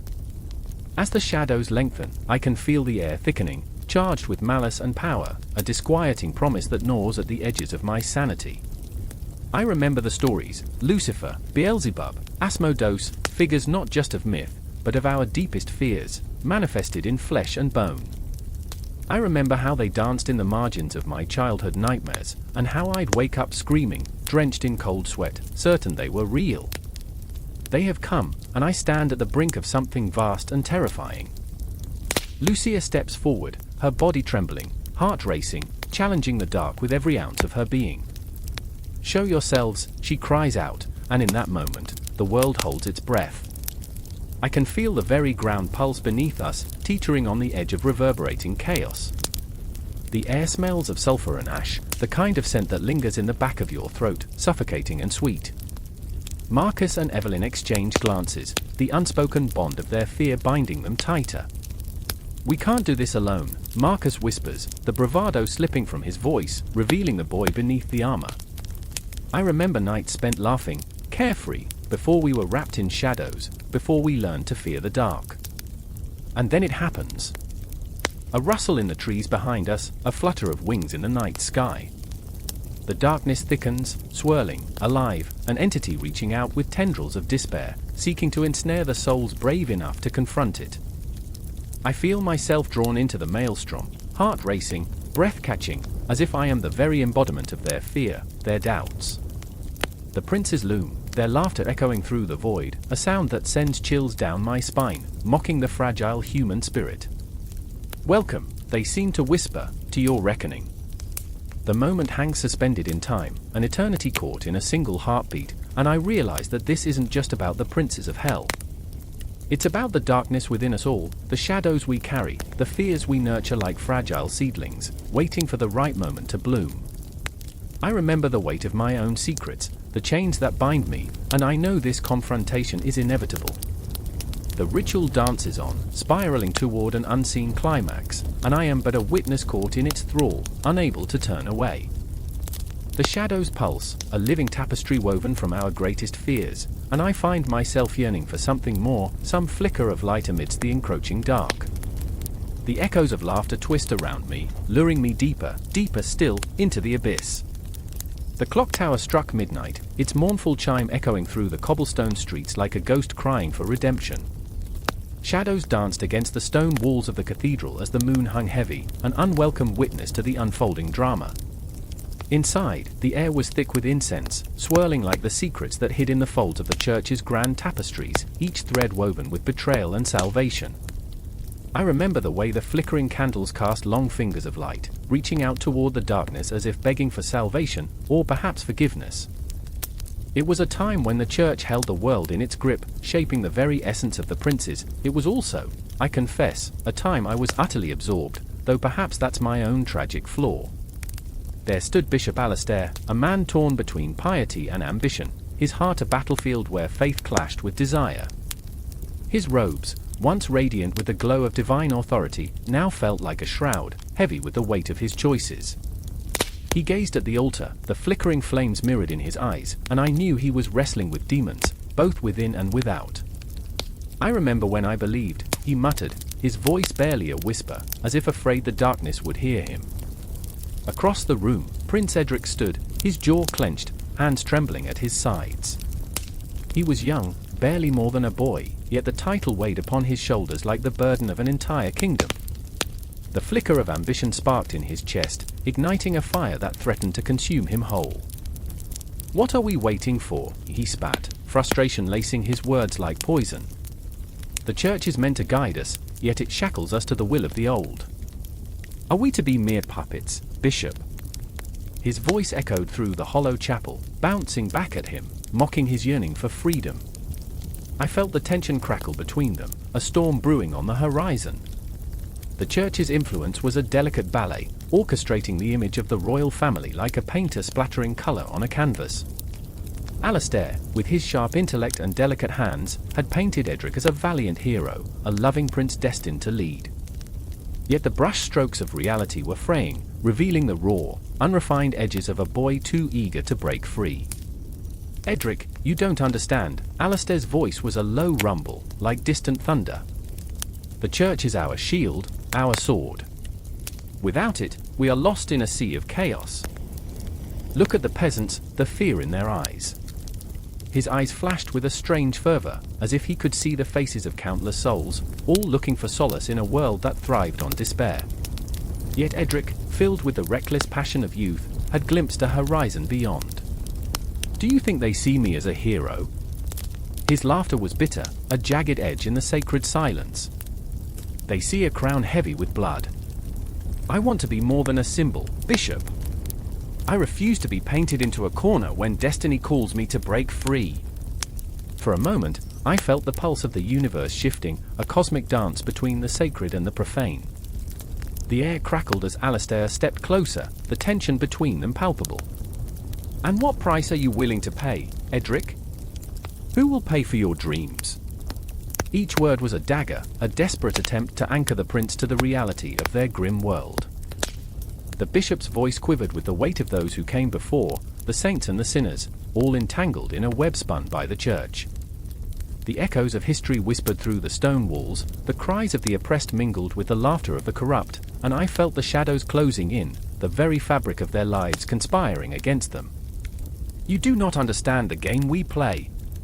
I remember the nights I prayed for a sign, Edric cried, the anguish spilling from his heart. I remember staring at the stained glass, dreaming of heroes and glory.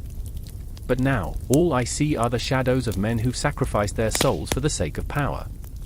A flicker of doubt crossed Alistair's face, a momentary crack in his armor. And what of your father? What of the kingdom? It was a feeble attempt to reel Edric back. You are not the first to dream of breaking free, but you must tread carefully. The church is a fortress, and within its walls lies both salvation and damnation. The silence that followed was deafening, broken only by the distant cries of the city, a haunting reminder of the fragility of hope. I could feel the weight of the world pressing down, the uncertainty thrumming in the air. They were two sides of the same coin, both fighting to shape the legacy of a prince who was destined to either rise or fall. As the candles flickered low, I could sense the changing tide, the way destiny twisted like smoke in the air around them. It was a moment suspended in time, where every heartbeat pounded like a war drum. The stakes were rising, and both men felt it, the pull of the church, the relentless grip of power, the yearning for freedom that clawed at their insides. Edric's fists clenched, and in that moment, the boyish innocence faded. If the church cannot guide me to truth, then I will forge my own path, he declared, the fire in his voice igniting a spark in the damp air. I will not be a puppet in your game, Bishop. Alistair's expression hardened, and the clash of wills echoed against the stone walls. You're playing with fire, Edric. The flames will consume you. And I could only watch, an unseen observer in a world fraught with chaos, where the roles of salvation and destruction blurred. The church, with all its power, was shaping the very image of the princes, carving their legends while burying their truths in the shadows. As the clock ticked, I felt the weight of their choices settling in, the tension thickening like the fog outside the cathedral. The night was far from over, and I knew the confrontation was just beginning. The air was electric, a storm brewing on the edge of a precipice, each heartbeat echoing the timeless struggle between power and purpose, love and betrayal. The ghosts of history whispered through the cracks, and I could only wait, heart pounding, as the pages of their lives turned, unwilling to predict where the ink would spill next. The stakes had never felt higher, and the impending clash loomed like a dark shadow, promising both destruction and, perhaps, rebirth. Under the pallid glow of a waning moon, shadows danced like specters across the cobblestones, weaving tales of torment and longing. I stood at the threshold of a forgotten graveyard, the air thick with the weight of ancient secrets, memories of lives lived and extinguished. A chill wound its way around my spine, whispering promises of dread as I clutched my lantern, its flickering flame a frail barrier against the encroaching darkness. Behind me, Amelia shivered, her eyes wide, reflecting the flickering light, mirroring the fear that gnawed at her insides. She was a seeker, consumed by the idea of unraveling the threads of history, and yet here she was, trembling like a leaf caught in a storm. "Do you think they're watching us?" she murmured, half joking, but the quaver in her voice betrayed her. I wanted to laugh, what a silly notion, but the gravity of our surroundings weighed heavily on my heart. "Maybe they're waiting," I shot back, forcing a bravado I didn't feel. I could sense the suffocating presence of those who had once walked this earth, their lives tethered to the very soil beneath our feet. The stories of those who had dabbled in the occult, whose hands had clasped the darkness, were thick in the air. I remembered their tales, the wild-eyed witches and the desperate souls who had invoked demons in the shadowy corners of history, trying to grasp power that was always just out of reach. Then there was Lucas, slouched against a crumbling headstone, a cigarette dangling from his lips, smoke curling upward like the spirits of the damned.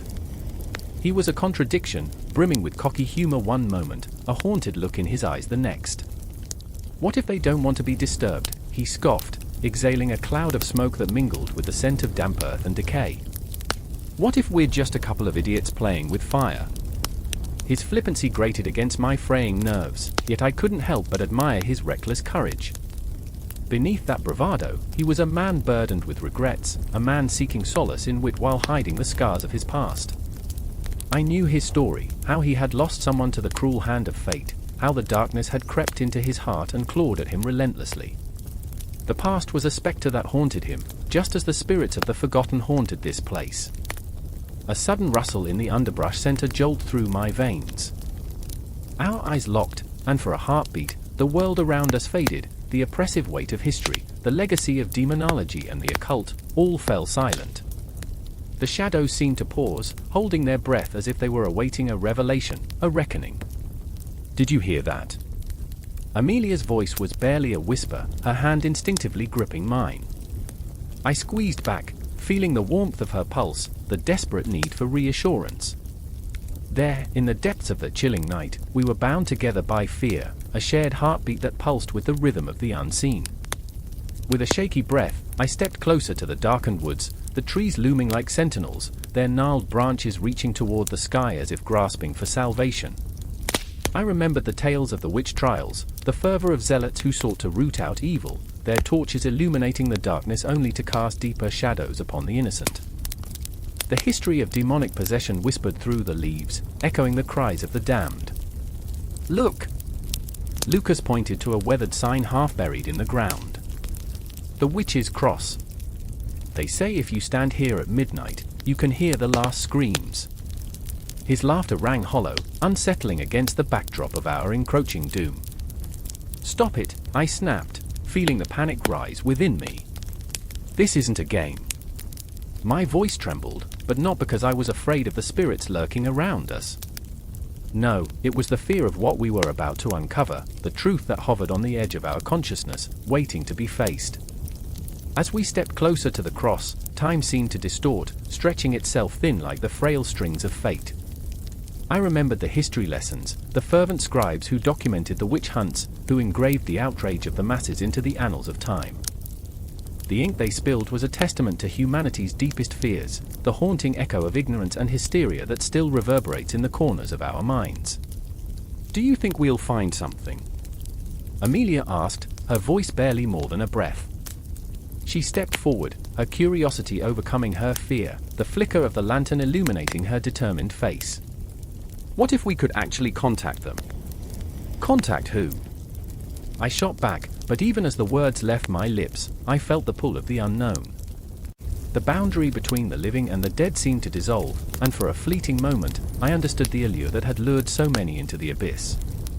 Then, from the depths of the forest, a voice, soft, seductive, and dripping with honeyed darkness. Come closer. Chills raced across my skin, and the lantern flickered violently as if the spirits themselves were debating whether to reveal themselves or retreat into the shadows. Our breaths caught in our throats, and I felt a desperate longing to escape, yet I couldn't move. The allure of the unknown paralyzed me, drawing me into the dance of history, of demonology, where the lines blurred between horror and fascination. Is it real? Lucas whispered, his bravado shattered, revealing the boy beneath the bravado. Or just our minds playing tricks? We were standing on the precipice of an abyss, balancing between reality and myth, each heartbeat echoing with the tragic tales of those who had come before us, who had faced their demons, both internal and external, and had succumbed to their shadows. The night enveloped us, thick and suffocating, as if the very fabric of time and space had woven itself into an intricate tapestry of fear and longing. I could feel it, the weight of history pressing down on me, urging me to confront my own darkness.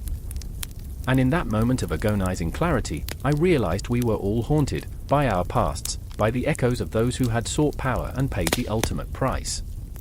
With every breath, the line between the living and the dead blurred, intertwining us in a cosmic web of fate, and I understood that this was not just a pursuit of knowledge, it was a confrontation with our own souls. As the whispers grew louder, promising revelation, transformation, I felt the shadows beckoning me forward, into the depths of history where the occult and the ordinary collided in a dance of life and death.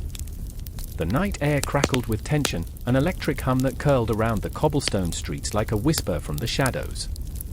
Flickering torches cast ghostly shapes on the walls of the ancient city, where echoes of laughter collided with the distant tolling of a clock, each chime sounding like a heartbeat in the dark. I stood there, caught in the suffocating embrace of fear and longing, watching as the silhouettes danced, their movements frantic, desperate. My heart raced.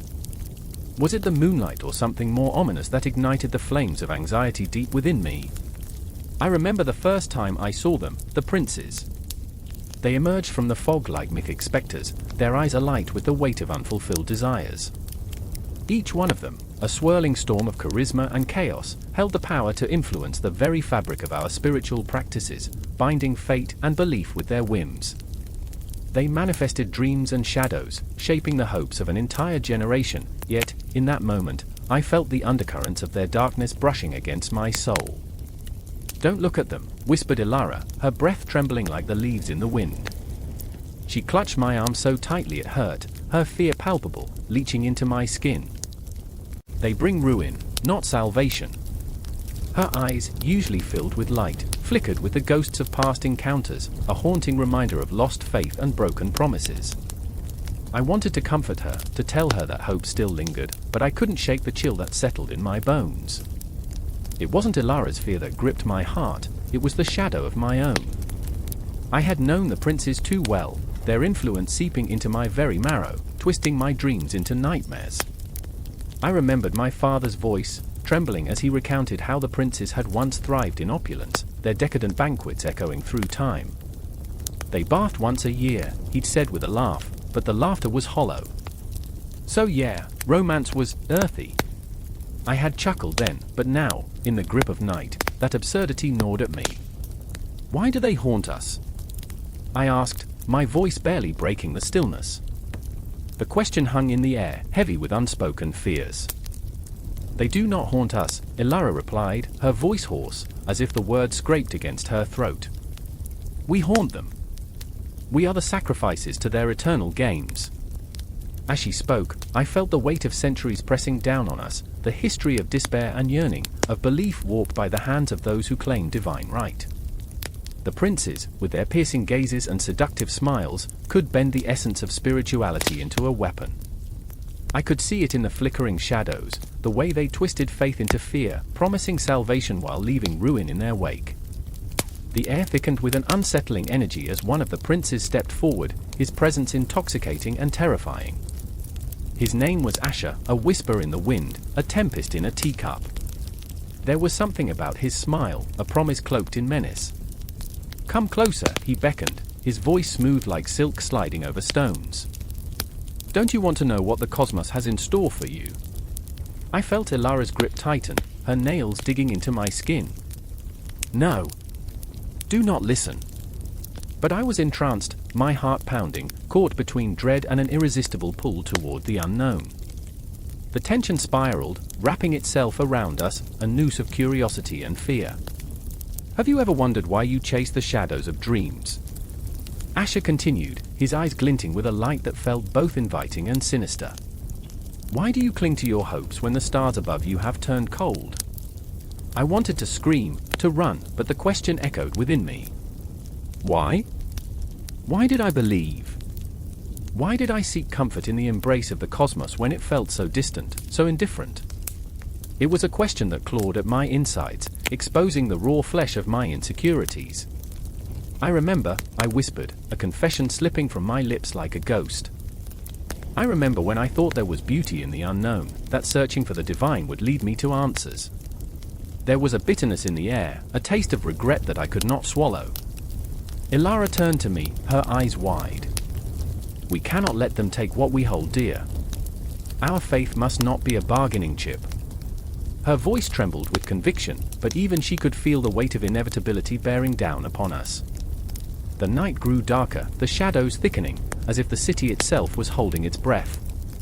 The other princes emerged from the gloom, their laughter echoing off the walls, a cacophony of madness. "You think you can escape us?" one sneered, his voice dripping with contempt. "You cannot sever the ties we so joyously forged." There it was, the truth hanging in the air like a noose, binding us to the past, to decisions we could not erase. The influence of the princes was not merely a relic of history, it was a living entity, pulsating with the vibrancy of our fears and desires. I felt the threads of my own spirituality unraveling, a tapestry once woven with hope now fraying at the edges. "Fight!" Ilara screamed, her voice piercing the veil of despair that threatened to envelop us. "Fight for what you believe in." But her words felt fragile in the face of the overwhelming force that surrounded us, a whirlwind of chaos and allure. And in that moment, as the clock struck midnight, I made a choice. I would not be a pawn in their game. I could feel the ground shifting beneath my feet, an invisible tide pulling me toward the abyss, but I would resist. I had to. The princes stepped closer, their eyes glinting with predatory intensity, but I held my ground. "You may have shaped our past," I spat back, my voice shaking with conviction. "But you will not dictate our future." In that instant, the air shimmered with raw power. I felt Ilara's hand in mine, a tether of solidarity, and that connection ignited a spark within me, a flicker of defiance against the looming darkness. The confrontation wasn't over, it had only just begun. The whispers of the princes echoed, taunting us, but amid the shadows, I could feel the light of our determination pushing back, a haunting melody against the cacophony.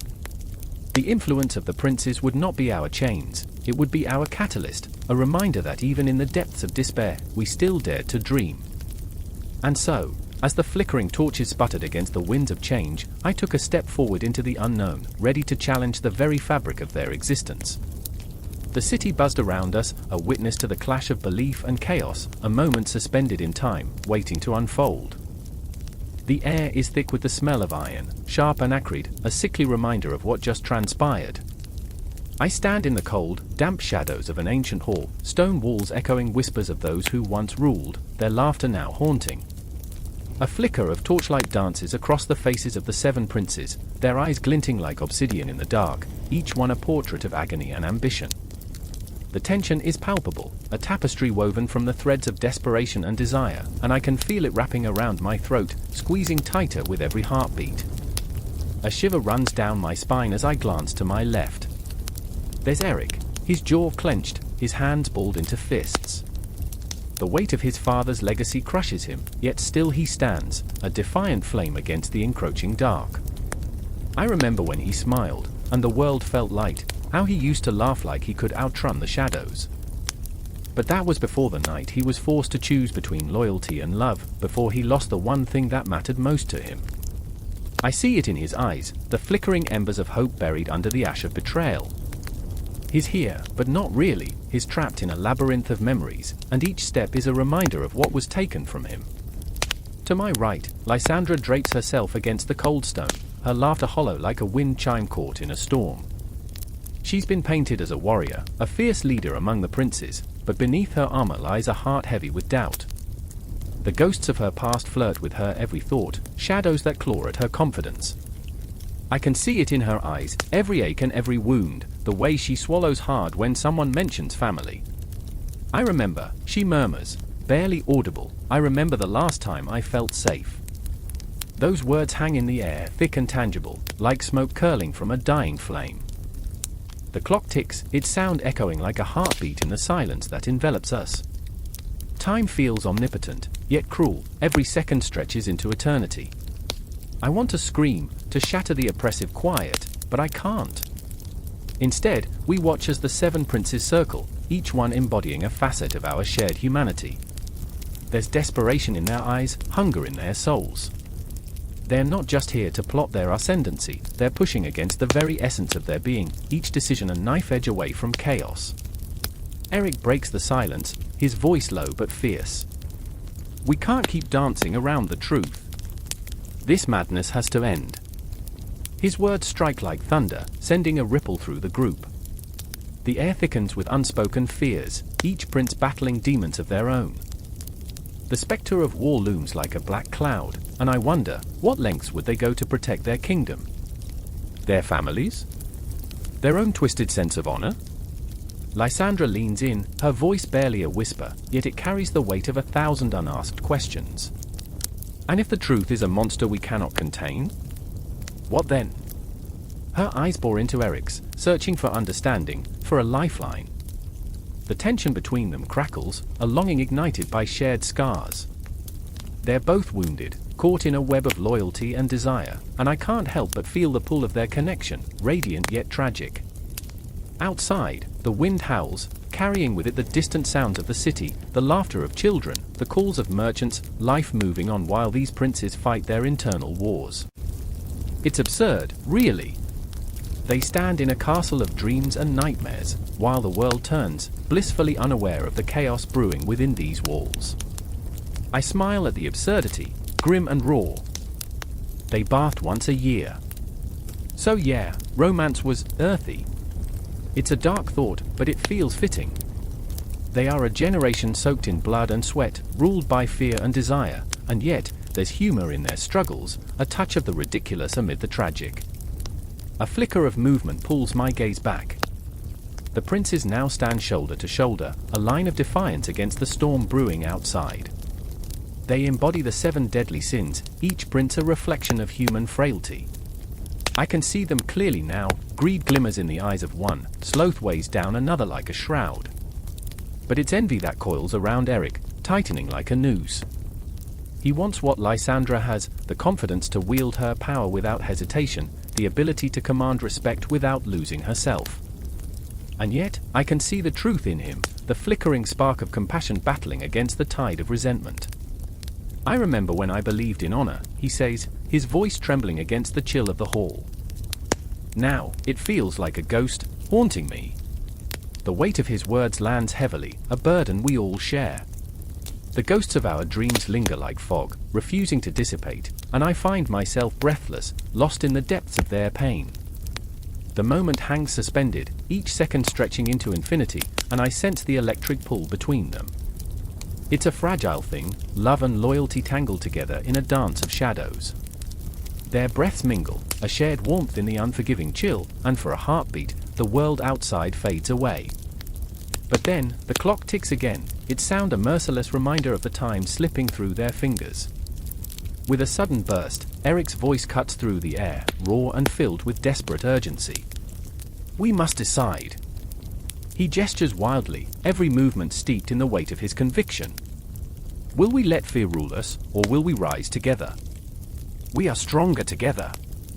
His words reverberate, a call to arms, a desperate plea for unity. I feel the tremor of fear and hope ripple through the group, vibrating against my skin. Lysandra's gaze hardens, resolve hardening within her. Together, yes, but at what cost? She steps closer, the distance between them shrinking, their struggles merging into a single heartbeat. What are we willing to sacrifice? In that moment, their eyes lock, and I can almost feel the tide of unspoken promises and fragile dreams crashing against a shoreline of uncertainty. And as the clock ticks on, I find myself lost in the depths of their battle, caught in the storm of their emotions, the tide of their decisions, unable to pull away. The air crackles with intensity, a moment suspended in time, and I am swept along with them, helpless and heart racing. The night is filled with shadows, the ghosts of their past swirling around them, whispering secrets, taunting them with what they've lost and what they still stand to gain. In this hall of echoes, where dreams collide with dread, the 7 princes stand poised on the precipice of destiny, and I can't help but wonder, what will it take to bring them back from the brink? What will they sacrifice? In this tangled web of emotion and ambition, their fates are intricately woven, and I am left breathless, clutching the thread of their story, waiting for the moment when it all unravels, when the darkness meets the light, and we are all left standing in the aftermath. The clock struck midnight, its haunting chime echoing through the empty halls of the grand castle like a ghost moaning in the dark. Shadows stretched across the cold stone walls, dancing to the rhythm of flickering candlelight, whispering secrets of sins that had seeped into these walls, carving out their relentless presence.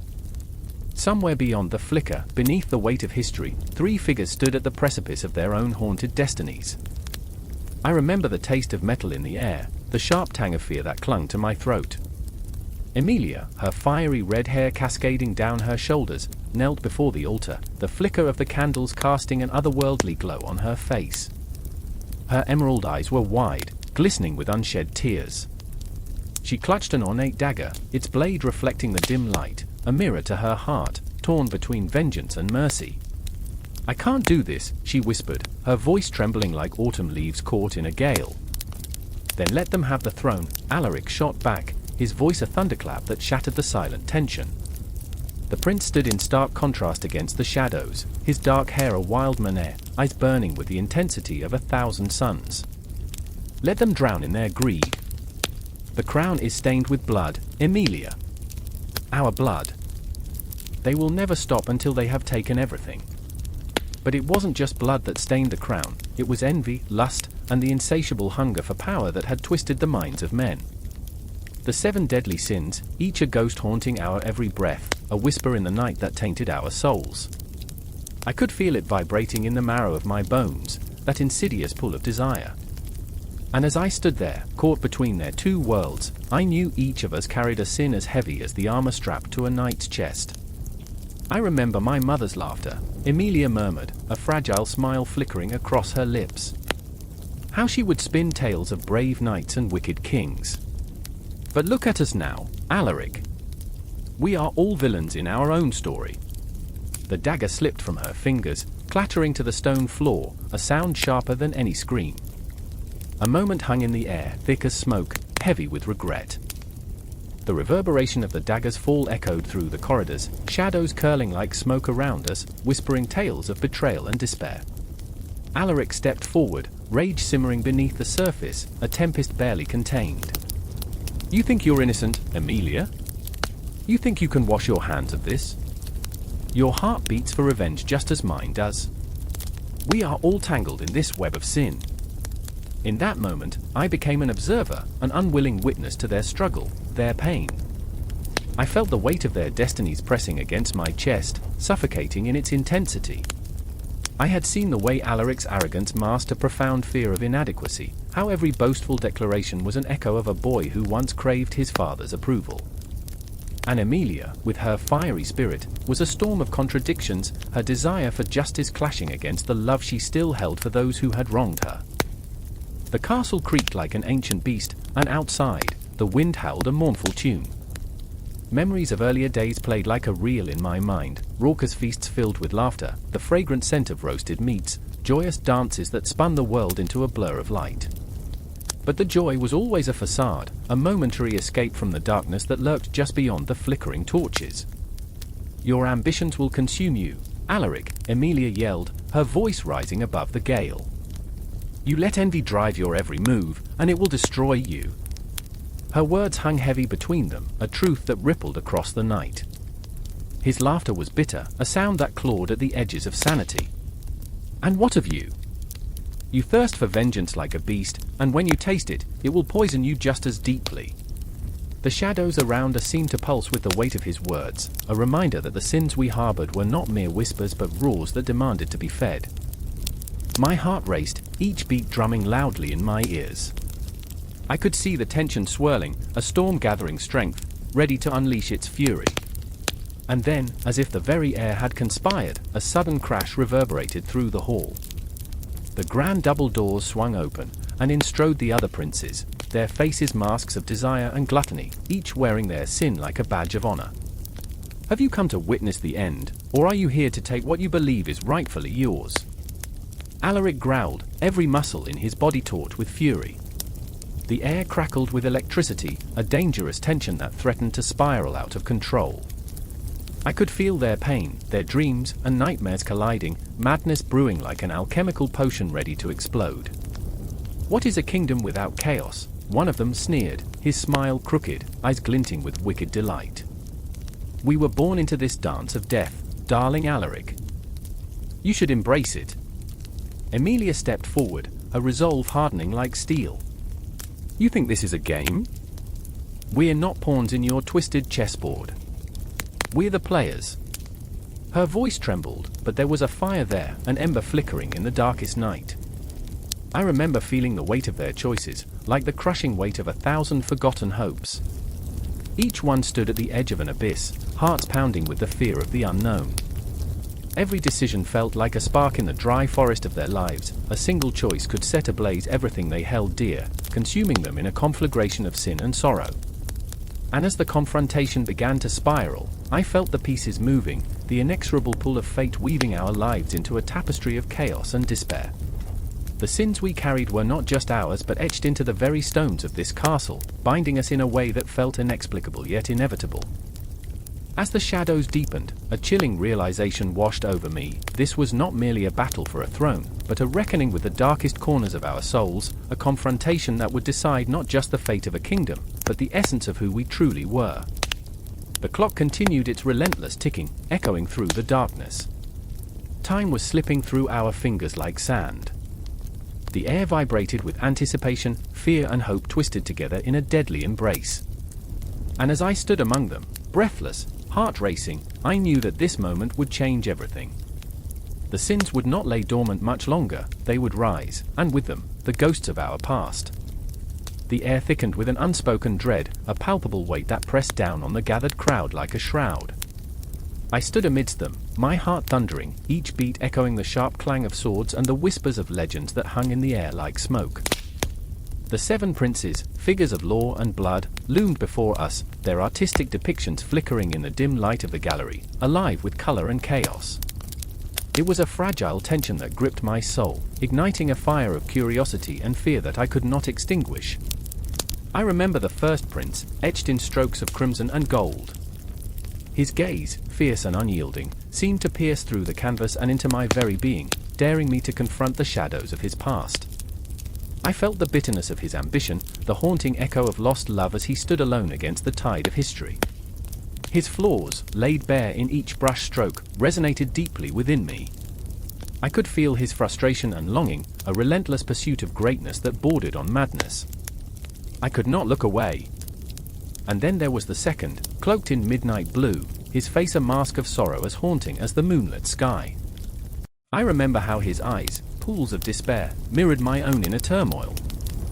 He had fought for his place, yet the weight of his failures wrapped around him like chains, dragging him ever deeper into the abyss of regret. The laughter of the court was lost on him, drowned by the relentless tide of guilt. In that moment, I understood the burden of expectation, the fear of inadequacy that clung to us all like a second skin. The gallery pulsed with the heartbeat of history, but the shadows whispered promises of doom, leaving me breathless. I sensed the third prince lurking at the edges of perception, a figure cloaked in uncertainty. His charm was a dagger, beautiful, but it could cut. I could almost hear the laughter that echoed through the halls of his childhood, a laughter that had turned to ash beneath the weight of betrayal. He danced on the precipice of madness and genius, each step a perilous gamble. I felt that thrill, the intoxicating rush of his desires, yet I also tasted the bitterness of his loneliness, an echo of the laughter that had once filled his days. As I moved through the gallery, each painting reached out to me, pulling me into their world of agony and ecstasy. I remember the scent of oil paint, thick and heady, mingling with the musty air of the old building. I remember the coldness of the marble beneath my fingertips, grounding me in the reality of this journey, a journey that blurred the line between admiration and obsession. The artists had captured not just their subjects but the very essence of humanity, the chaotic dance of light and shadow that defines us all. The fourth prince emerged like a ghost, his spirit flickering in the dim light. He was a warrior torn between duty and desire, a man who had wielded a sword stained with the blood of his own kin. I felt a chill race down my spine as I recalled the tales of his betrayal that hung like a fog over the battlefield, whispering of alliances shattered and trust severed. His anguish, raw and visceral, clawed at my insides. I remembered the price of ambition, the cost of victory, a price so high that it swallowed the very soul of the victor. The tension heightened as I approached the fifth prince, whose laughter echoed like a haunting melody in the back of my mind. He was the charmer, the one who had everything, wealth, power, and a smile that could light up the darkest corners of the earth. Yet behind that facade lay a soul haunted by the ghosts of his past, a past that whispered secrets of betrayal and shattered dreams. I felt that familiar ache of longing, the deep-seated need for connection, but with it came the fear of being lost in the depths of another's darkness. And then the sixth and seventh princes weighed heavy in the air, their presence thick with tension. One stood triumphant, a conqueror whose very essence radiated power, yet bore the scars of countless battles fought on fields soaked with blood. The other lingered in the shadows, a tragic figure whose heart was a battlefield of its own, torn between dreams of glory and the haunting echoes of defeat. I could feel their struggle, the push and pull of their destinies colliding, a storm brewing on the horizon of their intertwined fates. Each prince a story, each painting a window into their souls. How could one heart hold so much pain, so much longing? I could feel it in my chest, a pulsing ache that grew with every stroke of the brush, every flicker of despair captured on canvas. The world around me faded as I lost myself in their stories, each tale a reflection of my own unspoken fears and desires. The paintings flickered like memories, haunting specters that danced in the corner of my vision. I remember the sounds, the distant echoes of laughter, the soft whispers of lovers, the clash of swords, and the mournful cries of a battle lost. Each sound layered over the other, creating a symphony of despair and hope, a cacophony that mirrored the chaos of life itself. As I stood there, consumed by the weight of their stories, I felt an overwhelming urge to scream, to release the pent-up emotions that threatened to overflow. I was overwhelmed by their lives. Their hearts laid bare before me, so much conflict, so much pain and joy intertwined like the ivy creeping up the walls of this ancient building. The colors of their stories bled into one another, a vivid tapestry woven from the threads of their triumphs and failures. And just as the tension reached its peak, the lights flickered, an omen, a sign that something was building beneath the surface. I held my breath, my heart thrumming like a war drum, as the shadows shifted and the silence deepened, the air heavy with anticipation. What would happen when the stories collided? Would the ghosts of the past rise, demanding to be seen? Would the truths that lay hidden beneath vibrant colors finally be unleashed into the world? I remember standing there, frozen in time, caught between the echoes of their lives and the relentless march of my own, unable to move, unable to look away. The gallery pulsed with life and death, love and loss, painting a picture so vivid it felt as if the very walls would come alive with the weight of their stories. But just as the moment seemed to stretch infinitely, a silhouette appeared at the edge of my vision, a figure cloaked in darkness, a whisper of fate threading through the air. I felt the universe holding its breath, and in that suspended moment, my heart ached with the understanding that in the end, we are all but brush strokes on the canvas of existence, each life a story, each story a reminder of the fragility of humanity. And as the shadows danced, I knew we were all waiting for that moment of connection, that collision of stories that could shift the very fabric of our reality. The clock struck midnight, its chime echoing through the darkened streets of a city that never truly slept. The air tasted like rain, heavy with unspoken secrets and a tension that coiled tighter with every breath. Shadows writhed against the cobblestones, flickering with the uncertain light of a distant street lamp. Somewhere in this ghostly landscape, a heart raced, echoing the pulse of the night. I stood there, drenched in the chill of the moment, the weight of the world pressing down on my shoulders. I remember when we were children, reckless and unafraid, weaving tales of the seven princes, their legendary exploits whispered like incantations among the alleyways. Each prince was a spectre of power, their ambitions painted in vibrant hues of betrayal and glory. But now, the stories had morphed, bled into something darker, something too real. The legacy of those princes was never just history, it was a haunting, a shadow that lingered, gnawing at the edges of our reality. Are you ready?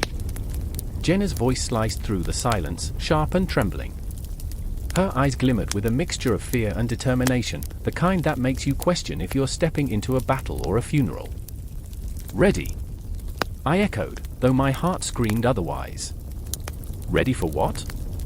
To face ghosts. To confront the very essence of our nightmares.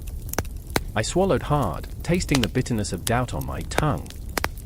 She lingered in the threshold, caught between the familiarity of our past and the chaos of our present. Jenna had always been the brave one, the one who dared to leap into darkness, while I stood back, the eternal observer, paralyzed by the weight of my own insecurities. But not tonight. Tonight, the ghosts were ours, stitched into the fabric of our destiny. I remember the first time I heard the story of Prince Aeon, the one who betrayed his brothers for power, his ambitions bubbling over like a cauldron of secrets. How easily we romanticized his treachery, how we painted him as a tragic hero. But the truth was far more sinister, it felt like poison creeping through the veins of our ancestors, infecting the very soil we stood upon.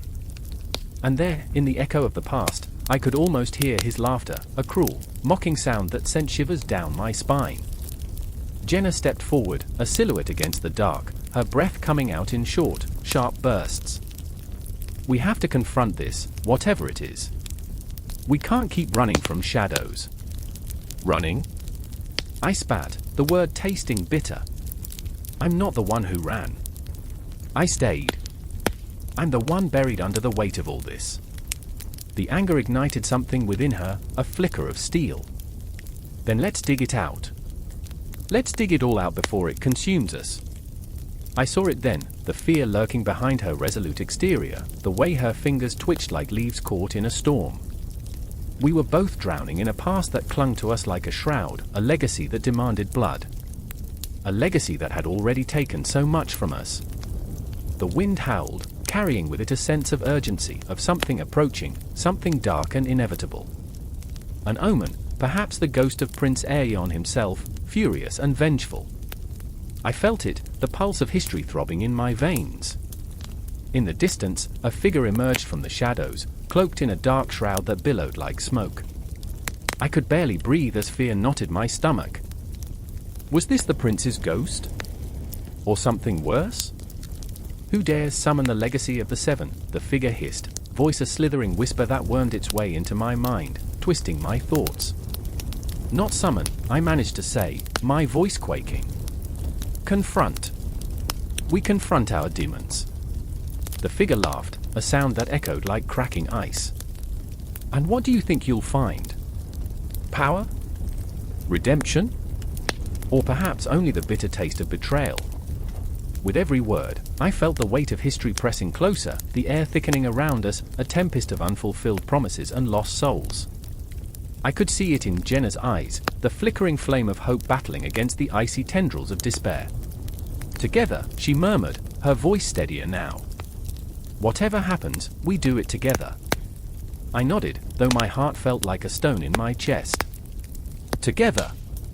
The word echoed as a promise, a fragile bond woven from shared fears and the undeniable truth of our intertwined fates. We could try to outrun the darkness, but it would always be a step behind, haunting us, whispering our deepest fears. The figure stepped closer, revealing a face lined with centuries of anguish, eyes that bore witness to the unraveling of an age. Then prepare yourselves, it said, voice a chilling caress. For the legacy of the seven is not merely a tale, it is a relentless tide that will drown you in its depths. And in that moment, I understood. The legacy was not just theirs, it was ours. The echoes of the past wrapped around us like chains, binding us to a fate we could neither escape nor understand. The stories we told had become the lives we lived, a twisted reflection that left us gasping for air. Then let it come, I found myself saying, a defiance rising up within me. Let it come, and we will face it. As the shadows closed in, I remembered the tales, the haunting melodies of betrayal and ambition, the way the princes danced across history like marionettes, their strings pulled by forces unseen. Their legacy was not just bloodshed, it was passion, rage, and an insatiable hunger for something beyond the mortal realm. The air shimmered with anticipation, each heartbeat a countdown to the confrontation that awaited us. The darkness loomed, but within it, flickering lights of hope intertwined with despair, promising a reckoning. And in that chilling embrace of uncertainty, we prepared to plunge into the abyss, where our destinies lay entwined with the ghosts of the seven princes, waiting for the moment when the past would collide with the present, unleashing a storm that could not be contained. The air was thick with dread, a palpable weight pressing down, squeezing the heart. A city lay sprawled beneath a bruised sky, whispers of death curling like smoke from crumbling buildings. A bell tolled somewhere in the distance, the sound echoing through the empty streets. It was the kind of silence that screams, that trembles with the promise of nightmares waiting to unfold. I stood there, rooted to the spot, heart pounding like a war drum as shadows danced along the cobblestones, beckoning me closer to the edge of madness. The darkness breathed, it was alive. I could feel it watching, waiting. And then, there was her, a silhouette against the fading light, a woman with eyes like storm clouds, swirling with desperation. Ilara, a fallen angel draped in human skin, her wings clipped by a past she could not escape. "They're coming for us," she whispered, her voice a haunting melody. "The princes of hell." I remember the bitterness in her words, the sting of truth. I'd heard the tales, the stories spun from fear and folklore, but standing there, I felt them clawing at my soul. They were more than stories, they were a reckoning. Each prince, a shard of darkness, a reflection of our deepest fears, envy, wrath, despair. "Do you think they can be stopped?" I asked, my voice barely a tremor in the vast silence. She turned, the weight of her sadness crashing over me like a wave. "Every time we fight, we lose a piece of ourselves," she said, and I could see in her eyes that she had lost everything. And then there was Marcus, a man whose very existence was a contradiction, a soldier haunted by the ghosts of his choices. He appeared just then, staggering from the shadows, a wild look in his eyes, a reflection of the chaos inside him. "We can't let them win," he spat, desperation dripping from his words like poison. "Not again." I remember the scars on his arms, the reminders of battles fought and lost. He was a warrior, but not in the way of legends. He was flawed, shattered, and somehow, achingly human. The world had turned its back on him, and yet he stood, fists clenched, ready to face the very embodiment of evil itself. "Marcus," Ilara interjected, her voice sharp like glass, "how many lives have we sacrificed in this fight? How many more before they take everything?" The tension hung thick, a taut string stretched to the point of snapping. Each heartbeat echoed like a warning bell, the air electric with fear and uncertainty. Outside, the night deepened, swirls of shadow creeping closer, stretching their long fingers toward us. "They know we're here," I whispered, dread crawling up my spine like 1,000 spiders. In that moment, I felt a creeping sense of inevitability. The princes of hell were more than just myth, they were an unholy truth, a darkness that thrived on despair, on our very souls. "I can't keep running," Marcus said, his voice cracking, revealing the vulnerability beneath his bravado. "Not anymore. We fight, or we die." His words hung in the air, heavy and stark, like a tombstone marking the end of hope. "Then we make our stand," Ilara said, her tone a strange mixture of resolve and resignation. "But know this, when we confront them, we confront ourselves." She took a breath, and I saw the flicker of fear in her eyes. There was no escaping the reality of who we were, the shadows we carried. I thought of the stories we'd spun around campfires, tales of valor and courage, of heroes rising against the tide of darkness. But this was different. Here, the lines blurred, and the very essence of who we were was laid bare. I remembered the faces of those who had fallen before us, their laughter now ghosts that haunted this wretched city. The clock tower struck midnight, each chime resonating like a death knell. Time had betrayed us, each tick a reminder of our impending doom. The shadows thickened, a swirling mist converging upon us, closing in with a sinister intent. I could almost hear their whispers, taunts laced with promises of despair. "You think you can fight us?" they hissed, voices slithering through the air like serpents. "You are nothing but fleeting shadows." I felt the ground shift beneath me, the very cosmos trembling at the approach of something ancient and terrible. The princes of hell were not mere archetypes, they were the manifestations of our darkest impulses, the embodiment of rage and jealousy that festered beneath the surface of our humanity. "We can't give in," I heard myself say, desperate and raw. I could feel the weight of their gaze, the pull of their darkness as it seeped into my bones. It was intoxicating, threatening to swallow me whole. "Ilara, Marcus, we can do this." But even as I spoke, an icy dread curled around my heart. Could we truly stand against such an overwhelming force? The shadows coalesced, forming shapes, figures that danced at the periphery of my vision, lurking just beyond reach. "You think you're strong enough?" a voice mocked, sultry and sinister, echoing through my mind. Its resonance was familiar, taunting, like a reflection I didn't want to confront. "Face your truths," it hissed. With every pulse of the night, the darkness demanded acknowledgement. "Ilara!" I shouted, and she turned, her expression torn between hope and despair. "We have to confront them, together!" And then it hit me, the realization that the fight was not just against the princes, but also against ourselves. "Together," Ilara echoed, and in that moment, the weight of our shared burdens forged an unbreakable bond. We were flawed, we were lost, but we were resolute. As the shadows surged forward, I felt the darkness thrumming against my skin, a reminder of the battle that raged within.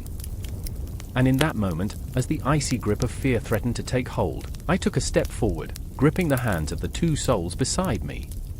Together, we faced the encroaching darkness, ready to confront the very essence of our being, the raw pulse of life itself. The night was alive, electric and chaotic, and the confrontation loomed ahead, a tempest of emotion swirling just out of reach. The air crackled with tension, and I could almost taste the fear and determination mingling together, a potent elixir that filled the void.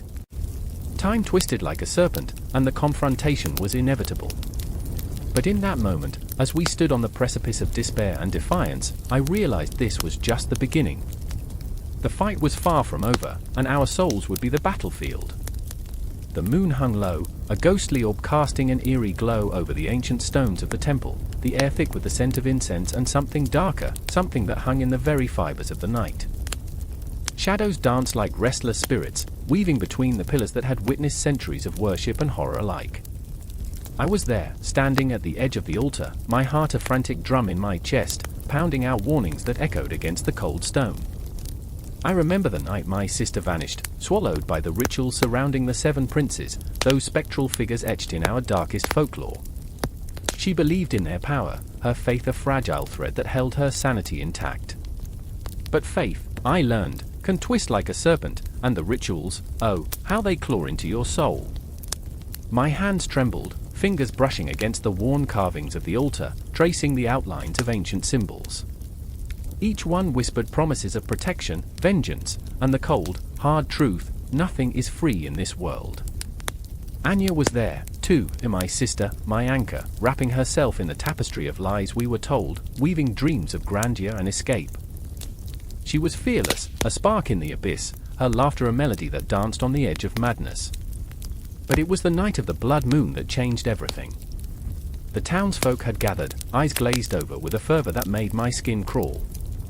They raised their hands, chanting names that echoed like a death knell, names that belonged to the 7 princes. I remember, oh, how I remember. The moment the first drop of crimson fell, the moment the world shifted. It landed on the stone, sizzling like a whisper of despair, and the crowd erupted, a cacophony of souls lost to the shadows. They believed they could summon the powers that lurked in the darkness, that by spilling blood, they could attain what was promised, a glimpse of the divine, a taste of immortality. But Anya, with her wild eyes and dreams too big for this crumbling town, stepped forward. I can do it, she proclaimed, voice ringing clear, cutting through the chorus of fear. I watched, paralyzed, as she offered herself to the abyss, her emotions a breathtaking storm, fear, courage, desperation, all swirling within her, a tempest that would not be quelled. Stop! I shouted, but my voice was lost in the din. I remember the crowd's faces, rapture and terror mingling, the way they turned toward her as if she was a beacon of hope. I felt the love for my sister twist into something clawing and fierce. I wanted to save her, yet I feared the depths to which I would have to plunge to pull her back. Time fragmented. I saw flashes, Anya raising her arms, the moon's light casting her in silver, and the knife gleaming like a lie in the hands of the high priest, a man whose eyes were hollow and full of malice. The moment stretched, and I was caught in its web, unable to move, unable to breathe. A single heartbeat, then another, a rhythm that drummed out the melody of despair. Suddenly, a scream pierced the night, a raw, unbridled sound that sent shivers down my spine. It was my own voice, my horror spilling into the air like the blood of the innocent. As the blade met skin, I felt her pain as if it were my own, a visceral connection that shattered my very essence. The crowd cheered, no longer human but something monstrous, a hive mind driven by the lust for power and the thrill of the unknown. And then, silence. The kind of silence that swallows you whole, leaving you gasping. The world faded, the colors bleeding away into gray as the ritual reached its climax. I witnessed the transformation, the fleeting glimpse of something divine, a flash of light that illuminated the temple's dark corners. But it was an illusion, beautiful and terrible. Anya's eyes rolled back, and in that moment, I knew. She had become one of them, a vessel for the dark, a pawn in a game far beyond our understanding. I remember the taste of ash in my mouth. I remember the cold weight of my regret, like a shroud around my shoulders. And then, amidst the chaos, a figure emerged from the shadows, a boy with fierce, penetrating eyes, a soul burdened with secrets. Marius! He had watched, too, from the periphery, a sliver of doubt in his heart, but now he stepped forward, drawn by the same gravitational pull that had ensnared Anya. Marius! I called, my voice breaking. His gaze met mine, and I saw recognition, the flickering flame of shared pain. We have to save her. He shook his head, sorrow etched into the lines of his face, tears pooling like stars in the night sky. She chose this. They all choose it. But I couldn't accept that. I wouldn't let this be the end of our story. Heart thundering, I grasped his arm, desperate. You don't understand.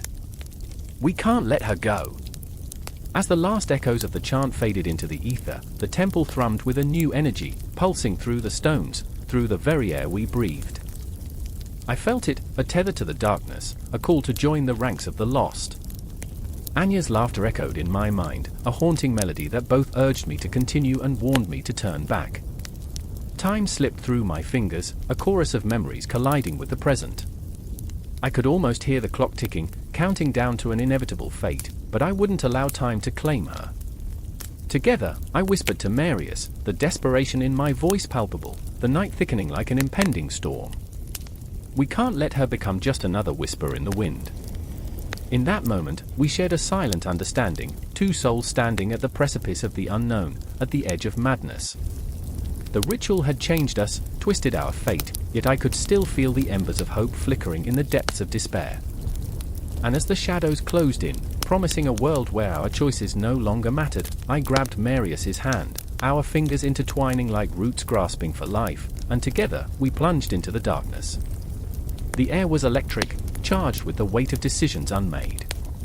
Somewhere in the night, the silence of the temple whispered, wrapping around us like a shroud, promising that the end was merely another beginning, and that the 7 princes were waiting with open arms, their laughter echoing through eternity. The wind howled through the desolate streets, a banshee wail slicing through the night as shadows flitted between the crumbling buildings. It was here, in this forgotten corner of the world, that I found myself on the edge of madness. My heart raced, an erratic drum echoing in the hollow of my chest, every thud a reminder that I was still alive, still fighting. But the darkness? Oh, it felt alive, breathing like a beast, hungry and waiting. I shivered, my breath visible in the frigid air, and I remembered, how could I forget, the faces of those I had lost to the demons of our age.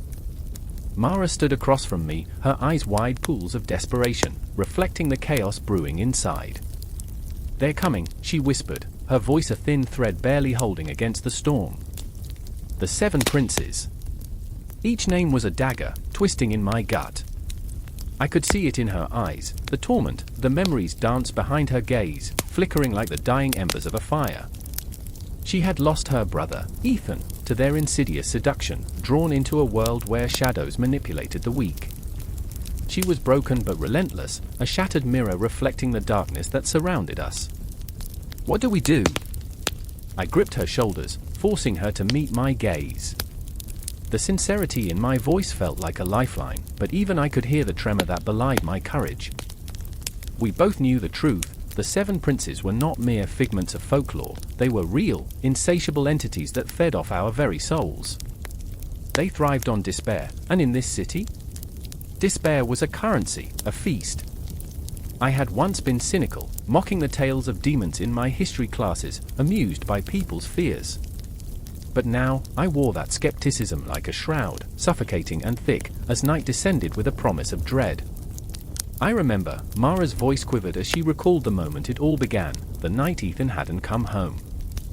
It was like he vanished into thin air. Just a whisper of a man, leaving behind shadows. Her breath caught, eyes shimmering with unshed tears. I could taste her sorrow, bitter and sharp, and it gnawed at my heart. We have to stop them. Their names echoed in my mind, a litany of doom, pride, envy, lust, gluttony, anger, greed, sloth. Each prince a reflection of our darkest selves, and we were too fragile, too human to resist. I had danced with demons before, I had laughed in their faces, thinking I was invulnerable. But standing here, tethered to reality by only the thinnest of strands, I felt the weight of inevitability pressing down like the oppressive night sky. A sudden crash startled us, the sound reverberating through the air like a gunshot. My skin prickled, the hairs on my neck standing on end. "They're here," I said, my voice barely above a whisper. Adrenaline surged through my veins, adrenaline that felt like fire coursing through ice. Mara's fingers tightened around my wrist, an anchor in the storm. We were alone, yet not, shadows creeping closer, whispering secrets meant only for the damned. Remember how you always said you'd face your fears? Mara's voice was steady now, a flicker of strength igniting in her eyes. This is it. I could see the flickers of hope and terror inside her, a tempest battling for dominance. There was no glory in this moment, only the bitter taste of resolve mixed with fear. We were not heroes, we were survivors, clinging to the fringes of existence, and the only thing we had left to fight with was our will. I took a deep breath, shaking off the tendrils of despair. I remember, my voice was stronger now, fueled by memories of laughter and love, the warmth of the sun on my face, the taste of freedom. I remember the dreams before I fell asleep, those dreams where the stars whispered secrets and I could fly. But those dreams had become nightmares, echoing with the laughter of the 7 princes, taunting me with what could never be achieved. Look! Mara pointed into the darkness, and I followed her gaze.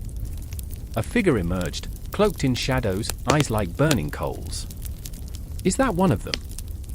My heart hammered against my ribs, blood thrumming in my ears like a war drum. This was the moment of reckoning, the confrontation that had been building like a storm on the horizon. In that instant, we stood on the precipice of our fears, the weight of our choices pressing down on us. The figure laughed, a sound like shattered glass.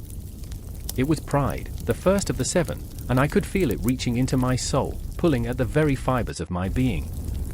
You think you can resist? It hissed, voice dripping with condescension.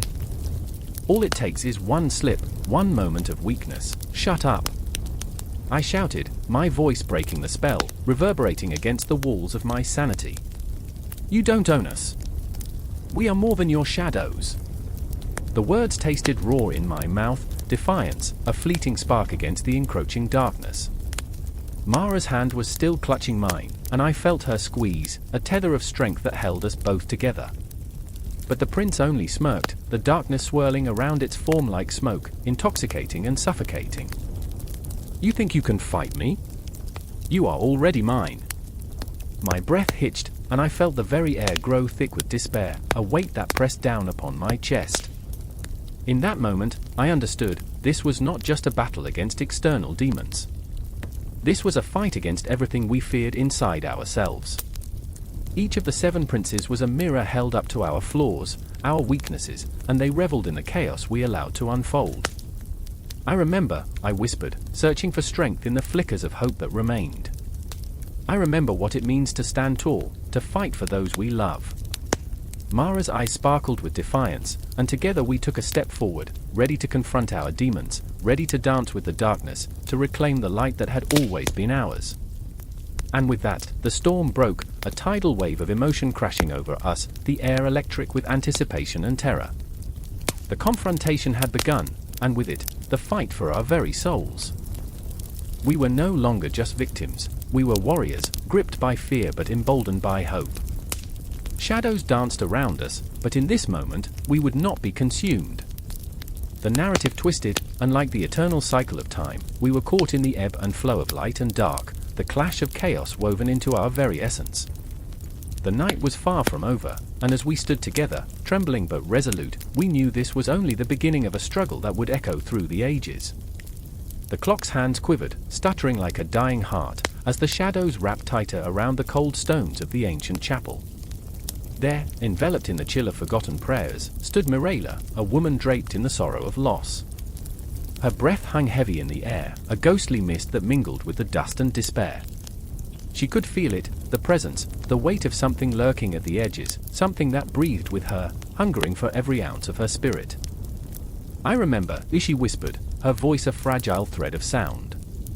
I remember the night he left. The word slipped from her lips like a confession, raw and aching. Her brother, once a beacon of hope, had trodden a path of darkness, drawn into the depths where the princes of hell played with souls like marionettes, their strings woven into the fabric of fate. Across the room stood Leon, his heart a tumult of rage and grief, fingers twitching as he gripped the hilt of a dagger, its blade gleaming in the dim light. He made his choice, he spat, bitterness curling around the syllables like smoke from a burnt offering. But I won't follow him into that abyss, Mirella. I won't become what he has become. Anguish danced in his eyes, a tempest threatening to spill over. I'd rather die than lose you too, she pleaded, her voice trembling under the weight of her conviction. The air between them crackled, tension thick as fog, choking life from the very stones that held their secrets. Don't you see? He was taken, not lost. The princes, they don't just take. They twist and turn, they infuse darkness into the very essence of who we are. We can save him. Leon's jaw clenched, and for a moment, the chapel's silence swallowed them whole.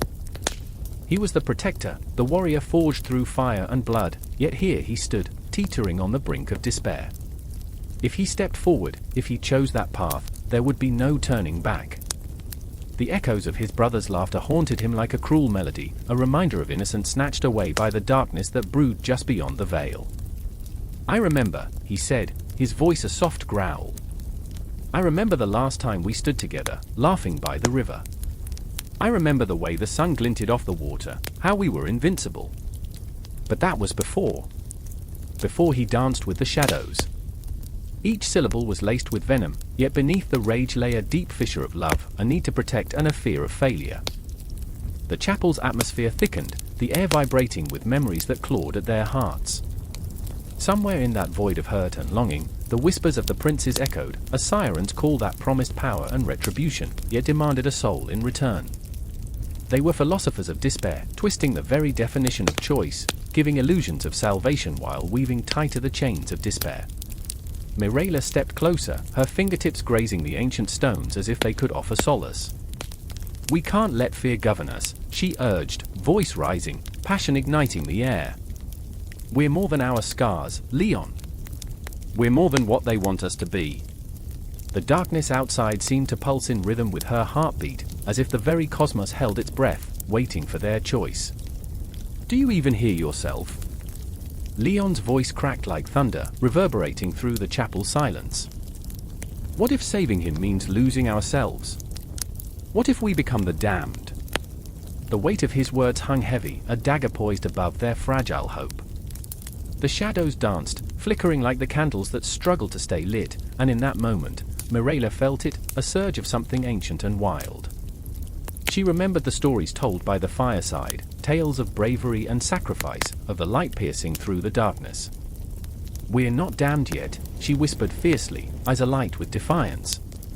But we'll never know if we don't try. Leon turned away, fists clenched, wrestling with the storm inside him. I can't lose you too, he murmured, the words escaping like a prayer, trembling in the air. The sound hung there, a ghostly refrain of what they were, what they had been. And in that moment, the chapel resonated with memories of yesteryears, of laughter and warmth, of a time before shadows claimed their hearts. Each heartbeat was a reminder of the fragility of life, of the thin veil separating love from loss, light from darkness.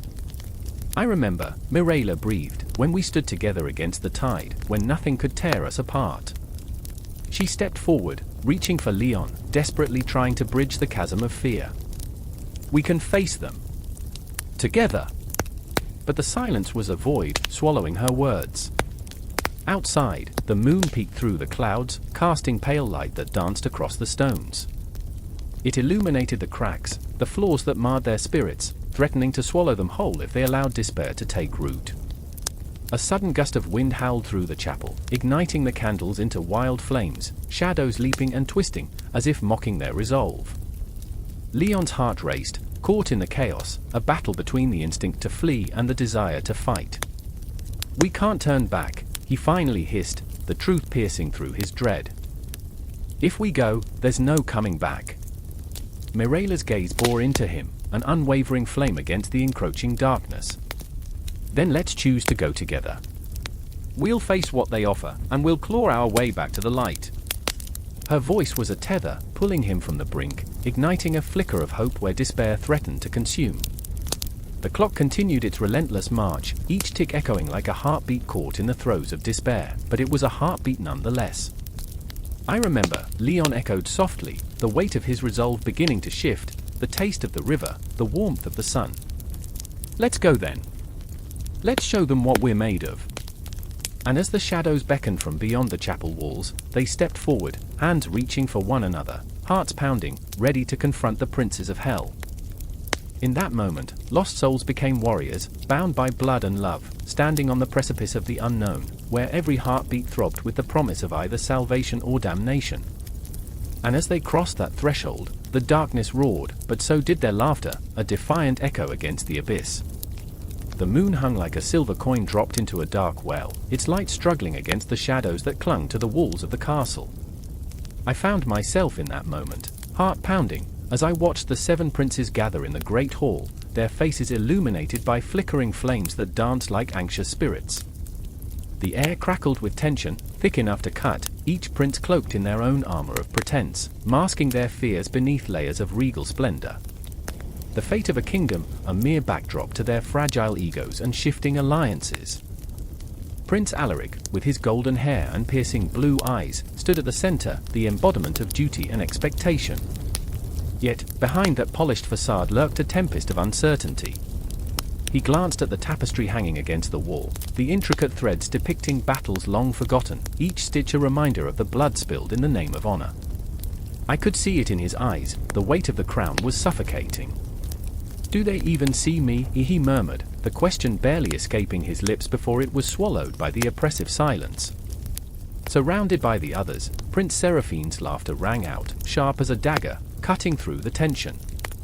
She was the embodiment of fierce independence, but even her bravado felt like a mask, hiding the scars left by betrayal. "Oh, Alaric," she teased, eyes sparkling with mischief. "When will you realize that duty is not the same as desire?" A smile flickered on her lips, but it was laced with a bitterness that spoke volumes. I could almost taste it, the sweet and sour mix of dreams deferred and ambitions crushed under the weight of tradition. I remember the whispers of the court, the way they talked about Seraphine.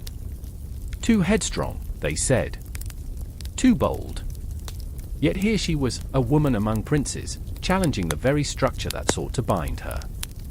Her heart beat like a war drum, relentless and fierce, yet the scars of their judgment marred the melody of her spirit. Then there was Prince Selim, the youngest, standing at the edge of the group, his expression a blend of confusion and desperation.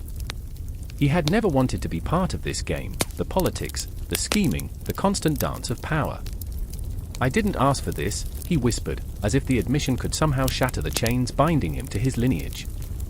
The flicker of a candle illuminated his face, and for a moment, I saw a boy lost amid giants, yearning for a slice of freedom that felt eternally out of reach. Freedom. Seraphine scoffed, stepping closer. "You think any of us have that? We wear crowns made from chains." Her voice quivered, fierce yet tinged with sorrow. "They'll never let us live the lives we want. Not as long as we bear the name of princes." The room was a cauldron of emotion, each heartbeat echoing as the weight of representation pressed down on them. The princes, each a piece of a puzzle, struggled with their identities, molded by a society that dictated who they should be and how they should feel. I could sense Alaric's frustration, a fire simmering beneath his polished exterior. "I am more than a symbol of power," he pleaded, though it felt like shouting into a void. "Then show them," Selim urged, hope flickering in his eyes, fragile like a candle in the wind. "We can break the mold. We have to." But Seraphine's laughter echoed once more, hollow and haunting. "You dream too big, little prince. The world is not ready for us. Not ready to see men who can cry or women who can command." As her voice trailed off, a shadow slipped across the room, an omen, a reminder of the ghosts that haunted them. I felt the chill creep into my bones, the air thickening with the weight of unspoken truths. The clock ticked in the distance, a relentless reminder that time was running out. With each passing moment, the pressure mounted, crushing their hopes like fragile glass. "Are we nothing more than puppets?" Alaric challenged, his words like thunder in the stillness. "Are we to be defined only by our gender and lineage?" The firelight flickered, casting long, twisted shadows on the walls as if the very tapestries were listening, judging, weighing their worth. Seraphine stepped forward, her defiance radiating like heat from the flames. "Then let's give them something to talk about," she declared, the resolve in her voice sending shivers down my spine. Let's show them that we are more than the roles they assign us. But doubt lingered in Selim's gaze, uncertainty etched on his youthful face. What if they don't accept us? What if? The tremor in his voice was palpable, an echo of a fear that gnawed at the edges of their resolve. We're already prisoners to their expectations, Seraphine shot back, her passion igniting the air. What do we have to lose? The tension in the room swelled, an electric charge that threatened to ignite the very fabric of their beings. I felt the urgency, the desperation, the desire for liberation that reverberated within their souls. They were on the cusp of a reckoning, and the world outside those stone walls felt vast and terrifying, a chasm filled with both hope and despair. Then let us fight, Alaric breathed, his voice barely above a whisper, but it resonated like a rallying cry. Let us be the architects of our destiny.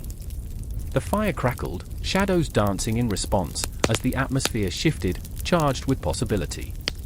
I could see it in their eyes, the flickers of determination igniting amid the chaos. They were not just princes, they were warriors, each battling their own demons, seeking to carve out a space in a world that threatened to swallow them whole. And just like that, the haunting echoes of despair shifted into something more, a promise of change, a shift in the tide that was as palpable as the moonlight spilling through the windows. The ghosts of their past whispered in the corners, and for the first time, they felt an inkling of hope. Time pressed forward, relentless and unforgiving, yet in that moment, a flicker of rebellion ignited, burning brightly within each of them. As the flames crackled and the shadows danced, the seven princes stood on the precipice of a new dawn, hearts intertwined, bound by the desire to redefine their legacy. They were warriors of change, and the world was watching.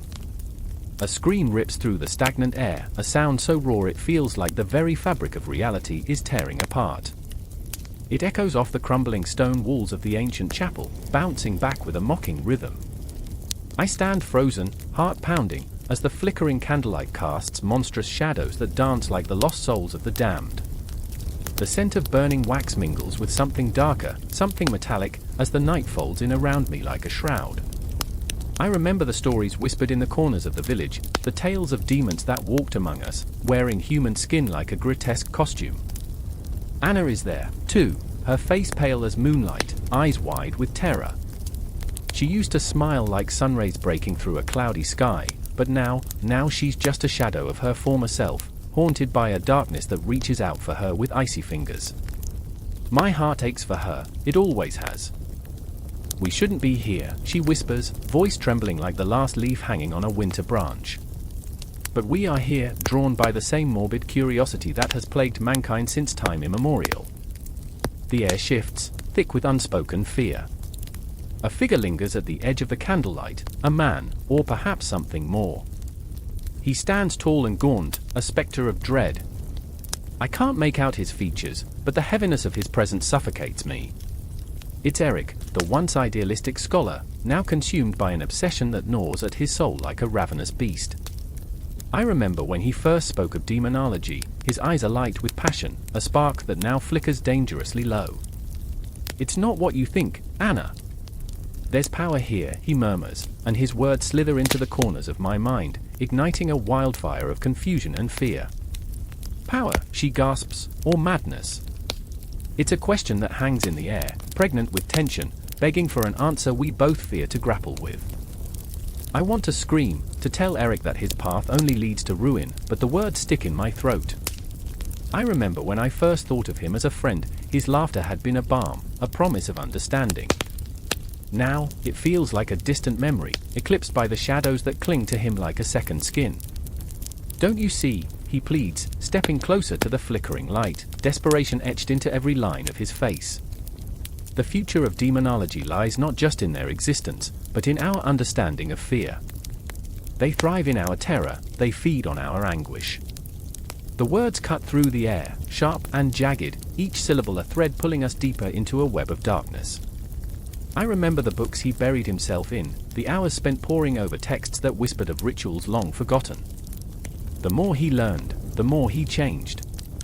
It's as if each page consumed a piece of his humanity, leaving behind an empty vessel. I glance at Anna, her expression mirrors my own dread, a realization of what we are about to confront. The future isn't bright or hopeful, it's a yawning chasm of despair.